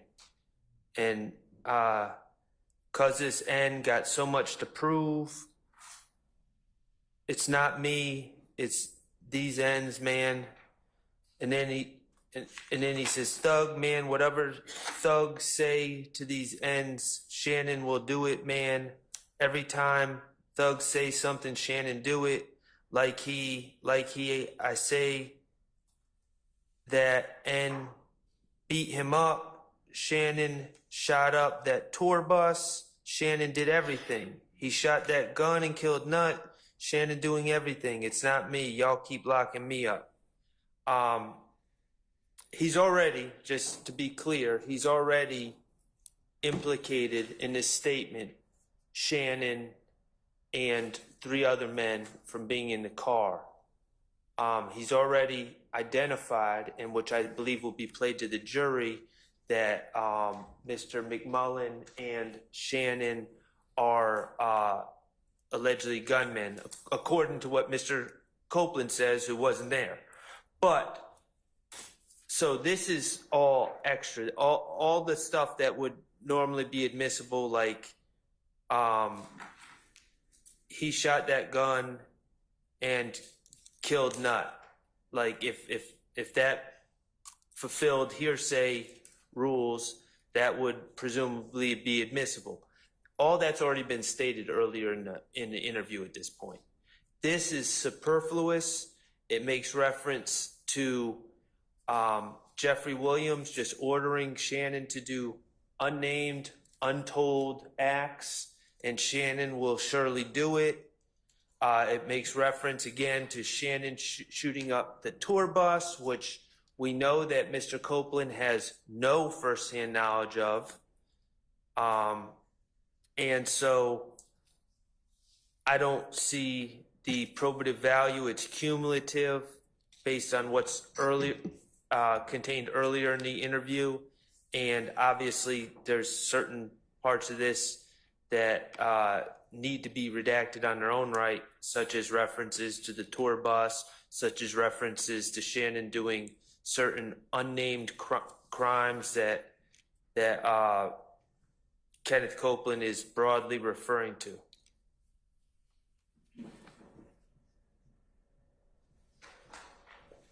All right.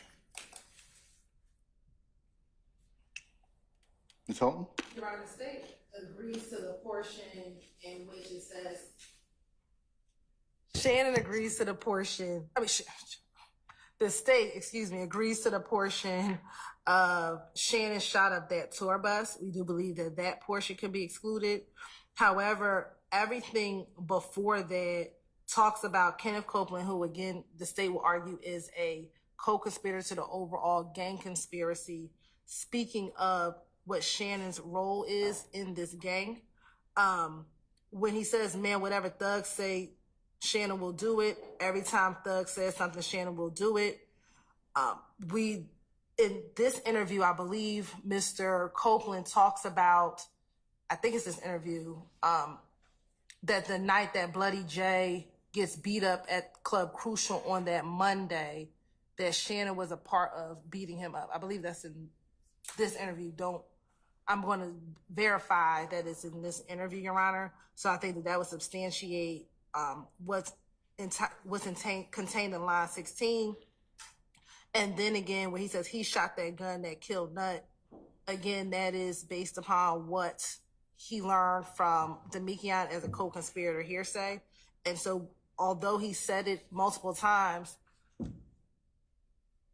the position that defense counsel has raised is that Mr. Copeland was lying during this interview. The fact that he can remain consistent about certain portions that he speaks to the detectives about, we believe is relevant for this jury to hear. I will play for you his demeanor during this portion of the interview, which I think the jury should be able to view, especially given his in-court testimony stating that he made it all up. Again, the premise is we are playing this as impeachment by contradiction. And when he tells this jury that he made everything up, when you watch his demeanor, especially during this portion, the jurors can determine for themselves if they believe that he is making anything that he said in 2015 up. So for those reasons, we believe everything exclusive of Shannon shot up that tour bus should be admitted. We do agree, and we will omit the portion Shannon shot up Line that tour bus. 16. Okay, all right. You can play it. Please.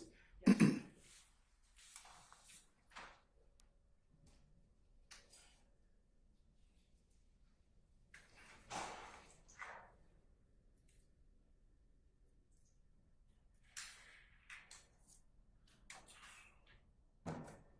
Your Honor, it'll begin around 3, we'll start at 3:29:27.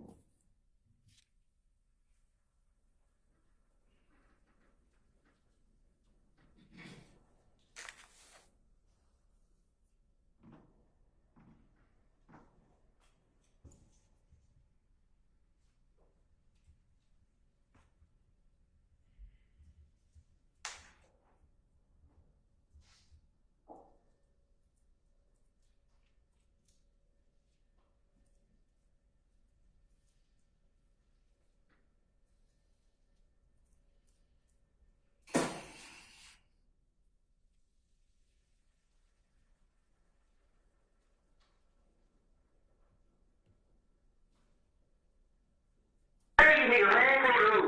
Dog. Man, when I'm throwing a steady nigga trying to do it, man. Every time I throw a steady, something trying to do it. I used to blame you. I said, that nigga told they go bless you like that shit. I never did on a few more. Shannon saw that too, but Shannon did everything. He shot that gun, killed nothing. Shannon doing everything. It's not me. Y'all keep locking me up. Cause Shannon working, man.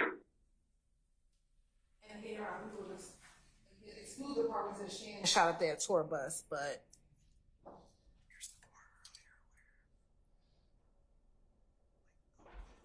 everything else we believe will come in. And as I did mention earlier, around 10:41 in this interview, so earlier in the morning, he spoke to the detectives about that Monday night at Crucial and being outside of Crucial, Thug saying, there go Bloody J, there go Bloody J. And then Shannon went and proceeded to beat up Bloody J along with Moontalk. And that was that night preceding Donovan Thomas's death.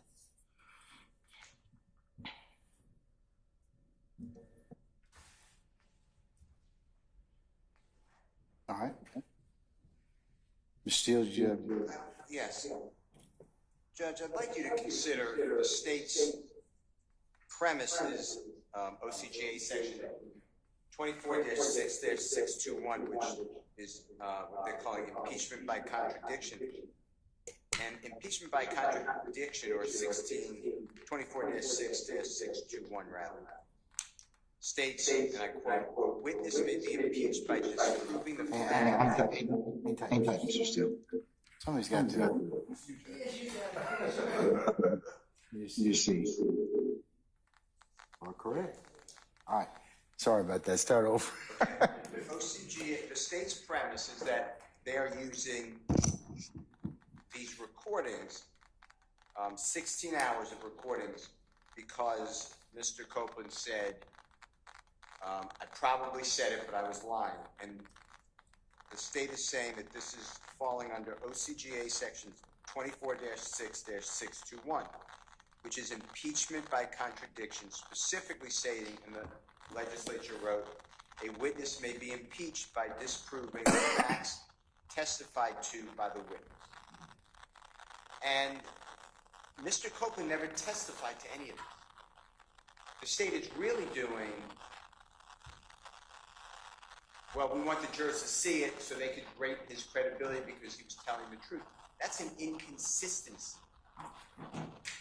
But he's really not inconsistent because he really said, I probably did say it. But by the way, I was lying back in 2015.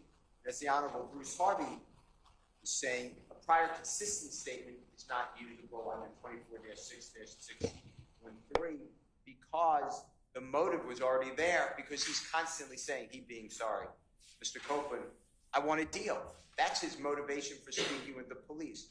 So it's not recent fabrication.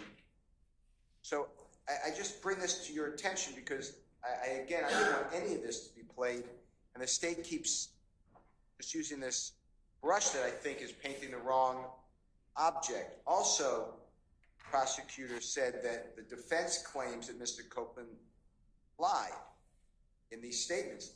I haven't claimed anything. I understand that because you haven't crossed the witness yet. This is Mr. Copeland's testimony saying he lied.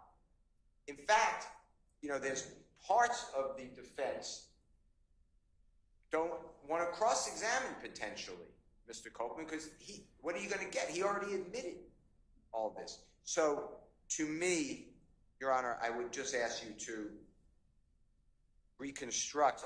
I just don't see how any of this is coming in unless the state lays a proper foundation, which they have not. One thing that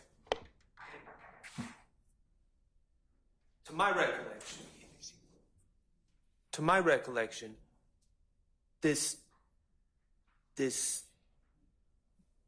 part of Mr. Copeland's testimony or his statement that we're sort of focused on about, especially with the Donovan Thomas killing, about who was in the car and all that, I don't believe that that's ever even been inquired to on direct at this point. So I don't even know whether we're talking about prior inconsistent statements, whether we're talking about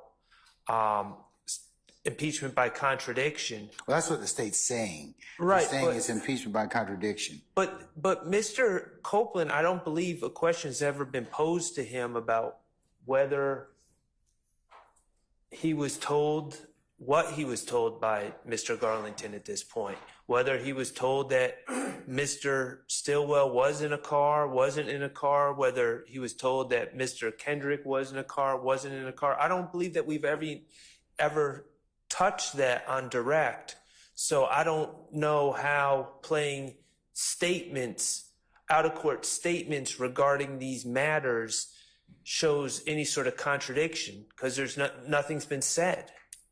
I think they're also trying to offer them for co-conspirator statements. So you want to address that? Yes, Your Honor. So multiple things. I believe, and again, I would have to go back to the record, that early in my questioning with Mr. Copeland, I asked him about the murder, and that is when he... The murder of whom? Donovan Thomas, or the night of. And I believe I believe his testimony in court was that Little D got in the car and Little D didn't say anything. And I would need to go back and look at that portion, but I believe that is what he testified to in court last week. Then furthermore, he testified in court that Shannon got into the car with him and not Nard, who he said back in 2015 got into the car with him. So as it relates to what Demekian told him, that would be impeachment by a prior inconsistent statement, given what he said in court versus what he said back in 2015. But again, Your Honor, this is impeachment by contradiction, and the foundation is there is because in court, Mr. Copeland has consistently said, I made it all up just so I would tell them anything just so that I could because I wanted to get out of jail. I did not want to go to jail, so I made it all up. Anything they wanted to hear is what I told them. So again, that is the foundation as to why we get to play this statement, because he's telling this jury everything I've ever said before was a total, maybe he didn't say the word lie, but he said I made it all up so that I could just get out of jail. And I was telling them anything that they wanted to hear. They were pressuring me about Thug, so I told them about Thug. And again, this is in complete contradiction to what actually occurred in that interview room. So we believe the foundation has been laid overall by impeachment by contradiction, but specifically to address whether or not we asked Mr. Copeland about the night of the murder. I want to make sure the record's clear, but I believe I asked him a line of questioning regarding the night of the murder. He said that Little D got into the car but didn't say anything, and that he also changed who was in the car with him. He said that Shannon got into the car and that Nard no longer got in the car, but that is what he told officers back in 2015. All right, I'm going to defer on that till you get me the last little piece of it. So we'll come back to that particular page 361, line 1 through 362, line 10. We'll go ahead and come back to that. And you're right, is the deferment regarding whether or not I asked in that line of questioning? Yes. Okay. Because it will make a difference as to whether or not, from what Mr. Steele and Mr. Shard are saying,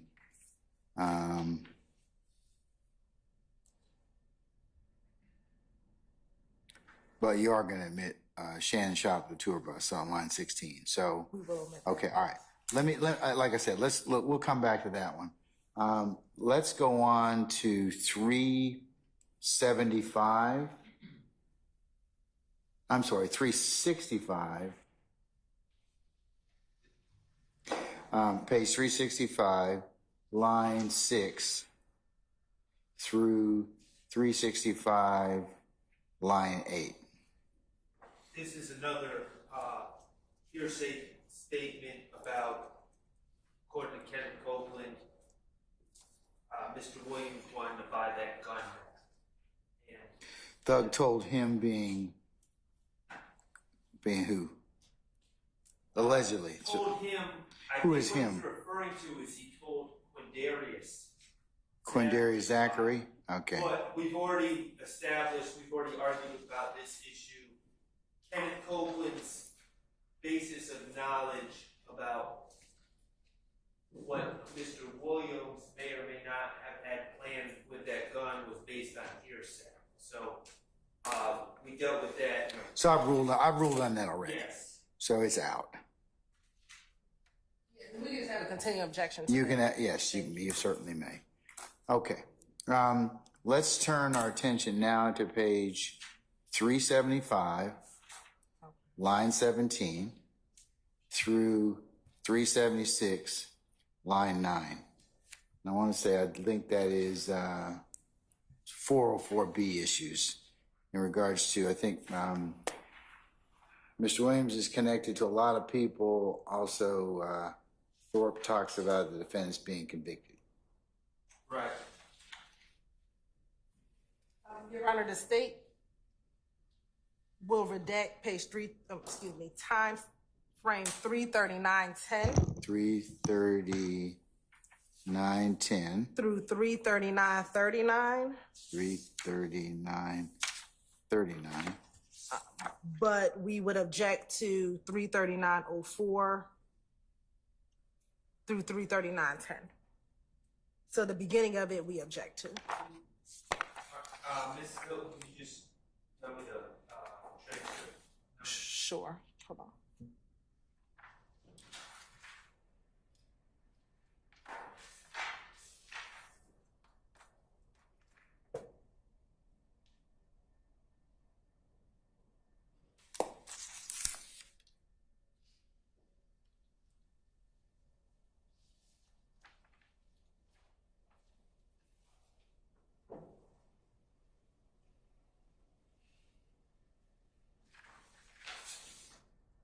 So the state believes that from page 375, line 16,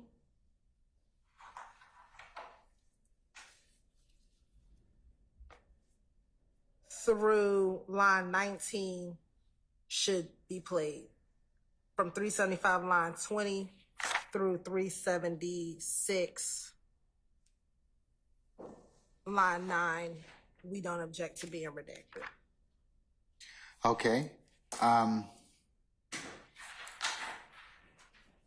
Let me read it.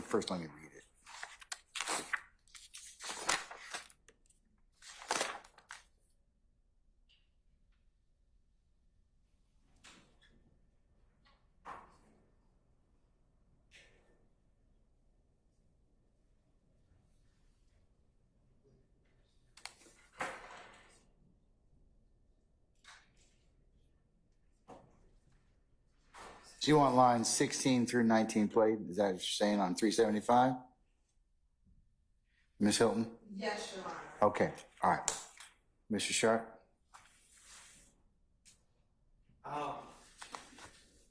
Your Honor, I believe that those lines that they want to play invite speculation as to threats and different concerns about witness safety. And again, in this case,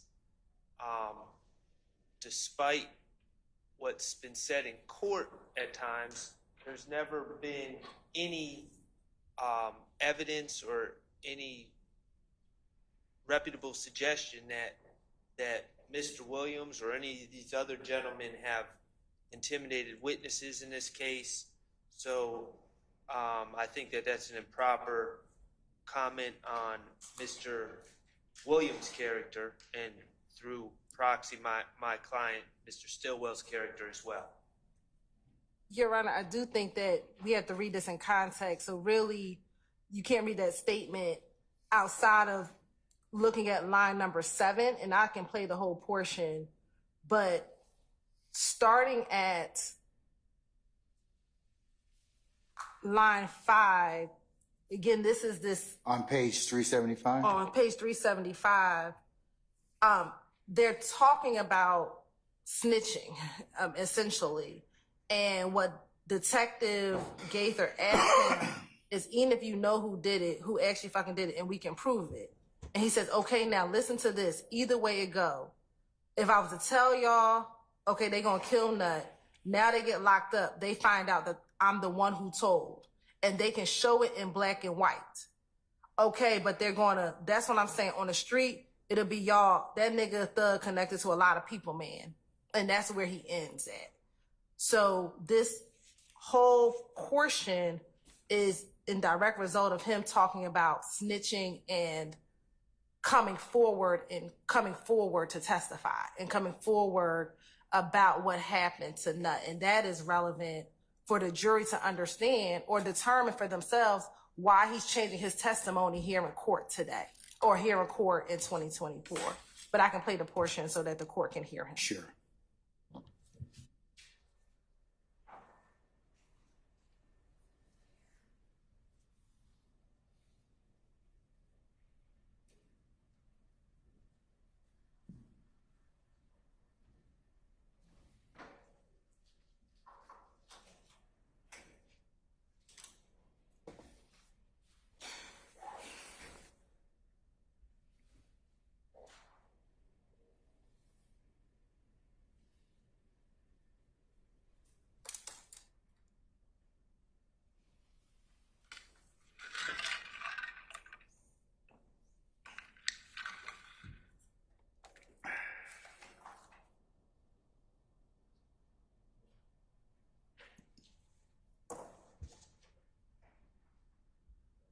And we'll start it at 338:34.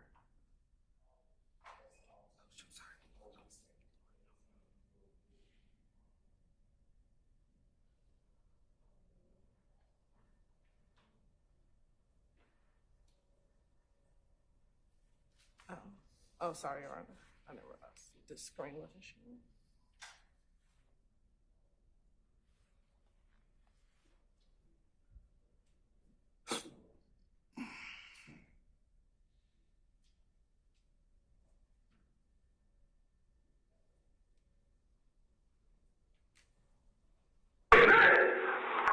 Get that off your shoulders. Come on, man. Anybody know who did it, who actually fucking did it, we can prove it. Then listen to them. He RICO. Now, okay, I'm gonna tell y'all, okay, say who killed that. Boom. Okay.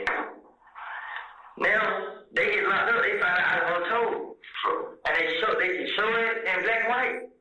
Okay, but they gonna do that. What I'm saying, on the street, y'all, they get thorough connected to a lot of people, man. Okay, and listen, this is what. And then stop playing at 339:09. All right.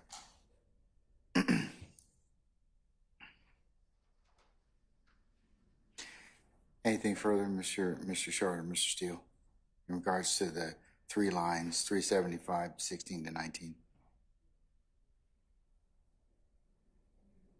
No, Your Honor. All right, I'm going to admit them over your objection. I'll give you a continued objection on that. They give context to the earlier lines that are played. Okay.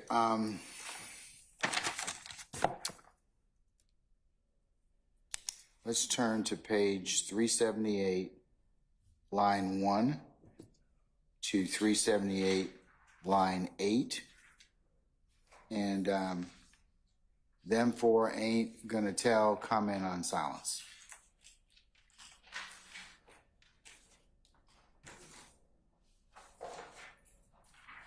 Is the state gonna play that 378, line 1 to 378, line 8? Yes, Your Honor.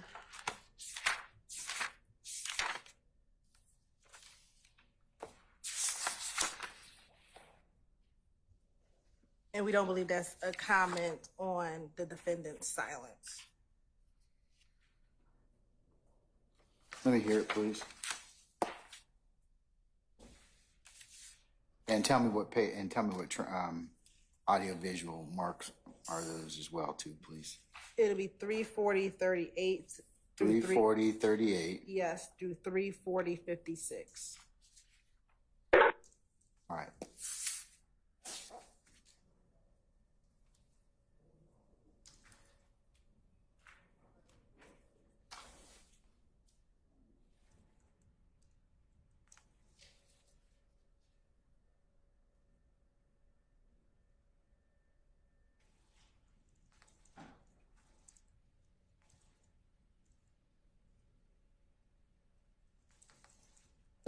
And we're starting a little earlier at 340:31. How can get mad now? It ain't, bro. Y'all ain't in it. Wait. Those of them already knew. Like, them before right there, they not gonna tell you. I don't know about Tupac, but them niggas not gonna tell you. That's why they not stand. You know what I'm saying? I understand right around enjoying this stuff, but they gonna make it wait. They be like, Woody told them. You know what I'm saying? Okay, and once again. And we stopped at 3:40:58.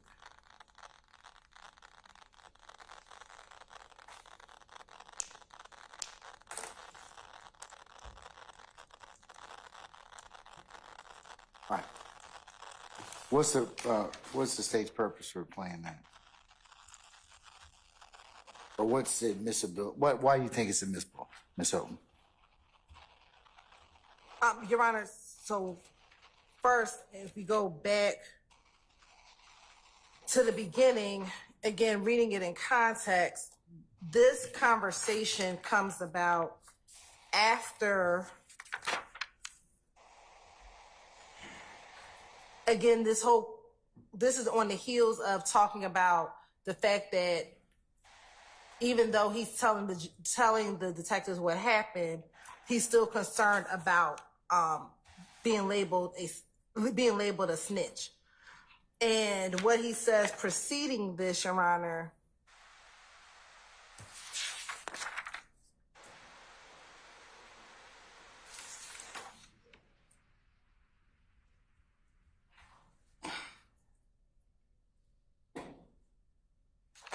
Detective Thorpe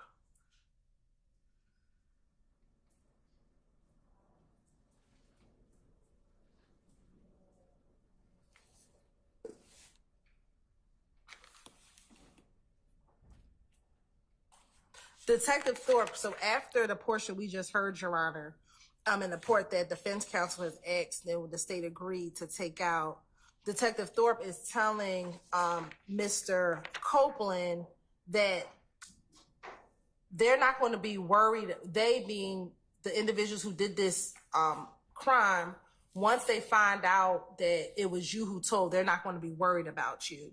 And they go into a conversation saying that they are going to, Mr. Copeland said they are going to worry about the fact that I told. And they continue this conversation back and forth regarding talking about what happened. And they're telling him that you waited too long. Mr. Copeland's concerned that people on the street believe it was him that did the murder. And they're telling him, you should have told us months ago that you were not involved. And then he continues to talk about why people are going to say it was him who told. And so this all goes back to his concern about the fact that people are going to know that he told the police about what happened. And I think it'll be better in context to play from 3:39:39 up until 3:40:38, so you can understand fully the context in which this statement comes in, because it can't be looked at in isolation. You said 3:40 what? 30? 3:39:39. 3:39. Yes, all the way up until 3:40:38, because all of this in relation to the portion that the court just heard. So you're gonna do 3:39 to what? 3:40 to what? 3:40:38. All right, you can go ahead and play it. Yes.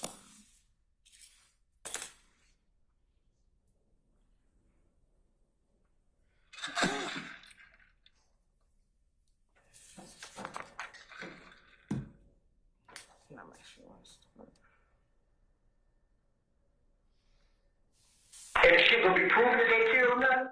They gonna be high on stuff. They gonna have to worry about how to get back there too, because motherfuckers gonna be in there trying to get carried out. Because they gonna say, oh, y'all put the blame on my man right here and then own it to your own shit. Y'all let y'all dog right out there by himself without getting him no motherfucking cover, no fucking blanket. They gonna be worried about motherfuckers coming downstairs. They gonna be too worried about themselves and worried about where you at. You gonna tell you what I ain't going now? It go like this now. Mm-hmm. They worry about their lady. What they gonna be worried about You see how many people worry about me now with this murder? You see, everybody worry about this in this murder. People still call about my pictures. Why you just walk around and say you know you don't kill nothing? Come on, man. Because you haven't told anybody else what you just heard. You haven't started with, this is the mouth of the street right here. Watch this. Hit the news. This man had nothing to do with it. 11 police locked up these 4 motherfuckers for his murder. Then everybody like, oh shit, man, what are you doing? You understand it? So what? You said it. Nah, I ain't with them. They're my brothers. Hey, with who? That's what they gonna say. Okay, but that ain't my dude. Either way it goes, you should have killed that story when the shit happened. You let that fester. We can't change what the street already know. You done rolled with it for 6 months. How can you get mad now? It ain't, bro. Y'all ain't winning. Wait. Those of them already knew it. Like, them before right there, they not gonna tell you. I don't know about too much, but them niggas not gonna tell you. That's why they not saying. You know what I'm saying? I understand man, around enjoying this stuff, but a nigga gonna make it wait. They be like, Woody told me. You know what I'm saying? Okay, and once again, this is what you gotta worry about. That's you. That's everybody that you gotta worry about. Which one? Exactly. My point. That's us. So what the fuck are you worried about these motherfuckers? Exactly. So why are you still telling me what they gonna say when they get their discovery back or whatever? Just fuck them. These are the 2 people you need to be worried about, right there. Or 2. So again, Your Honor, listening to that whole portion in context, they are talking to him about his concern about what's going to happen when the paperwork comes and what's going to be in black and white. And so again, you have to read this portion in context with what they were talking about before and what in this portion of the transcript, Your Honor. So we believe again it is all relevant. Again, with Mr. Copeland's concern about telling the police what happened regarding the murder of Donovan Thomas Jr. And the fact that it's not a comment on anyone's silence.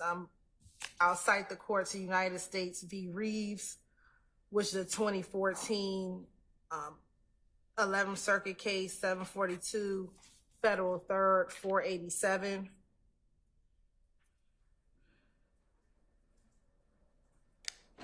And it cites Doyle v.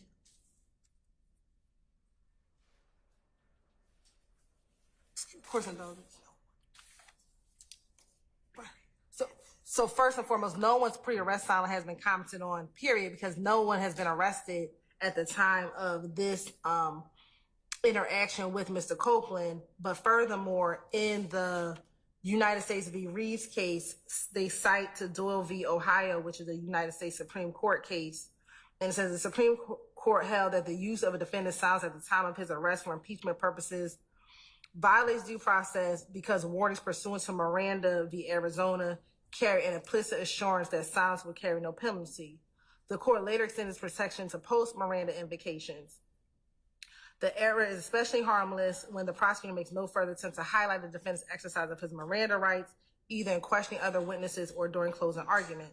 The government may comment on a defendant's silence if it occurred before the defendant was in custody and given Miranda warnings. So again, here, no one's even in custody. No one has been given Miranda warnings.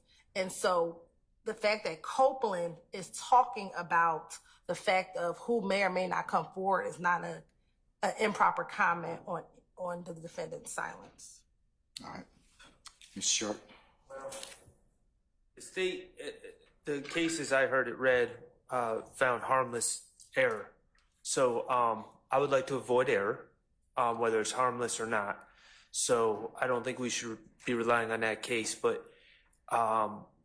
also regarding pre-arrest silence, I don't, that comment was not about pre-arrest silence. That was a perspective comment about what would happen when these gentlemen are brought in. I see no probative value. I see no benefit to playing that portion of the tape. I do see harm. I don't believe that pre-arrest silence is a settled area of law right now in Georgia. But again, I believe that while the comment was made prior to arrest, that is true. It was a comment about once these gentlemen are arrested, they will not say anything. And that would be improper.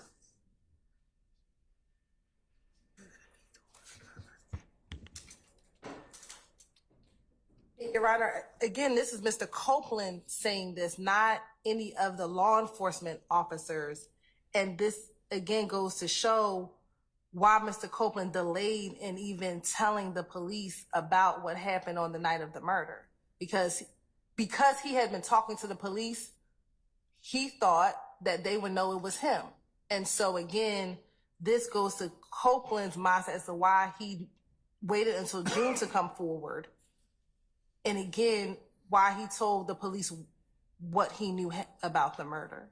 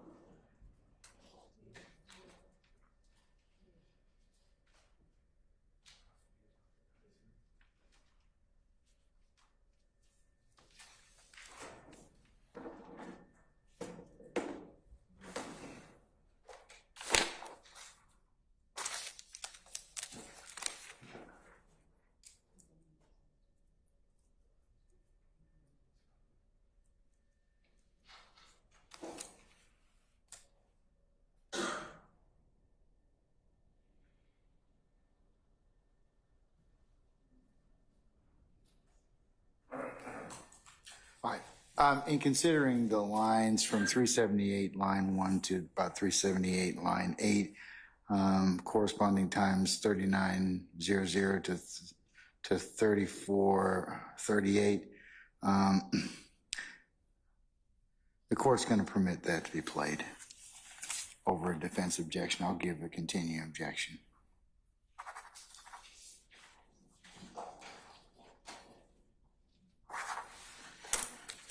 Can I just add one thing Sure. to that analysis? Yes. If you would allow me. Yes, go ahead. I meant to do, I didn't want to disturb you. No, go ahead. Go ahead. I meant to do before you rule.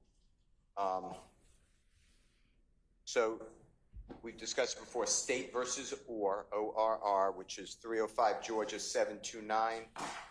It's Division 3, 2019. That's 305 Georgia 729, Division 3, 2019. 305 Georgia, what? I'm sorry, one more time. 305 Georgia 729, Division 3, 2019.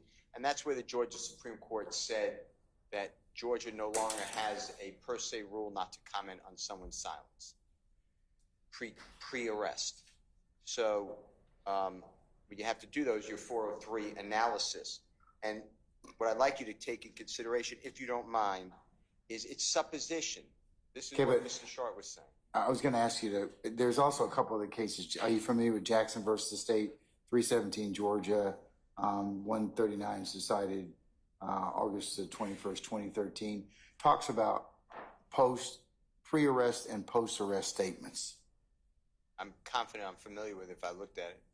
Okay. All right. So, but I have two things to say about it and I have to pull it up.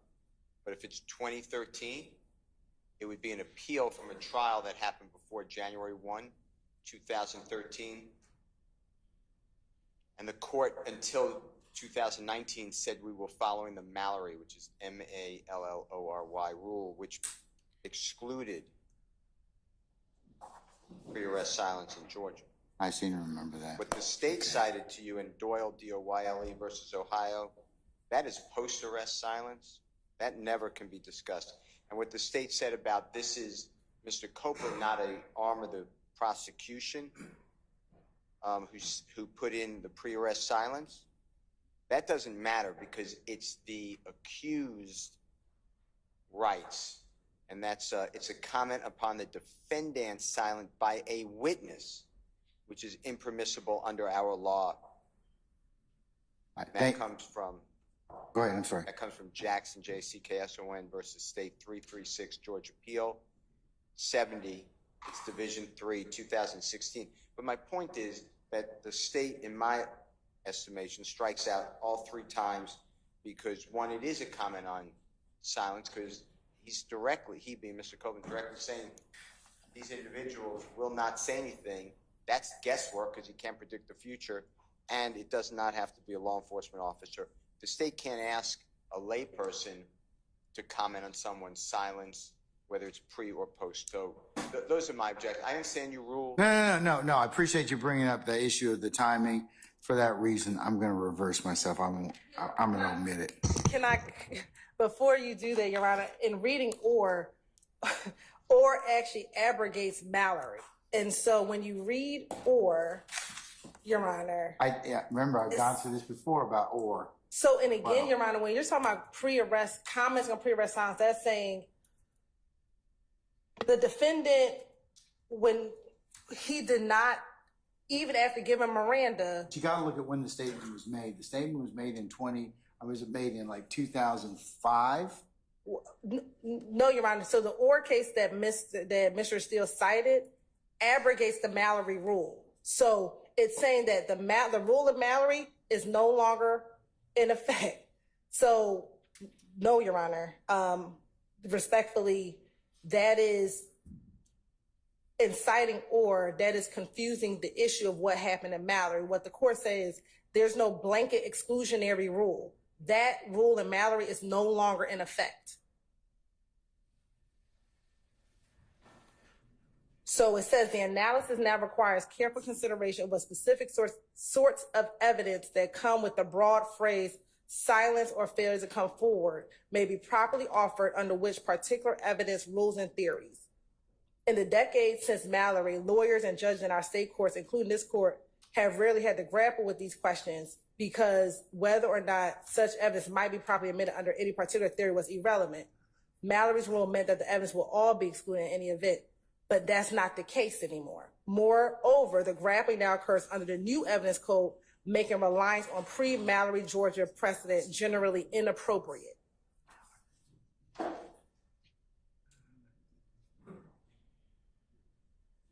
So again, what Mr. Copeland did is not comment on anyone's pre-arrest silence.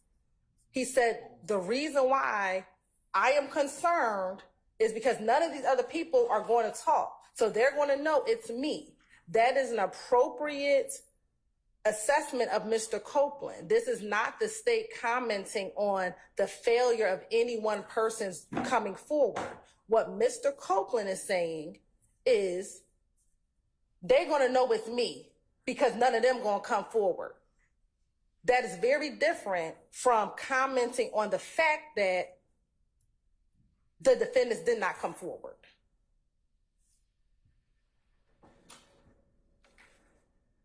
Okay, so or applies because Mallory hadn't been decided. In that case, majority held that this court had not yet overruled Mallory. It was bound to apply it. Correct. So Mallory was the old law. All right. And the new law, what Orr says is, forget Mallory. Mallory doesn't exist anymore. For the new evidence code, that bright line test no longer exists.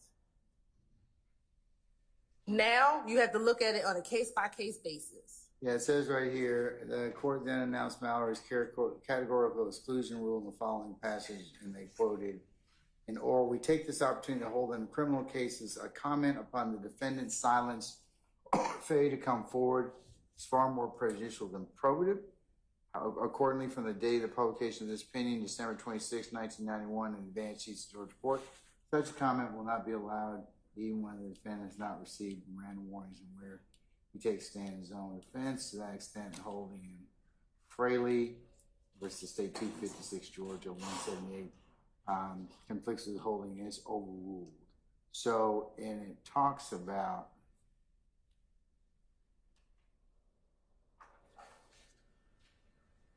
Mallory, goes into big discussion about that. But in any event, having identified the prominence of Mallory's rule, there's no doubt it was abrogated by the new evidence code. So.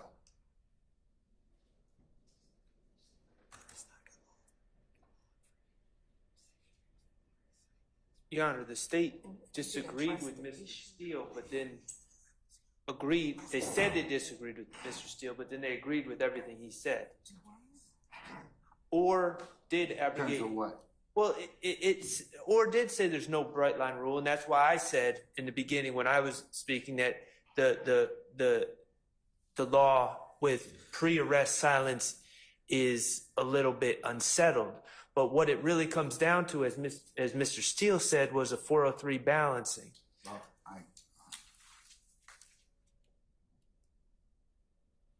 None of us are claiming that the bright line Mallory rule is still in effect.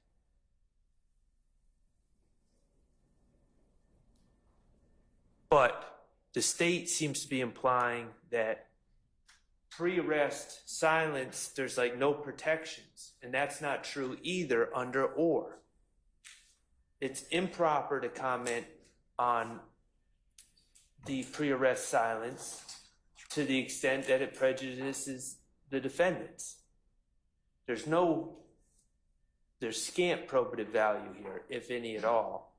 And the fact that Mr. Copeland or anyone else is commenting about what my client's likely to do with being arrested, first of all, it's speculation. But secondly, it's an improper comment on his right to exercise his constitutional rights and remain silent, as it is for Mr. Kendrick. Your Honor, I believe that when the courts are talking about commenting on a pre-arrest silence, it is the government commenting on the fact that an individual, after when he was Mirandized, decided not to talk, or that he was the suspect and decided not to talk. And the state is commenting saying, if he was innocent, he would have come forward. That is not what is happening here, Your Honor. What is happening is Mr. Copeland, in talking about why he does not want to be in the paperwork or how are people going to find out that he was the one who told, is saying they're going to know it's me because these other people, they're not going to talk to y'all. They're going to know it's me because I have been talking to you all. And so they're going to know that I'm the one who gave up all the information about the murder.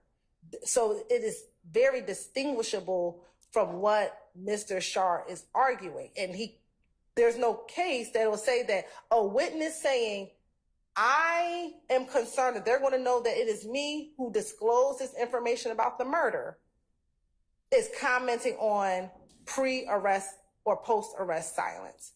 Because it is generally the context of the state arguing, if this person was innocent, they would have done this. So you said that already. So you're saying that or applies when you got a defendant? Yes. Okay, not a witness necessarily. And so I didn't mean to say yes so abruptly. Sorry. It's okay. All right.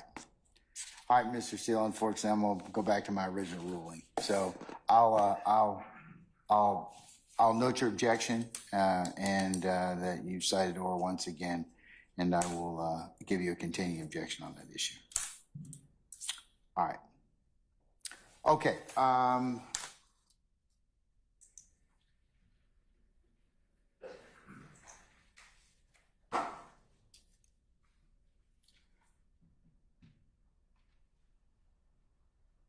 Okay, we have 381, line 1 to 381, line 8. And I want to say that applies to, there's some unsupported and speculatory comments about what Mr. Steele was apparently thinking by the police. It's commentary by Detective Dennis. It's speaking to Kenneth Copeland. Now, mind you, we're playing these based on contradicting Kenneth Copeland's words. So Investigator Dennis's words, unless they're adding some sort of context, would seem irrelevant and inappropriate to play as a general proposition. Detective Dennis, in this case, says Shannon, to Kenneth, says Shannon seen an opportunity in you, and he took. He said, oh, Woody can't really be the go-to. He ain't ready to be LeBron. He want to be whoever else. I'm ready to be LeBron. So since he ain't going to step up to the plate and take it, I'm going to take it. And if that means sacrificing my childhood friend or whatever y'all are, then so be it. So that's all the detective. Your Honor, the state has no objection to that portion. All right, so you're going to omit that? Yes. Okay, all right. So tell me the transcript, not transcript, but the audio visual. Yes, Your Honor, it's going to be 342.51. 342.51. Through 343.08. Okay. All right. Your Honor, can we take a comfort break? All right. Take 5 minutes. Okay, folks, here's what I'm trying to get through, okay? We have,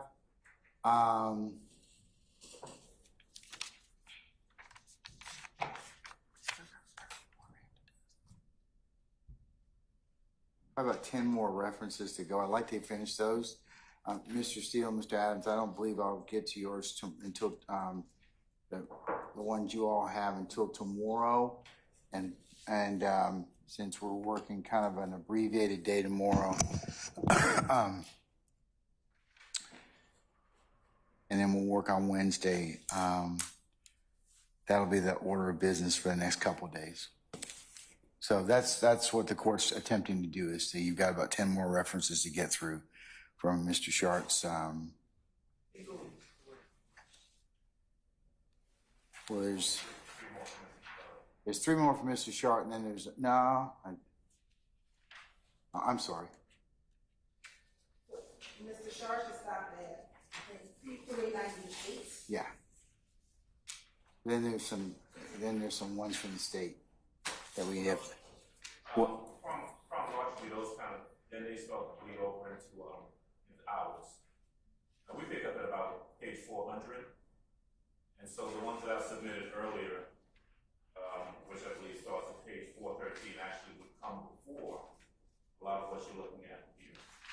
So just in terms of keeping it neat, Mr. Sharp ends at 398, and then we pick up 413 after that.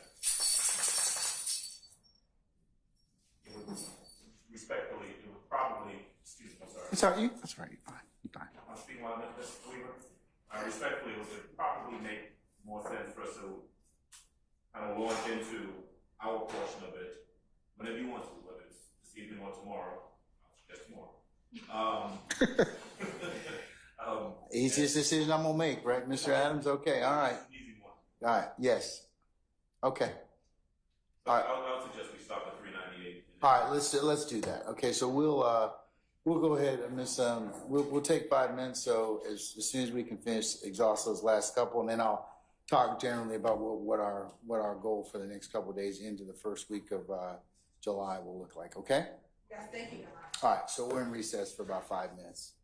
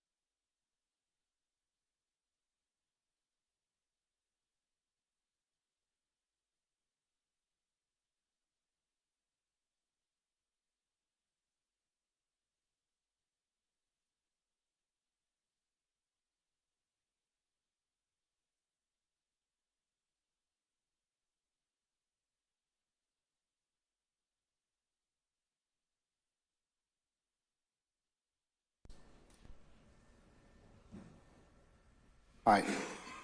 Do we have all our participants? Okay. Okay, there's Mr. Shaw. Okay, I see him up here. All right. Okay, all right. Check your neighbors. Okay, all right, good. Okay, couple more to go. So 387, page 387, lines 6 to 13. Hearsay about what Nutt said to Mr. Copeland.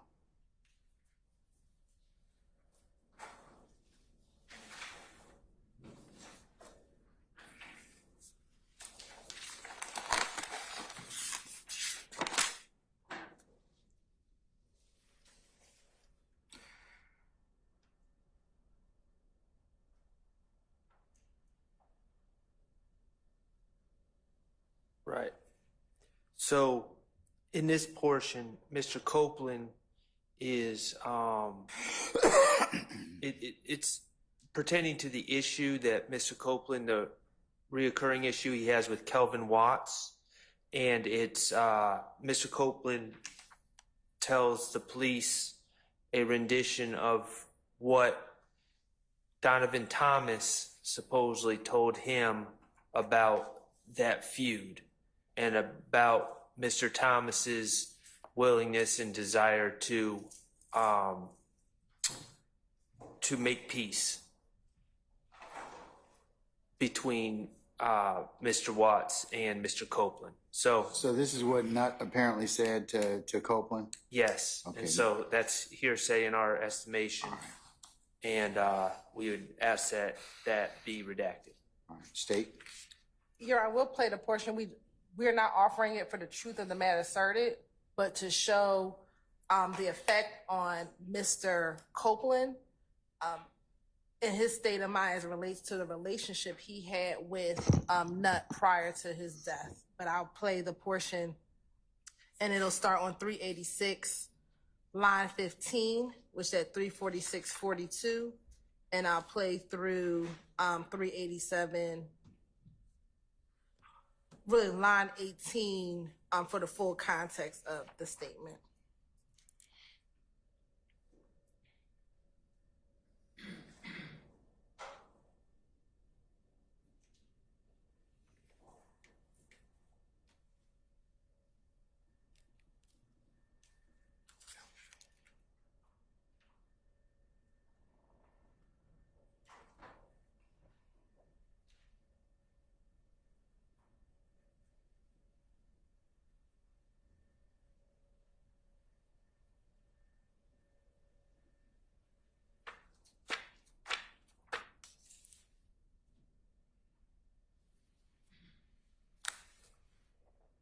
And we're going to start at 346.37.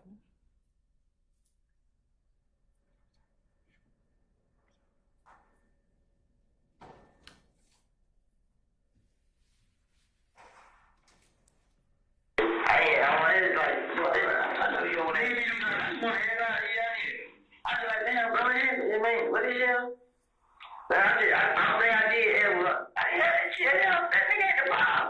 Know what I mean? The nigga Cal is. That was the car. I feel like. And then I just remember like the stuff Nut used to be saying. I mean, like Nut put up at the cabin house and he tried to talk to me. You feel me? I laid one night. I cracked one. He like, damn, blood. I ain't blood, bro. Know what I mean? But damn. I mean, so I pulled over. When I pulled over, I got caught and they did boo talk. I mean, I jabbed him up. Boom. Shannon right there. Shannon walked right there. Looked at him like, you know what I mean? Mm-hmm. And he was like, man, what's up with you and Kel? Like, man, they him trip, but I ain't got no problem with it. You know what I mean? So we were talking. We got there talking. Like, I'm how that nigga. I'm gonna let y'all niggas know what's up. You know what I mean? This and that. That's what Nut said. Yeah.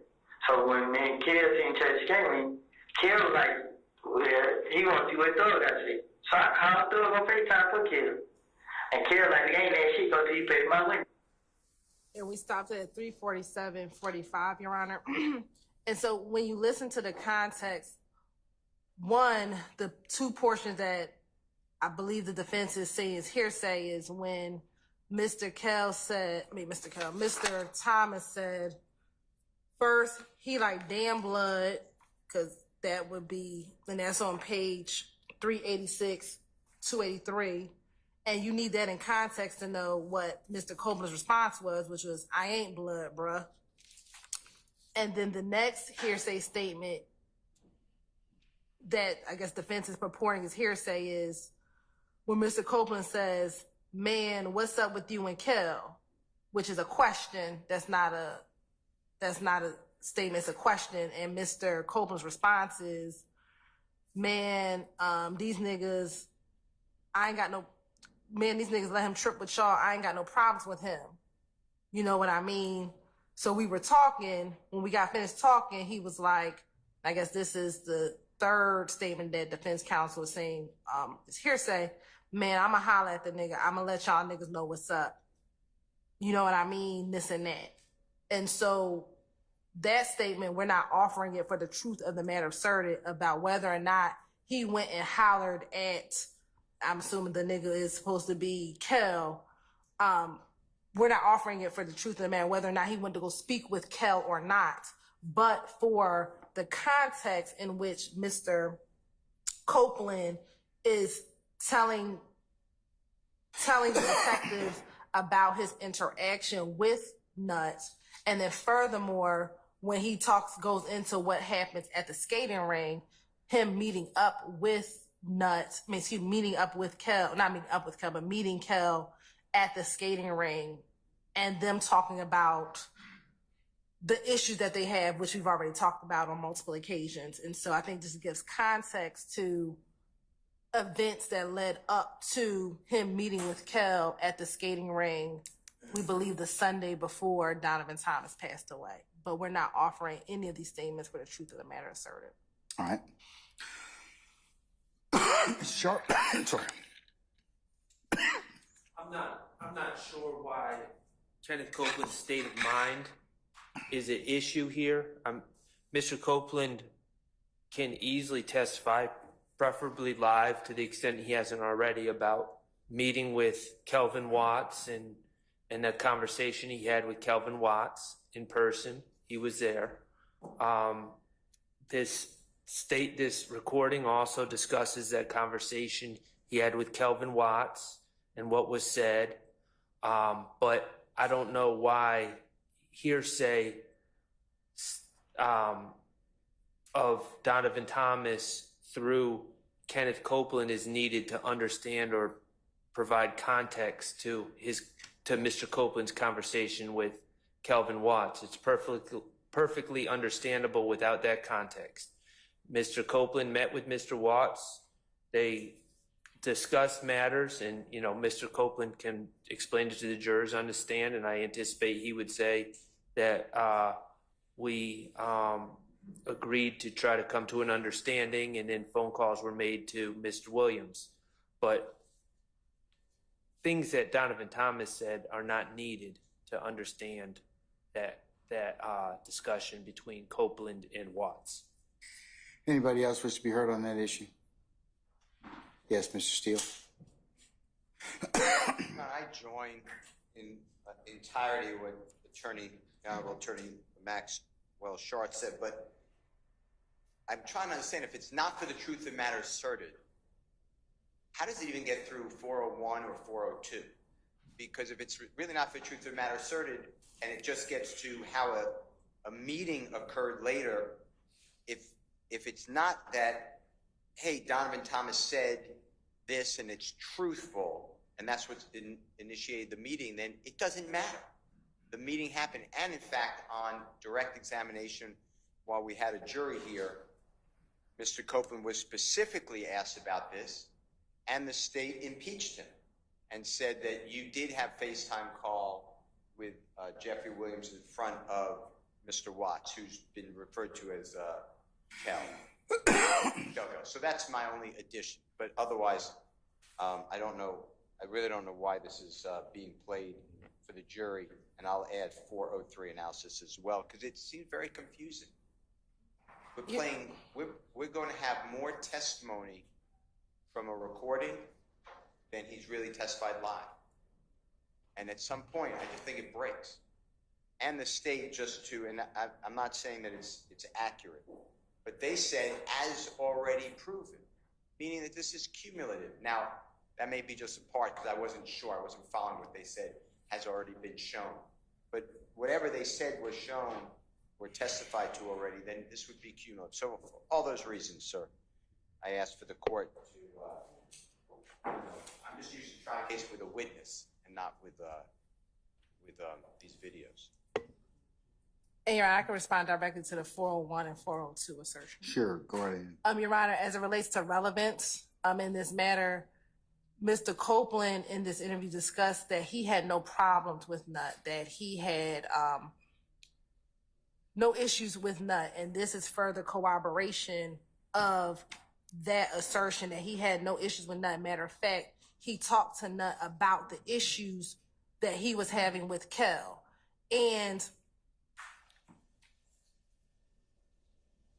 in our testimony, we talked about the fact that Mr. Thomas was trying to diffuse any beef with Kel and Copeland prior to his death. But hasn't Mr. Copeland already testified about the items on page 387? I don't know if he's testified about the damn blood. I ain't no blood, bro. I don't know if he testified about that, but what about the stuff on page 387? And I would have to go back to my questioning of him. I think, and again, I would need to go back to the record. I may have asked him some questions along the lines of him having conversations with Nutt, and he may have told me he'd never had any conversations with Nutt. But again, I would need to go back to confirming that, like in court, I may have asked him, does he recall having any conversations with Nutt? And I believe he may have testified that he's never had any conversations with Nutt. So I don't know, because I think he's testified about from like on page 387, lines 6 through 12. I think he's testified about that on direct already. So you might want to check that. I would. You need if to we check can hold this until I'll hold it, but confirm. I mean, I don't know. I don't think he's testified about the info on 386 in terms of the,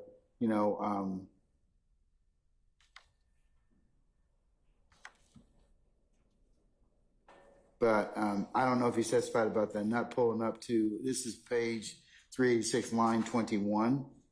So you might want to check that as well. Yes, if we can hold on that, Your Honor. Okay, we'll hold it. All right. The next section is page 389, lines 1 through 17. And that's hearsay and confrontation clause statements of Nard and Jeffrey's sister. So, Your Honor, I believe that when I say Jeffrey's sister, I'm referring to Dolly, also known as Max. And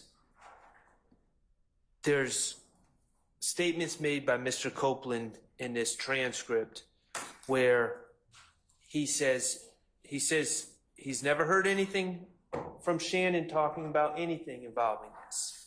But he does say he's heard Nard, who I believe to be Demise McMullen, talk and laugh about it, saying, man, F that B, ITCH. And then he says he's heard Dolly say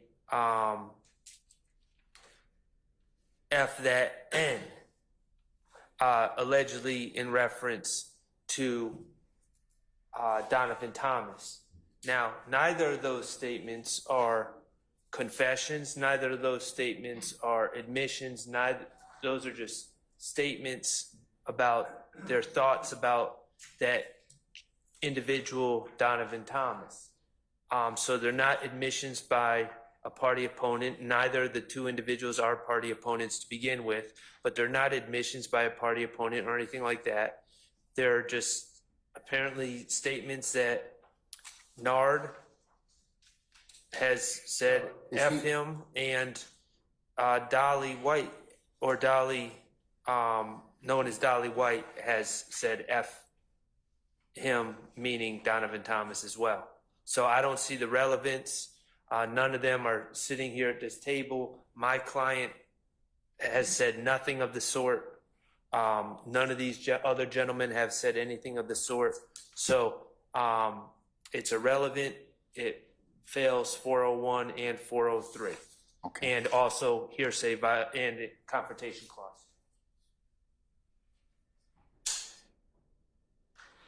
Ms. Hilton?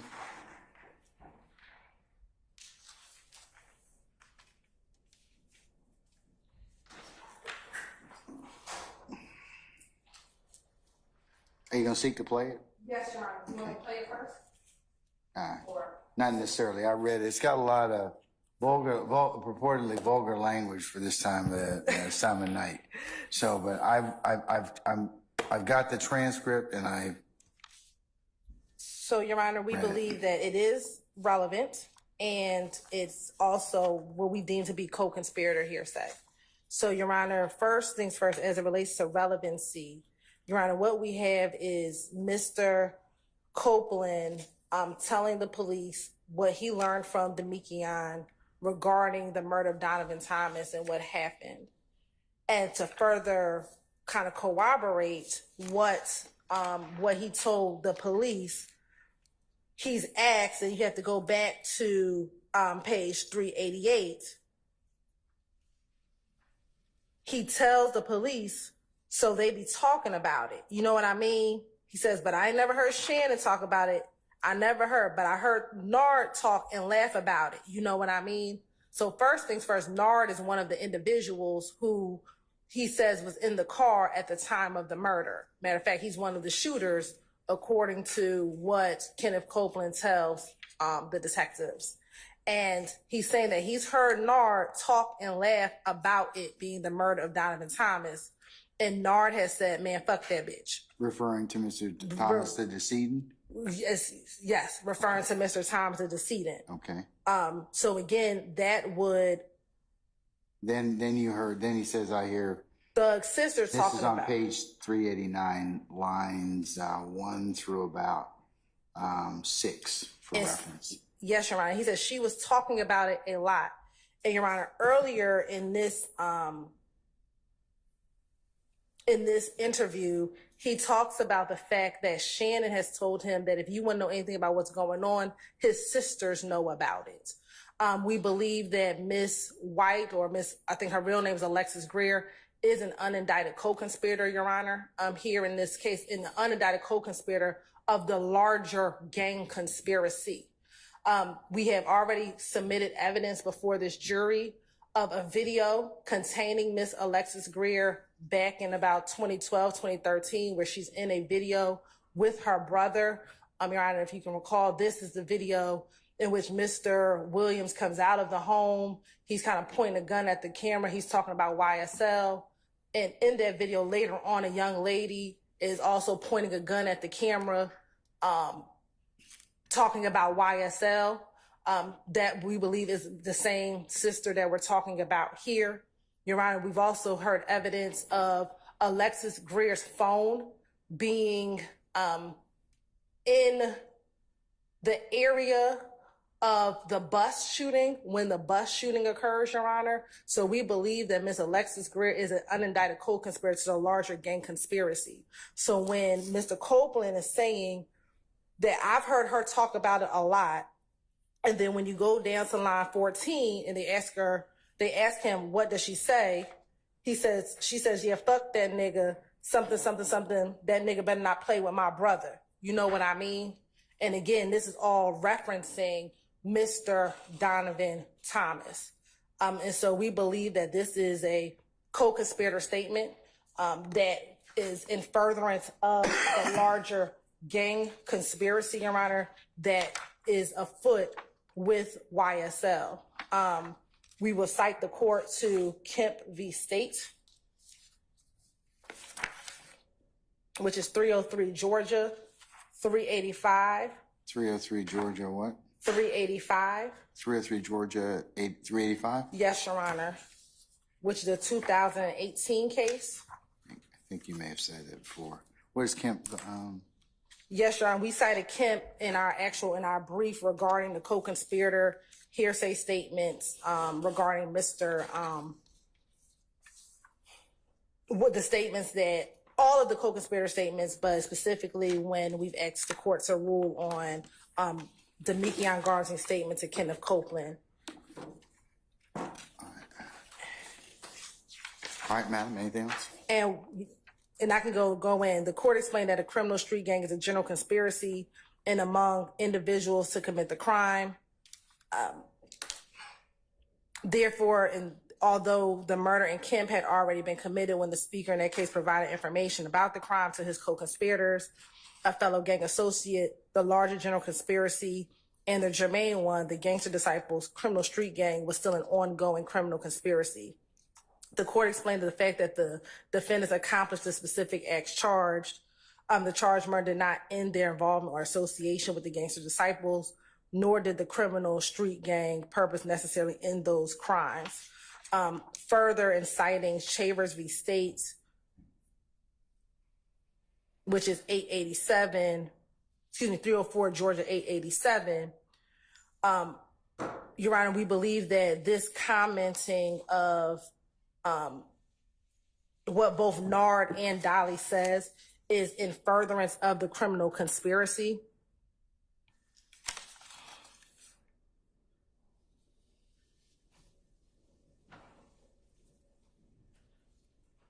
And I'm trying a specific language.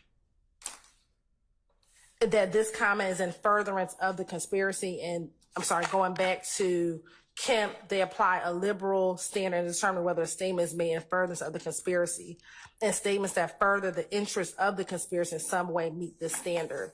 And we believe that this commenting on Mr.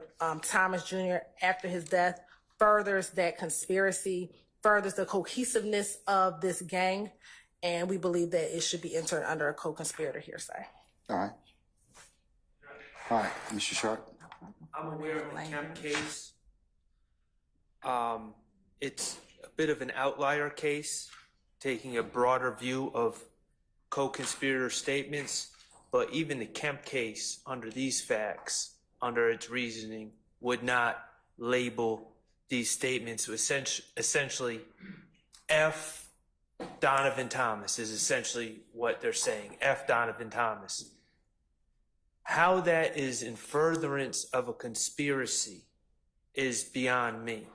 If that's in furtherance of conspiracy, then the requirement under the rules of evidence really has no meaning.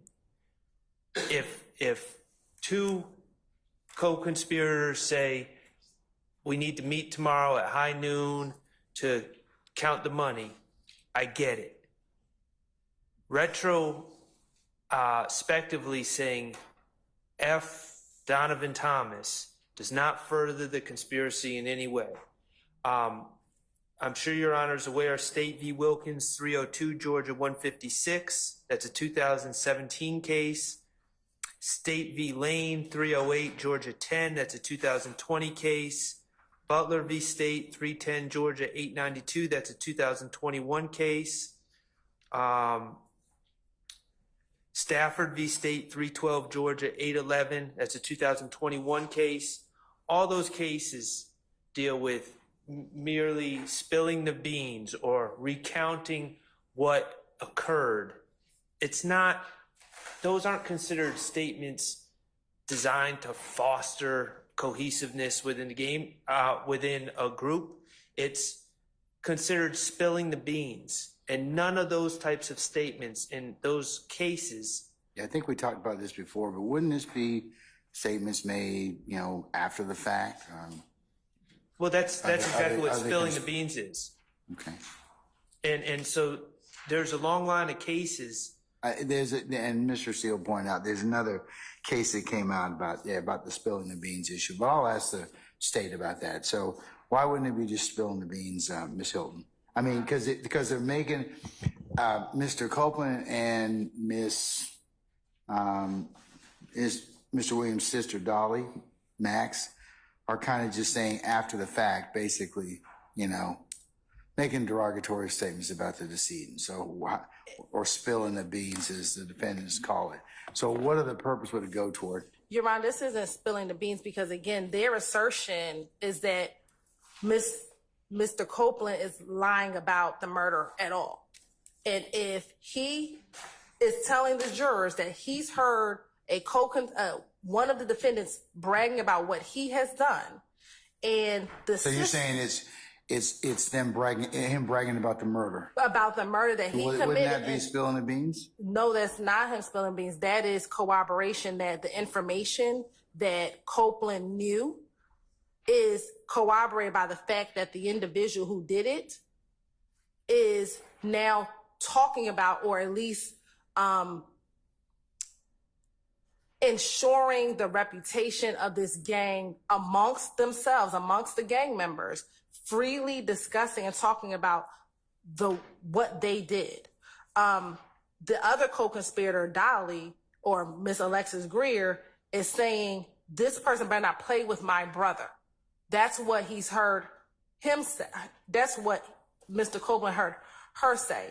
So specifically, when they are alleging that Mr. Williams had nothing to do with this murder, he has no part in this murder, for his sister to say amongst the other co-conspirators, that nigga better not play with my brother, after this, is not just spilling the beans. That is showing cohesiveness against this gang. And it's keeping Copeland abreast of the gang's activities, which is always in furtherance of the gang, Your Honor. Okay. Anybody else wish to be heard on this issue? Anyone? All right. As it pertains, what references in terms of video or audio, what are we going from? This would be from 348.55 to 349.20. Okay. All right. In looking at this particular conversation, the defense is related that it's hearsay, it falls under 401, we're not relevant, or 403, that is more prejudicial than probative. And they have also said that this is along the lines of cases of spilling the beans. The state has argued that the statements are in fact relevant.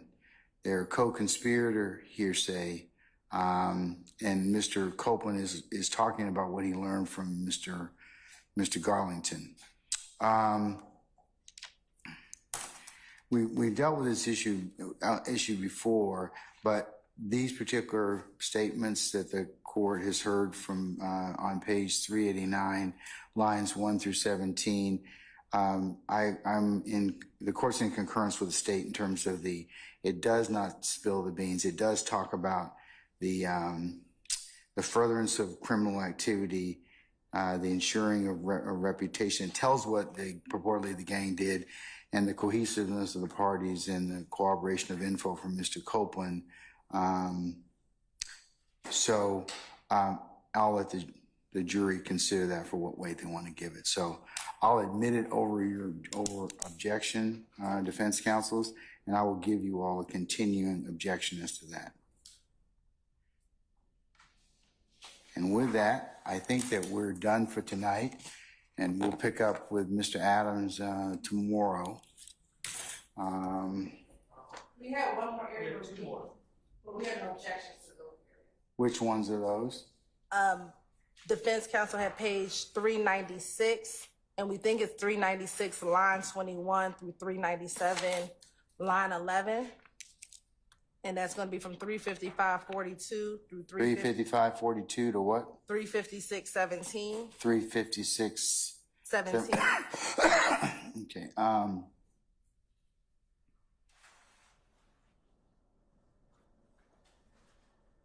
So from 396 line 21 to 397 line 11, those are going to be omitted. Mr. Short or anybody else, do you have any further objections to that, sir?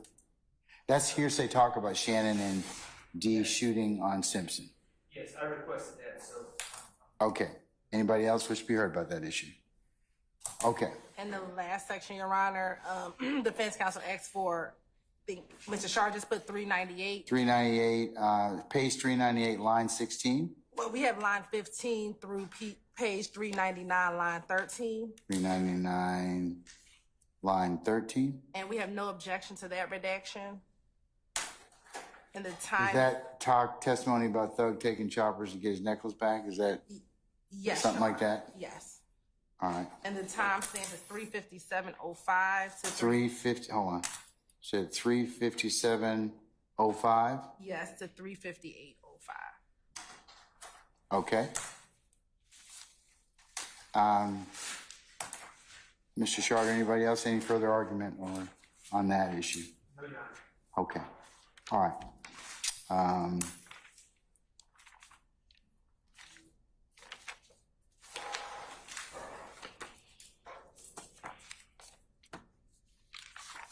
Okay. So tomorrow we will pick up with, as I mentioned earlier, Mr. Adams and his particular edits.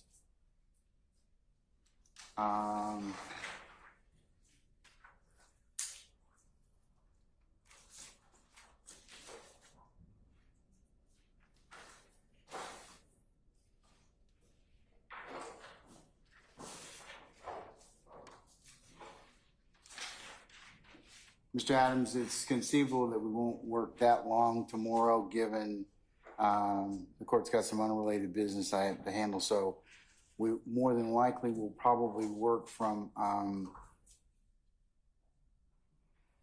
going to say, I'd like you all to report for 9:30 for anticipated 10 o'clock start time. We'll work a couple hours. I have a lunch meeting, and then more than likely that'll be the end of that particular business day. On the 26th, Wednesday, we will start 9:30 and work till probably around 1.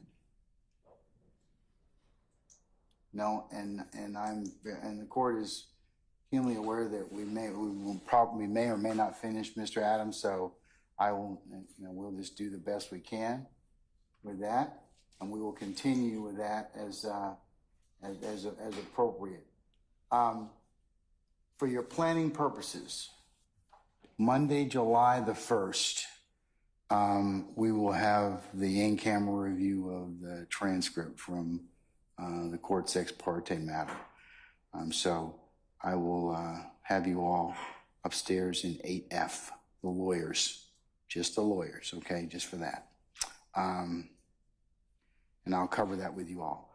Tuesday, we will go, that'll be probably, Mr. Adams, I'm going to say it's probably 9 o'clock. 9 o'clock. And then Tuesday, July the 2nd, we will go back to finishing up whatever we have. Mr. Adams, if you have not done, we'll be finishing that up, or we'll take some phone calls. The phone call issue, we'll start on that. Wednesday, July the 3rd, it's the court's intention to take up the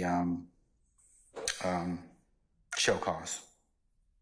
I won't do that tomorrow. I'm going to take that up on Wednesday, July the 3rd, starting at 9 o'clock. Those parties have already been noticed. Okay? What time on Tuesday, please, Judge? Tuesday, you report for Tuesday the 2nd, 9:30 for anticipated 10 o'clock start time. And we should probably, that should probably be a full work day. Monday, Tuesday, and Wednesday should probably be pretty much full work days, okay?